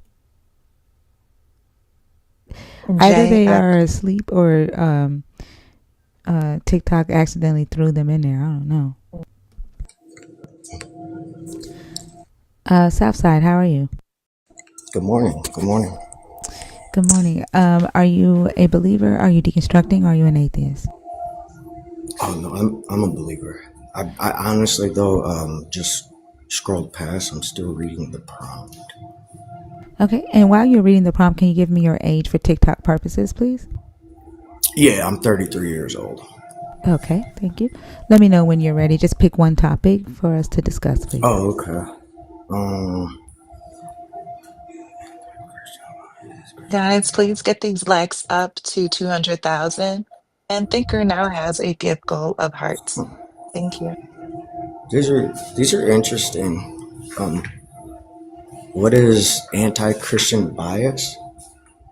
Um, God doesn't prioritize moral goodness. Is Christianity a form of gang belief and loyalty? Huh. I'm sorry, I've never Also, actually seen these questions. the main topic: who the fuck did I or do I worship? Oh, okay. All right. I'll respond to that one. I believe in the God of Abraham, Isaac, and Jacob, the one true God as we know Him. I mean, that's pretty self-explanatory. Everybody really knows in the worldwide. Maybe save some very rural or what's it called? Far off lands that civilization hasn't met yet. But I'm pretty sure everybody knows who we're talking about when we begin to talk about Jesus, and this and that. Now, who do I believe him to be? I believe him to be everything that, and without division. So I don't believe in a triune or a two or anything of that nature. I truly let the Bible form my understanding, and I believe in one God, only one God, who has manifested himself in various ways, not just a total of three, right? But yeah, my God believes in love. He's the God of a second, third, fourth, fifth, sixth, seventh chance. He's the most beautiful thing I've ever met, right? Not to get into like any sort of debates or anything, but just to stand my ground. I believe in one God. He manifested himself in the flesh and sacrificed himself so that we might live life more abundantly. Amen. Do you read the Bible to the point to where Absolutely. you okay, and you read it and study the history behind it? Yes, ma'am. And so you read it enough to where you know this God and where this God came from and what this God is about? You said where God came from? Yeah. Are you talking about origination? Yeah. So are you trying to say that God at one point did not exist and he was created? No, I said where he came from. I didn't say who created him. Like your Bible says that he came from Edom. That he came out of What, Edom. the Almighty? Yeah. In the Bible, it says that he came out of Edom from Sinai. So you're speaking of a manifestation. No. So Edom, you're trying to say that Edom, which is a physical, tangible, Place. Yeah. right? Deuteronomy So 33. Deuteronomy right. 33 verse 2 So says he came out before, of, I'm sorry, let me yeah, no, my finish. bad, my bad, Yeah. my bad, my bad, Yeah. my bad, my bad, my bad. All right. Deuteronomy 33. Let's see, let me pull it up for you. There's several scriptures in here that says he came from Edom. It says, "This is the blessing with which Moses, the man of God, blessed the people of Israel before his death. He said, the Lord came from Sinai and dawned from Seir upon us. He shone forth from Mount Paran. He came from the 10,000 of holy ones with flaming fire at his right hand." So Paran is in Edom. Sierra and Mount Paran were located in Edom. Judges 5. I think it's Judges 5 says, "Then sang Deborah and Barak the son of Abinoam on that day that the leaders took the lead in Israel, that the people offered themselves willingly, blessed the Lord. Hear, O kings, give ear, O princess, to the Lord I will sing. I will make melody to the Lord, the God of Israel. Lord, when you went out from Seir, when you marched from the region of Edom, the earth trembled and the heavens dropped. Yes, the clouds dropped water. The mountains quaked before the Lord, even Sinai before the Lord, the God of Israel. And then Habakkuk chapter 3 references the God coming out of Amen. Edom. I'm Yeah, sorry. no, I totally agree with the scriptures that you're highlighting right now. Yeah, let me finish because Um, just for the people in the comments yeah, might want this yeah. as well. Did I spell Habakkuk right? No, that thing is 1B. Am I spelling it right? I think There it's we go. okay, right? Huh? Oh, no, you got it. A prayer of Habakkuk the prophet according to Shigionoth. O Lord, I have heard the report of you and your work. O Lord, do I fear. In the midst of the years revive it. In the midst of the years make it known. In wrath remember mercy. God came from Teman, and the Holy One from Mount Paran, Salah. Teman is also in Edom. So like just Can I ask a question of clarification? yes.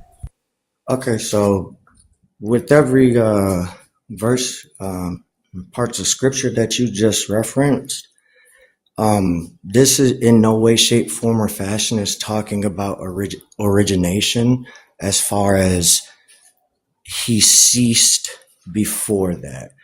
I This didn't is say he not ceased before that. I so. didn't say Okay, that. so I just want to clarify, like when Yeah, you I say didn't where say did who he come created from, him.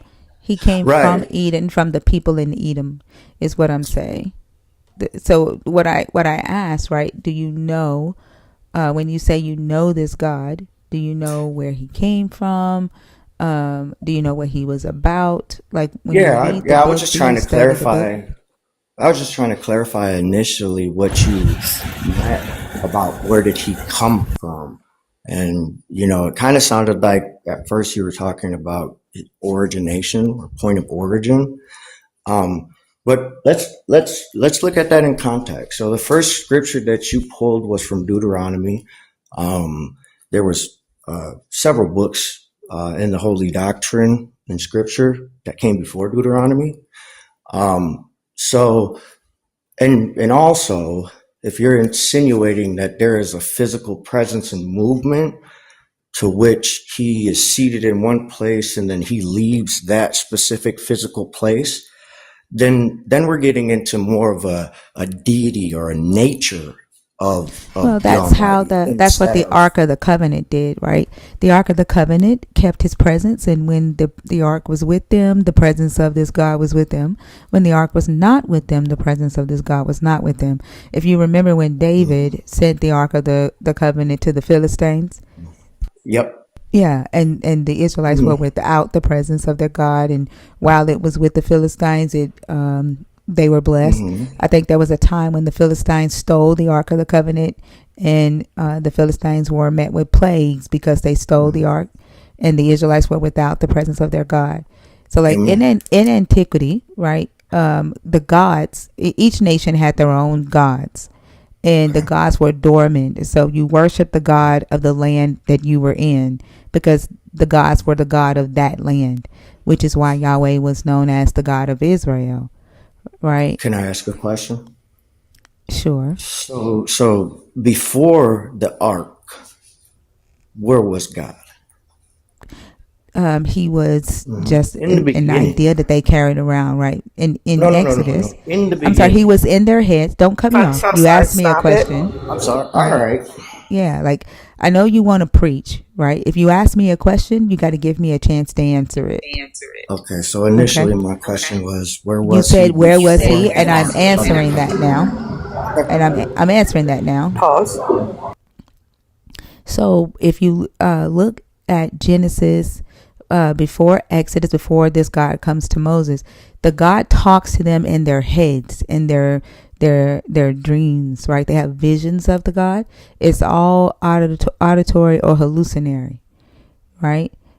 And then when the God comes to Moses, and they leave they leave Egypt and have the Exodus in the wilderness, he tells them to build an ark. and he tells them to build altars, and that's where he will meet them. So prior to that, it was auditory and visionary. Okay, so let's visit Genesis when the Bible tells us where God walked and talked with Adam. He did not walk and talk with Adam in that story. So God and Adam never fellowshipped in the garden? You said he walked and talked with him. They did not walk The together Bible in that definitely story. tells No, they didn't. us that he okay. It doesn't say they walked together in that story. So my point that I'm trying to get to is that before the ark he was. Before Deuteronomy, Exodus, Numbers, Genesis, Leviticus, he was.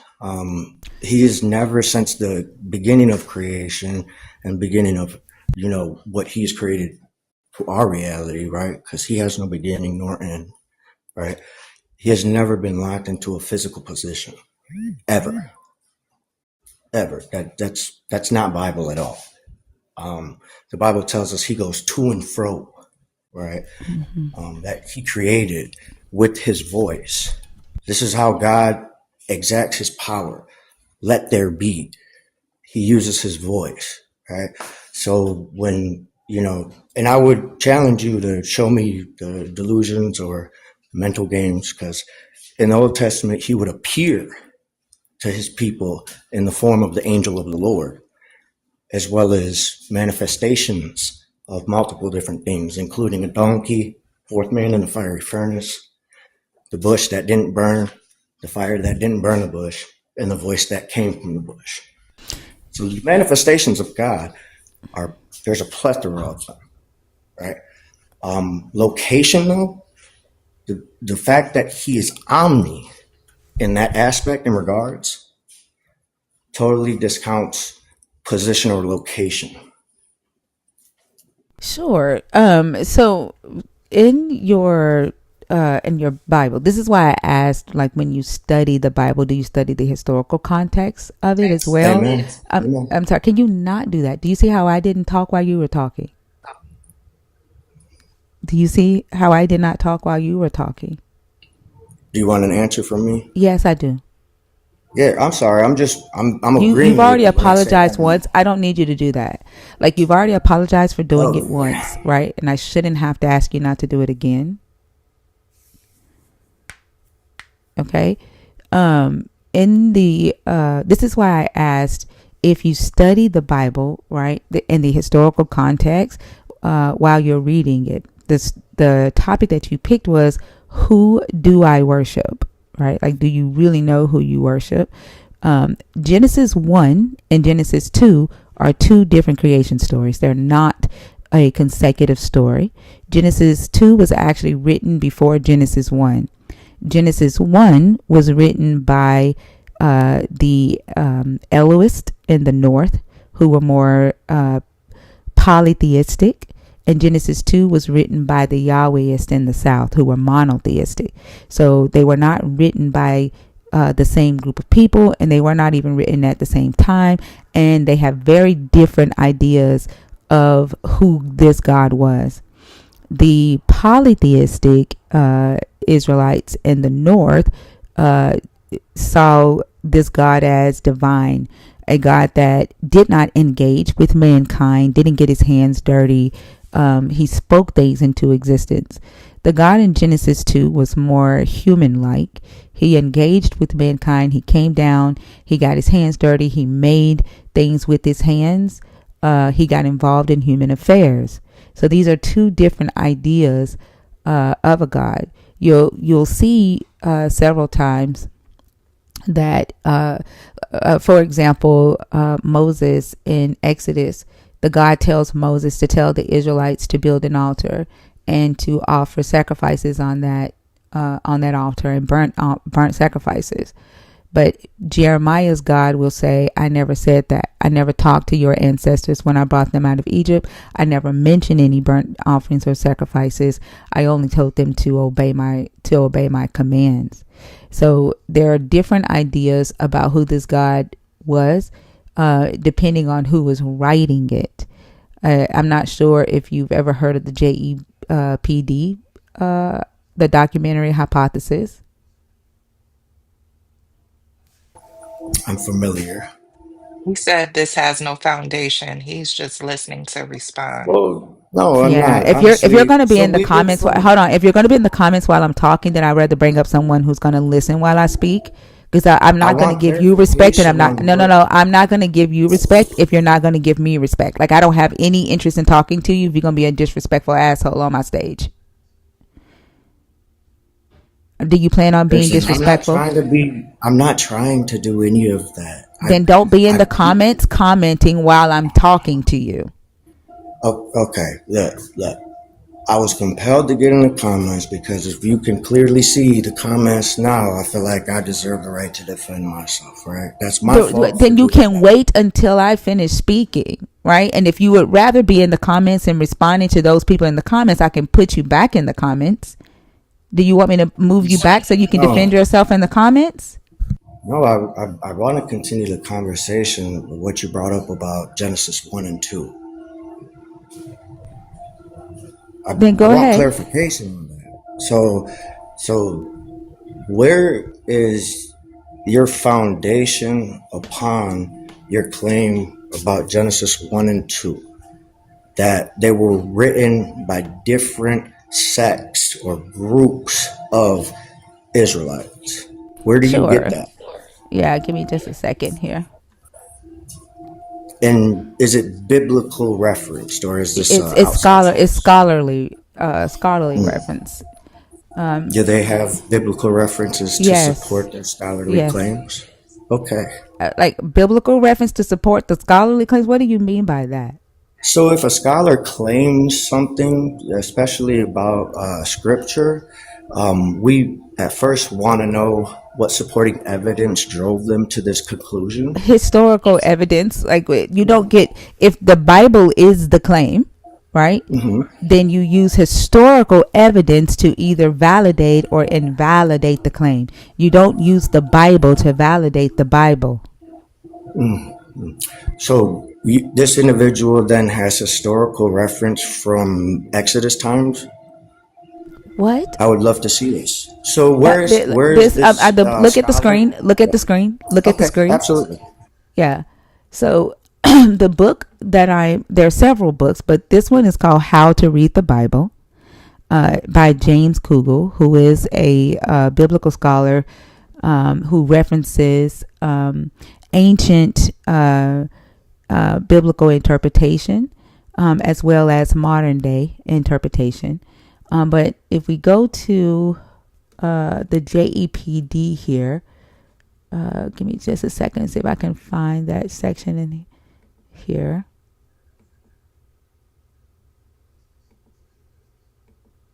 Actually, just let me do this.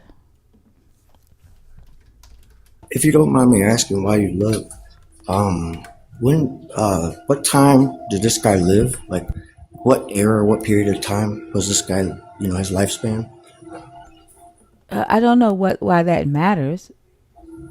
What Well, does that matter? contextually, so with context, it, from the picture, it looks like he was around 1700s. And it looks like a But what does modern that? I time. don't know if you heard me say that he is a scholar of ancient biblical interpretation as well as modern scholarship. I would love to know what he studied so I can study You it would as have to well. read his book.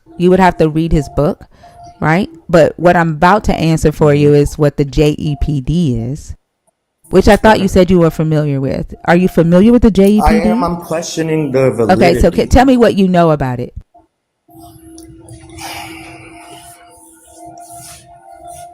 What do you know So, already about the JEPD?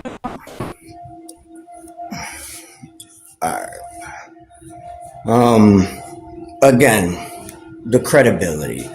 Can you tell me what the JEPD is? We're not gonna do this just Well, because I because want to you make know what sure I'm before I saying. do all of this extra work, I want to make sure that you know what Extra it is. word. Yes, what is the JEPD? Yeah, so we're talking of the Bible, and you pull up some random Yes. article I written didn't by pull up an somebody article. I didn't pull up an in the article. I pulled up a 1800s. book. I did not pull up an article. I pulled up a book because you said you know what the Written by JEPD a is. scholar. What is the JEPD before I go forward? I literally just asked you for clarification. This is Then your moment to okay, teach me what what you is? know. I'm not. I didn't say I wanted to teach you anything. You told me you knew what it was. Listen, I asked you initially to clarify and expound You upon your told me you claims. knew what it You was. pulled What? up some So just article you with don't some know guy what? that I looks didn't like pull up an article. I put up a book. There's a difference between a the book guy looked like and a he's from the article. Wild Okay, West. and so does your What is he Jesus. doing? Your Jesus is from 33 CE. Your book is older than this guy. Oh You Lord. told me that you know what the JEPD is. If you don't, Defend your just say you lied. claim. Just say you lied. I have What? no desire to continue forward if you're not going to be honest. It's going to be a waste of my Listen, time. man. Listen, man. You said that Genesis 1 and 2 were written by two different groups Yes, of they were. Israelites. Yeah. And nowhere I is said two that different written, groups. I did acknowledged. not say two groups of Israelites. The Israelites in the north, and then the Yeah. Judeans in the south.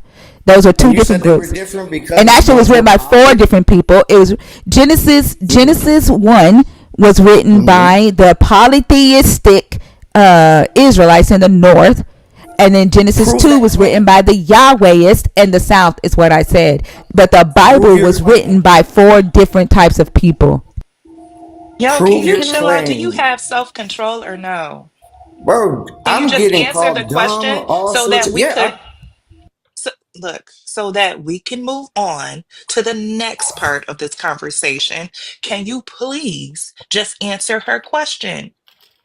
And Like nobody this called back you and forth dumb. is unneeded. I have absolutely No no one called you desire dumb. to That's know not true. who Jay.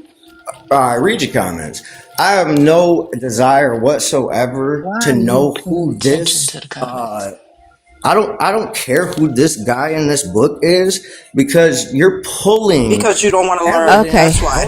Hold That's why. on, no, Because you Okay. don't no, want to learn. no. No, you When you lied. go ahead That and that hold on, oh, stop. The point is that you lied. I asked you if you knew who it was. You said you yes. dodging so hard. You asked me to clarify, and I pulled up the book to show you, but you lied. You don't even Pull know up what the some. JEPD is. You're denying the And JEPD hypotheses, and you don't even know what it is. You lied. Just say you lied. And what is the purpose of you having a God that you claim is all about love, and you gonna get up here and lie to our freaking face? you got this. You've been disrespectful as fuck since you got Wait, on my stage, and you telling me. are a liar.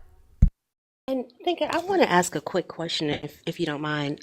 Southside, are you of the belief that Genesis 1 and Genesis 2 have the same creation stories? Like, do you think that the creation story mentioned in Genesis 1 matches the one in Genesis 2? I think maybe we should start there. All right. You know what? I'm losing brain cells talking to you, ladies. Take your narcissistic ass on Oh, somewhere. You wow. you didn't have fucking any to begin with. pussy of a Mm-mm. I damn. think He that was a a part of the sorry ass problem. dude. Yeah, like I don't even think he knows that there are two creation stories that give a completely different account in Genesis 1 and Genesis 2. And he clearly claimed to know something like the JEPD, that he did not. He didn't. Exactly. He's the type of man that would beat a girl for being smart.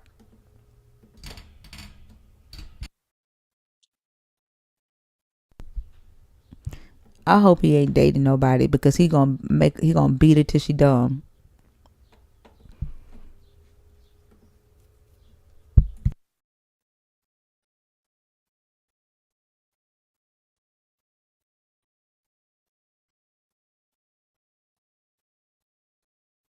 Exactly. Free her, please. If you are waiting to come on stage, can you please comment and please be ready to respond. Yeah, it's a JEPD. I always say it backwards. Please be ready to participate in an actual conversation, please.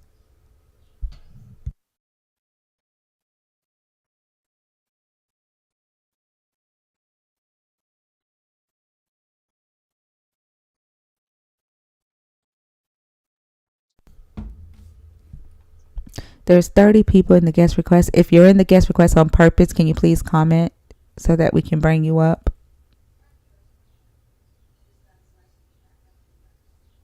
What was that meditation music in his background?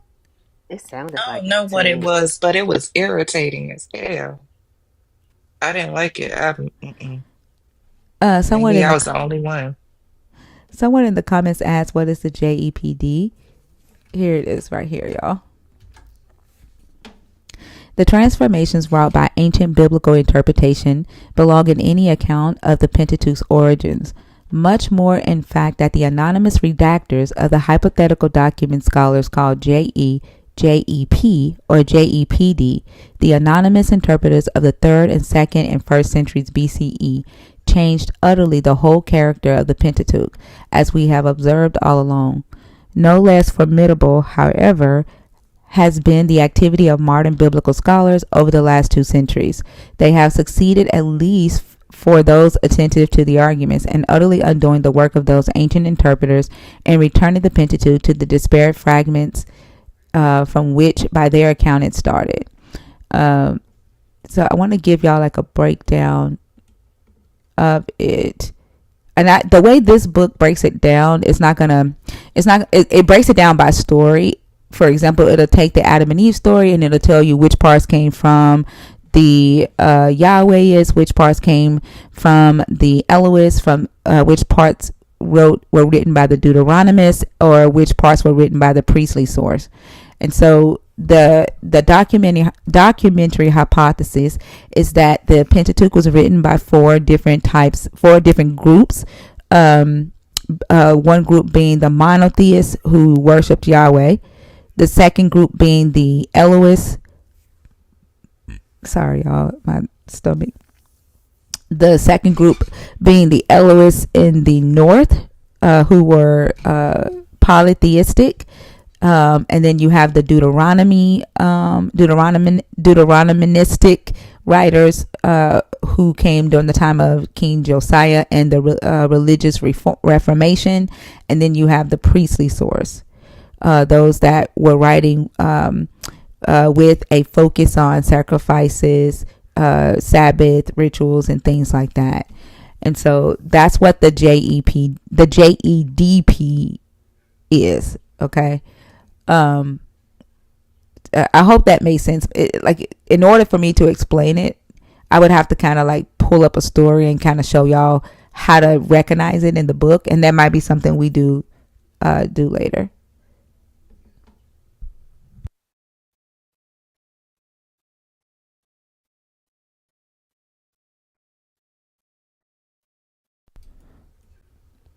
That's such a Christiany thing to say. Do you see that? Yeah, I do. I do. They act just, you know what? They act like demons, little And then demons. they want to cry about anti-Christian bias. Right? And here we are chilling, and they come in saying this ignorance each and every day. But they're the ones that's being persecuted, right? And then, like, we're not the ones trying to push a God on y'all. Y'all are Mhm. literally trying to push your God on us. I And really then, believe they don't. like, it's so crazy. Like, he says God loves all you rejects, but literally you and your God are mad because we rejected it. So who's I'm the going to, reject?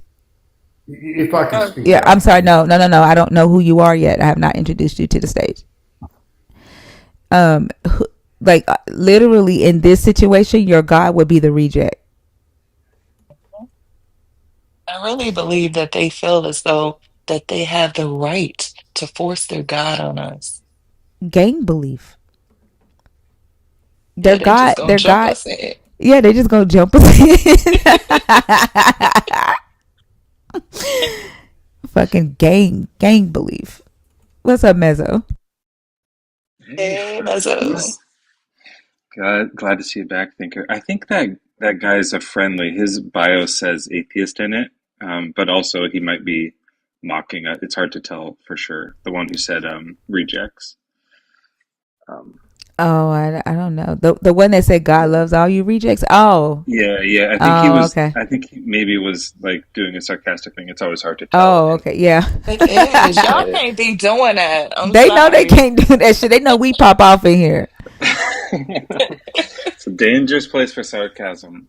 You're in my head, thinker. This who the fuck did I worship question is so like I was just last night looking up this idea of theological non-cognitivism, which is a tortured word to say, but it's kind of like, what is this? What was I doing? And it's just so interesting that you have it on your background right after I was like up all night. Instead of listening to you since you were sick, I was just like doing this anyways. So it's awesome. Yeah. Yeah. Me and Fee had this conversation a couple of weeks ago, and do you remember that series where that lady was like, "Who the fuck did I marry?" on here, and she went like really viral. Hey, Yeah, Justin. yeah. W Deconstruction Justin in the house. Um, yeah, so she went viral with "Who the fuck did I marry?" And I was like, somebody needs to create a series, "Who the fuck did I worship?" And like just videos all over TikTok, like, who the fuck did I I think worship? we should Like, all do that. Like, well, not all, because it'll start to get a little. I think everybody should tell their story. yeah, yeah, I think so too. Like It that's does what make I me like. feel.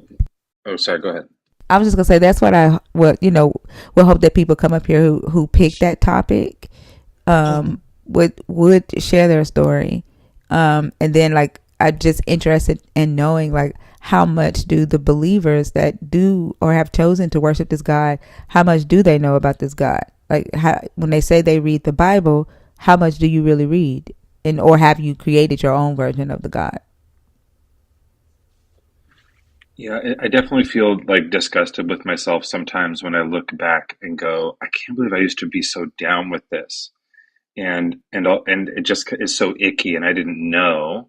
And then also just like not even only in the way of oh, it turns out God is disturbing. I wish I hadn't have liked it, but also in the way of like what did I think God was? Like what did I think the Spirit meant when I said those words? I don't really know. I think I was just kind of parroting a bit and trying to understand it as I said it. But I really like, what was that? Like, I don't even understand what God meant or means fully. So it's hard to like, I just don't get why I ever believed, other than indoctrination, of course, which is the easy answer. That's the same for me. And as I started to learn the God, like I told y'all, I felt like so betrayed and full of anxiety. I wanted to throw up the more I learned about this God. And it's like for a while I was like, damn, this is the devil. Like we're worshiping the devil. Is what I originally first started thinking. Yeah, it's scary, right? Like, uh-oh, am I on the wrong side here? Yeah. Yeah. Somebody said that's some expensive ass head. Huh? I don't know where y'all. What? What? What in the world? What? Where I is don't your know. mind at? What was that I in don't know. response to? I don't know. What are you responding to, Jay? Crimson Flame, how are you?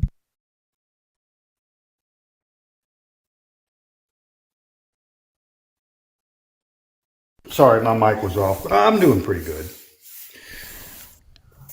So you came up here pretty hot, um, and ready to go. What were you upset about? Just, I mean, I get so sick and tired. Sick, heart sick, pained, almost to the point to where I just want to give up Here on we go. everything. And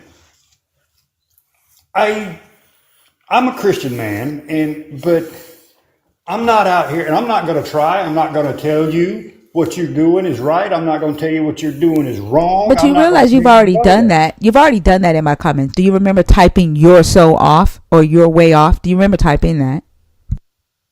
Yeah, So because I believe that you've you're wrong, already but I'm done not that. going to sit here and So tell you hold you, on. But you've okay, never already mind. done the thing that you said you're not going to do. You realize that though, right? Right, you're right, and I'm wrong, and I'm just a man, and all women are correct, and there is no God, and there is no future for mankind. There's Why no are you such having thing. like this Just whole crashing entire out. meltdown right now? Like, Right? all I'm doing is pointing out that the thing you're saying you're not going to do, you actually already did in my comments. That's all I'm pointing out. Like, why are you like having an entire meltdown? Because that's what you want. You want all That's not what Christians. I want. I just don't want you to That is come up what here you and want. lie. Like, you I'm already not did the lying. thing you said you were not going to do in my comments. You commented and told me that I was all the way off. You I didn't say already all did the way tell me off. that. You want to get technical? I said, I believe that you were off. That's all I said. I didn't So, say that you okay, need to so change your regardless, mind. I okay, did not. regardless, you've I already done mean, the thing you said you were not going to do. so I can't even have a belief and make a statement now. You want me to I be a don't care sheep if and you have a follow everything belief. that you say. I don't care if you have a belief. Who told you not to have a Apparently you belief? do. Who told you not Apparently to? you want somebody Hold to on, hold point on. out Who and told do you? everything. Who the fuck came to Crimson Flame and said you can't have a belief? Do you feel like you can't have a belief because I don't believe in your God? Do you feel like you can't have a belief because I don't accept lies? Because I deal with facts? No one told you you can't have a belief.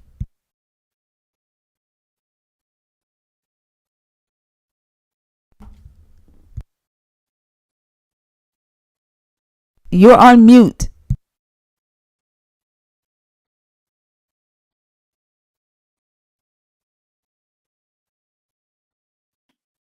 Crimson, I know you don't like women telling you stuff, so just from my voice, you're on mute. You have to. Oh, you got it. Okay, go ahead. I don't care what women do, what women say. That has no bearing on me. What people do and what they say is on them. I don't try to convert anybody. I don't want to convert anybody. But So what why are I'm you sick here? of is what people are so hated on anything that they don't seem or feel is correct for them, so they're going to hate on it. So hold on. And You they're feel going to like vote, and 90% you feel of it. like our conversations about how we are deconstructing away from a God we don't believe in has bearing on you.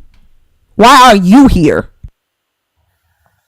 Because I'm trying to stop all the dang hate. So you do care about what we believe in. It don't affect me So why are you here? because I'm tired of the hate, and I'm tired of hearing Hate you on who? and Hate on who? everybody else Hate on who? Because talk we say about we don't hate believe in this God? because you guys don't have the love of Because we anything say we but don't believe in yourself. this God? The only thing you believe in is yourself. Because we say we don't believe in this God? I don't care what God you believe in. Then why are But you here? definitely don't need to sit there and tell people how they're stupid and they're Who called anybody sit stupid? there and Who called you, anybody stupid? when you sit Who there and say I who don't called believe, anybody stupid?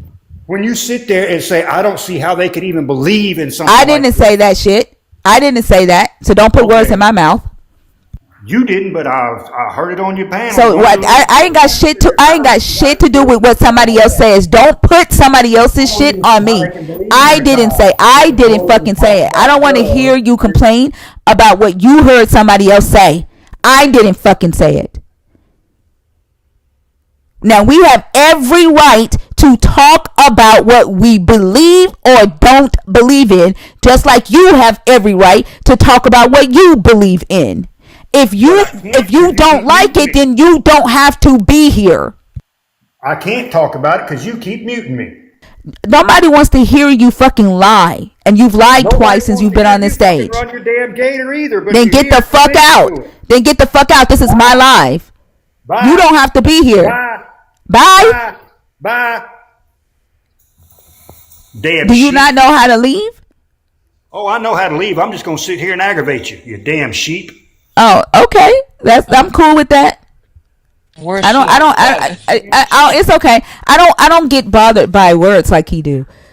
I don't get bothered by words. Like you're literally saying that you don't care whether we believe in a God or not, but you're the one all heated. Yeah, because you got me heated because you keep Oh, running your dang mouth over because people. you need us to believe in your Don't care God with about you. the talk. Because you need us to believe in your God with you.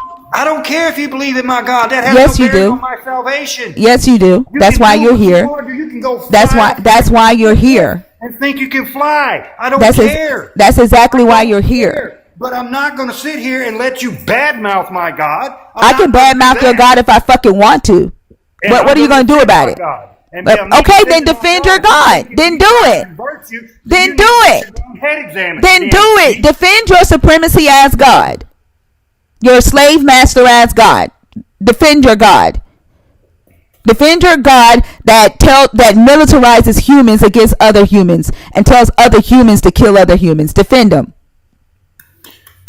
My God tells me to turn the other cheek.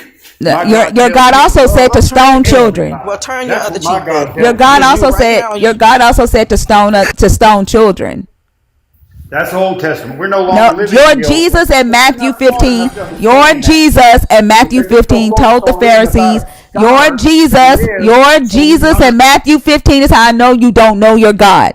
Your Jesus in Matthew 15 told the Pharisees that they were nullifying the word of God by not stoning children.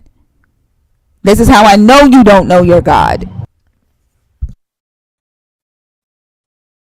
And the fact that he says he's going to turn the other cheek, but wants to sit on here to aggravate you, as if that's actually No. aggravating anyone. But that's not turning the other cheek. That is actually standing face forward and running straight into a confrontation when you should be looking the other way, sir. But you won't do that because No, you stupid. We don't defend know our what faith. your That's not turning the other cheek. God says. You don't know what your God says. You won't do what your God tells you to do. And now you're standing up here looking like an idiot, being angry because people aren't liking your God. I don't care what you like. People don't You like what can your suck on God a says. freaking People don't tree like that root your and God think wants you it's to getting you stone closer to children. People God. don't I like that don't your God care. wants you to rape women. People don't like I, that your you know God what? You guys are idiots, and I wants hope you you have to a fun murder life. people Bye. who don't believe in him. I'm having fun right now. In fact, I'm working on my master's degree, but I stepped out of class just so I could talk to you, sir.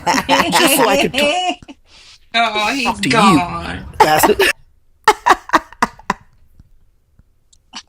He was big mad. I had to get out of class for that one. I was like, Oh oh my shoot, let God, me. Selena. Oh my God. They swear up and down they don't care, but then they come up here acting like this. Like we have every right to talk about this God. We were Turn the other indoctrinated. cheek. You Exactly. running We were face first. indoctrinated into this religion, into this God. We have every right to talk about it. We have every right to study it. We have every right to question it. If you don't like that, don't bring your ass in here.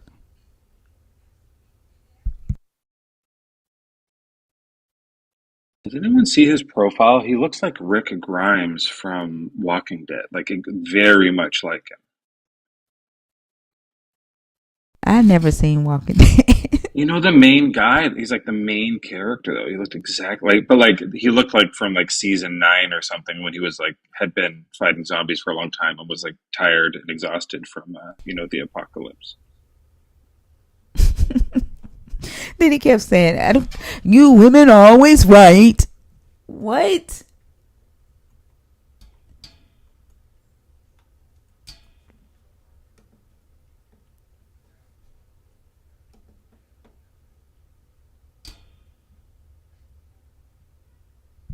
Why do their God need defending?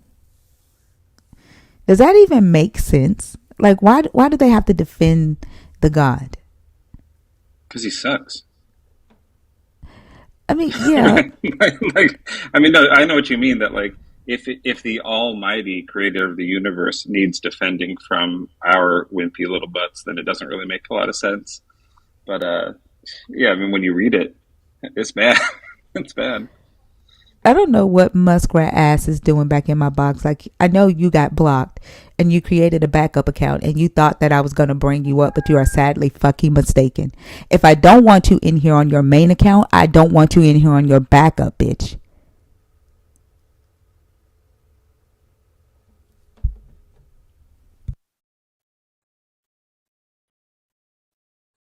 Someone mentioned that he had Christian tears in the chat, like quite a while ago, and all of a sudden I just was thinking, my cup runneth over. Who Muskrat did? I don't know who. No, it was someone else. Someone on our side. When that last guy was yelling, was like, "I love these Christian tears," and that was just the first thing that came to my mind. Psalms, my cup runneth over with Christian tears. I don't know what makes him think after he got up here and defended slavery and then tokenized his fake Moroccan wife so that he could defend slavery. I don't know what makes you think that I would bring you back up. Lab rat. Yeah. Muskrat. Ain't that his name, Muskrat? No, the whole time you were talking to Lab rat, you were telling everyone this isn't Muskrat. And Lab rat was the other guy, the Moroccan wife guy. Yeah, Lab Rat. That guy. Yeah, he came up in Joel's. Well, both of their asses done got blocked. The other one done got blocked. I blocked him doing your live Friday night. Both of their asses done got blocked now. Just don't be a rat.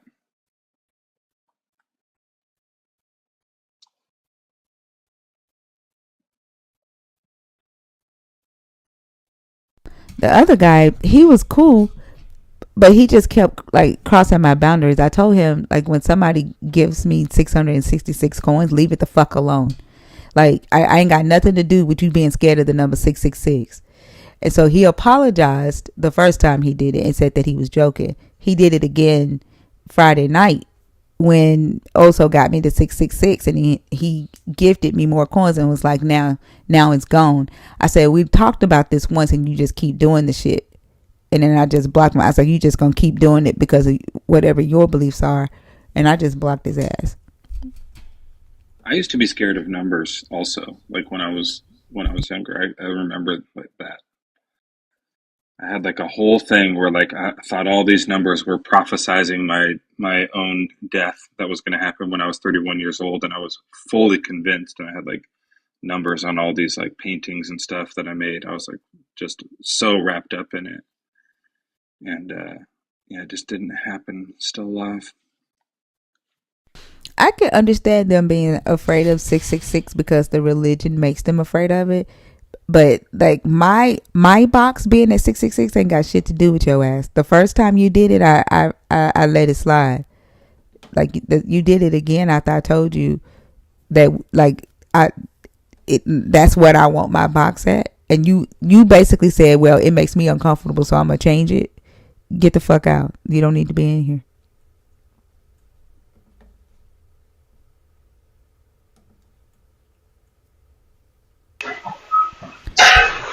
Is it academic? Academic?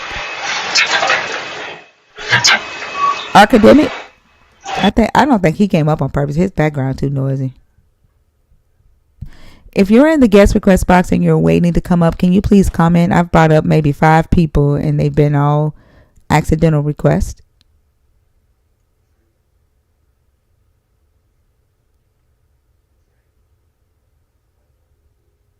Hold on, I'm looking for believers right now.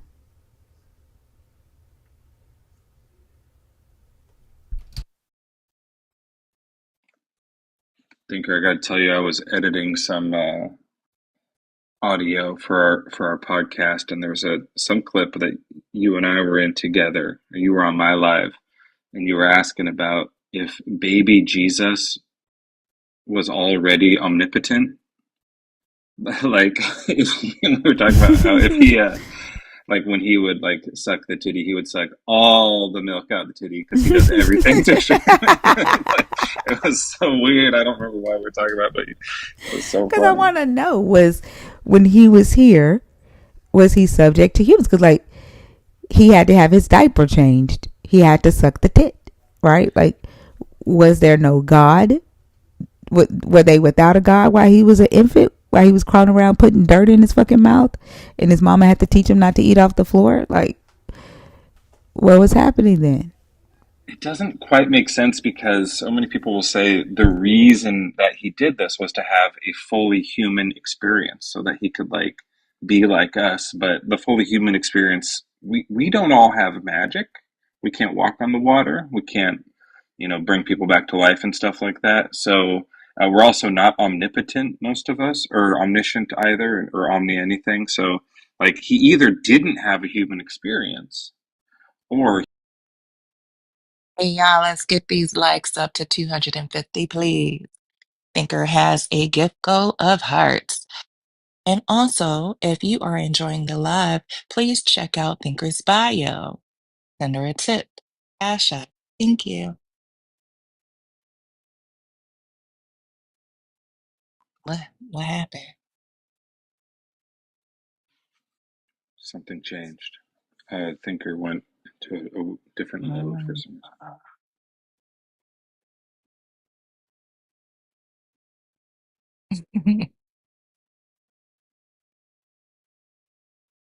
Oh my gosh, last week I was getting 666 in coins every day at around the same time.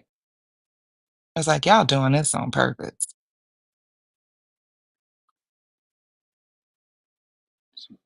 Something's going on that gets buffering with her. I don't know. I wonder if she Oh, they're saying the whole thing is closed it. lagging. Is it? They might not be able to hear us. Can you guys hear it? I can hear la la only.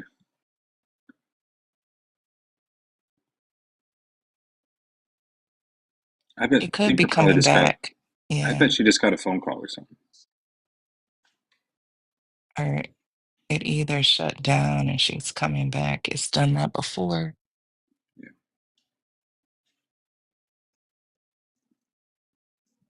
Well, they can't hear us, and no one else is here. So hi, Lala. How are you? I'm good. How are you? All right. That's good. Mm, Rick Grimes. Let me message her and see what's going on. Yeah, they're all not seeing her. Oh, they say they hear us.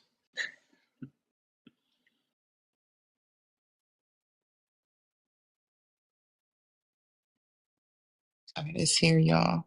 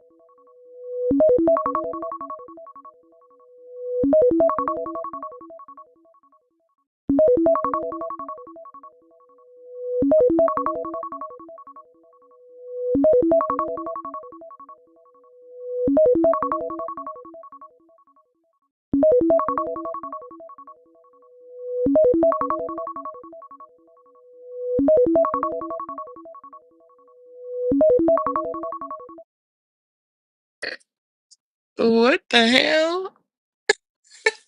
You got to keep that to yourself. Only you, Oso. Only you.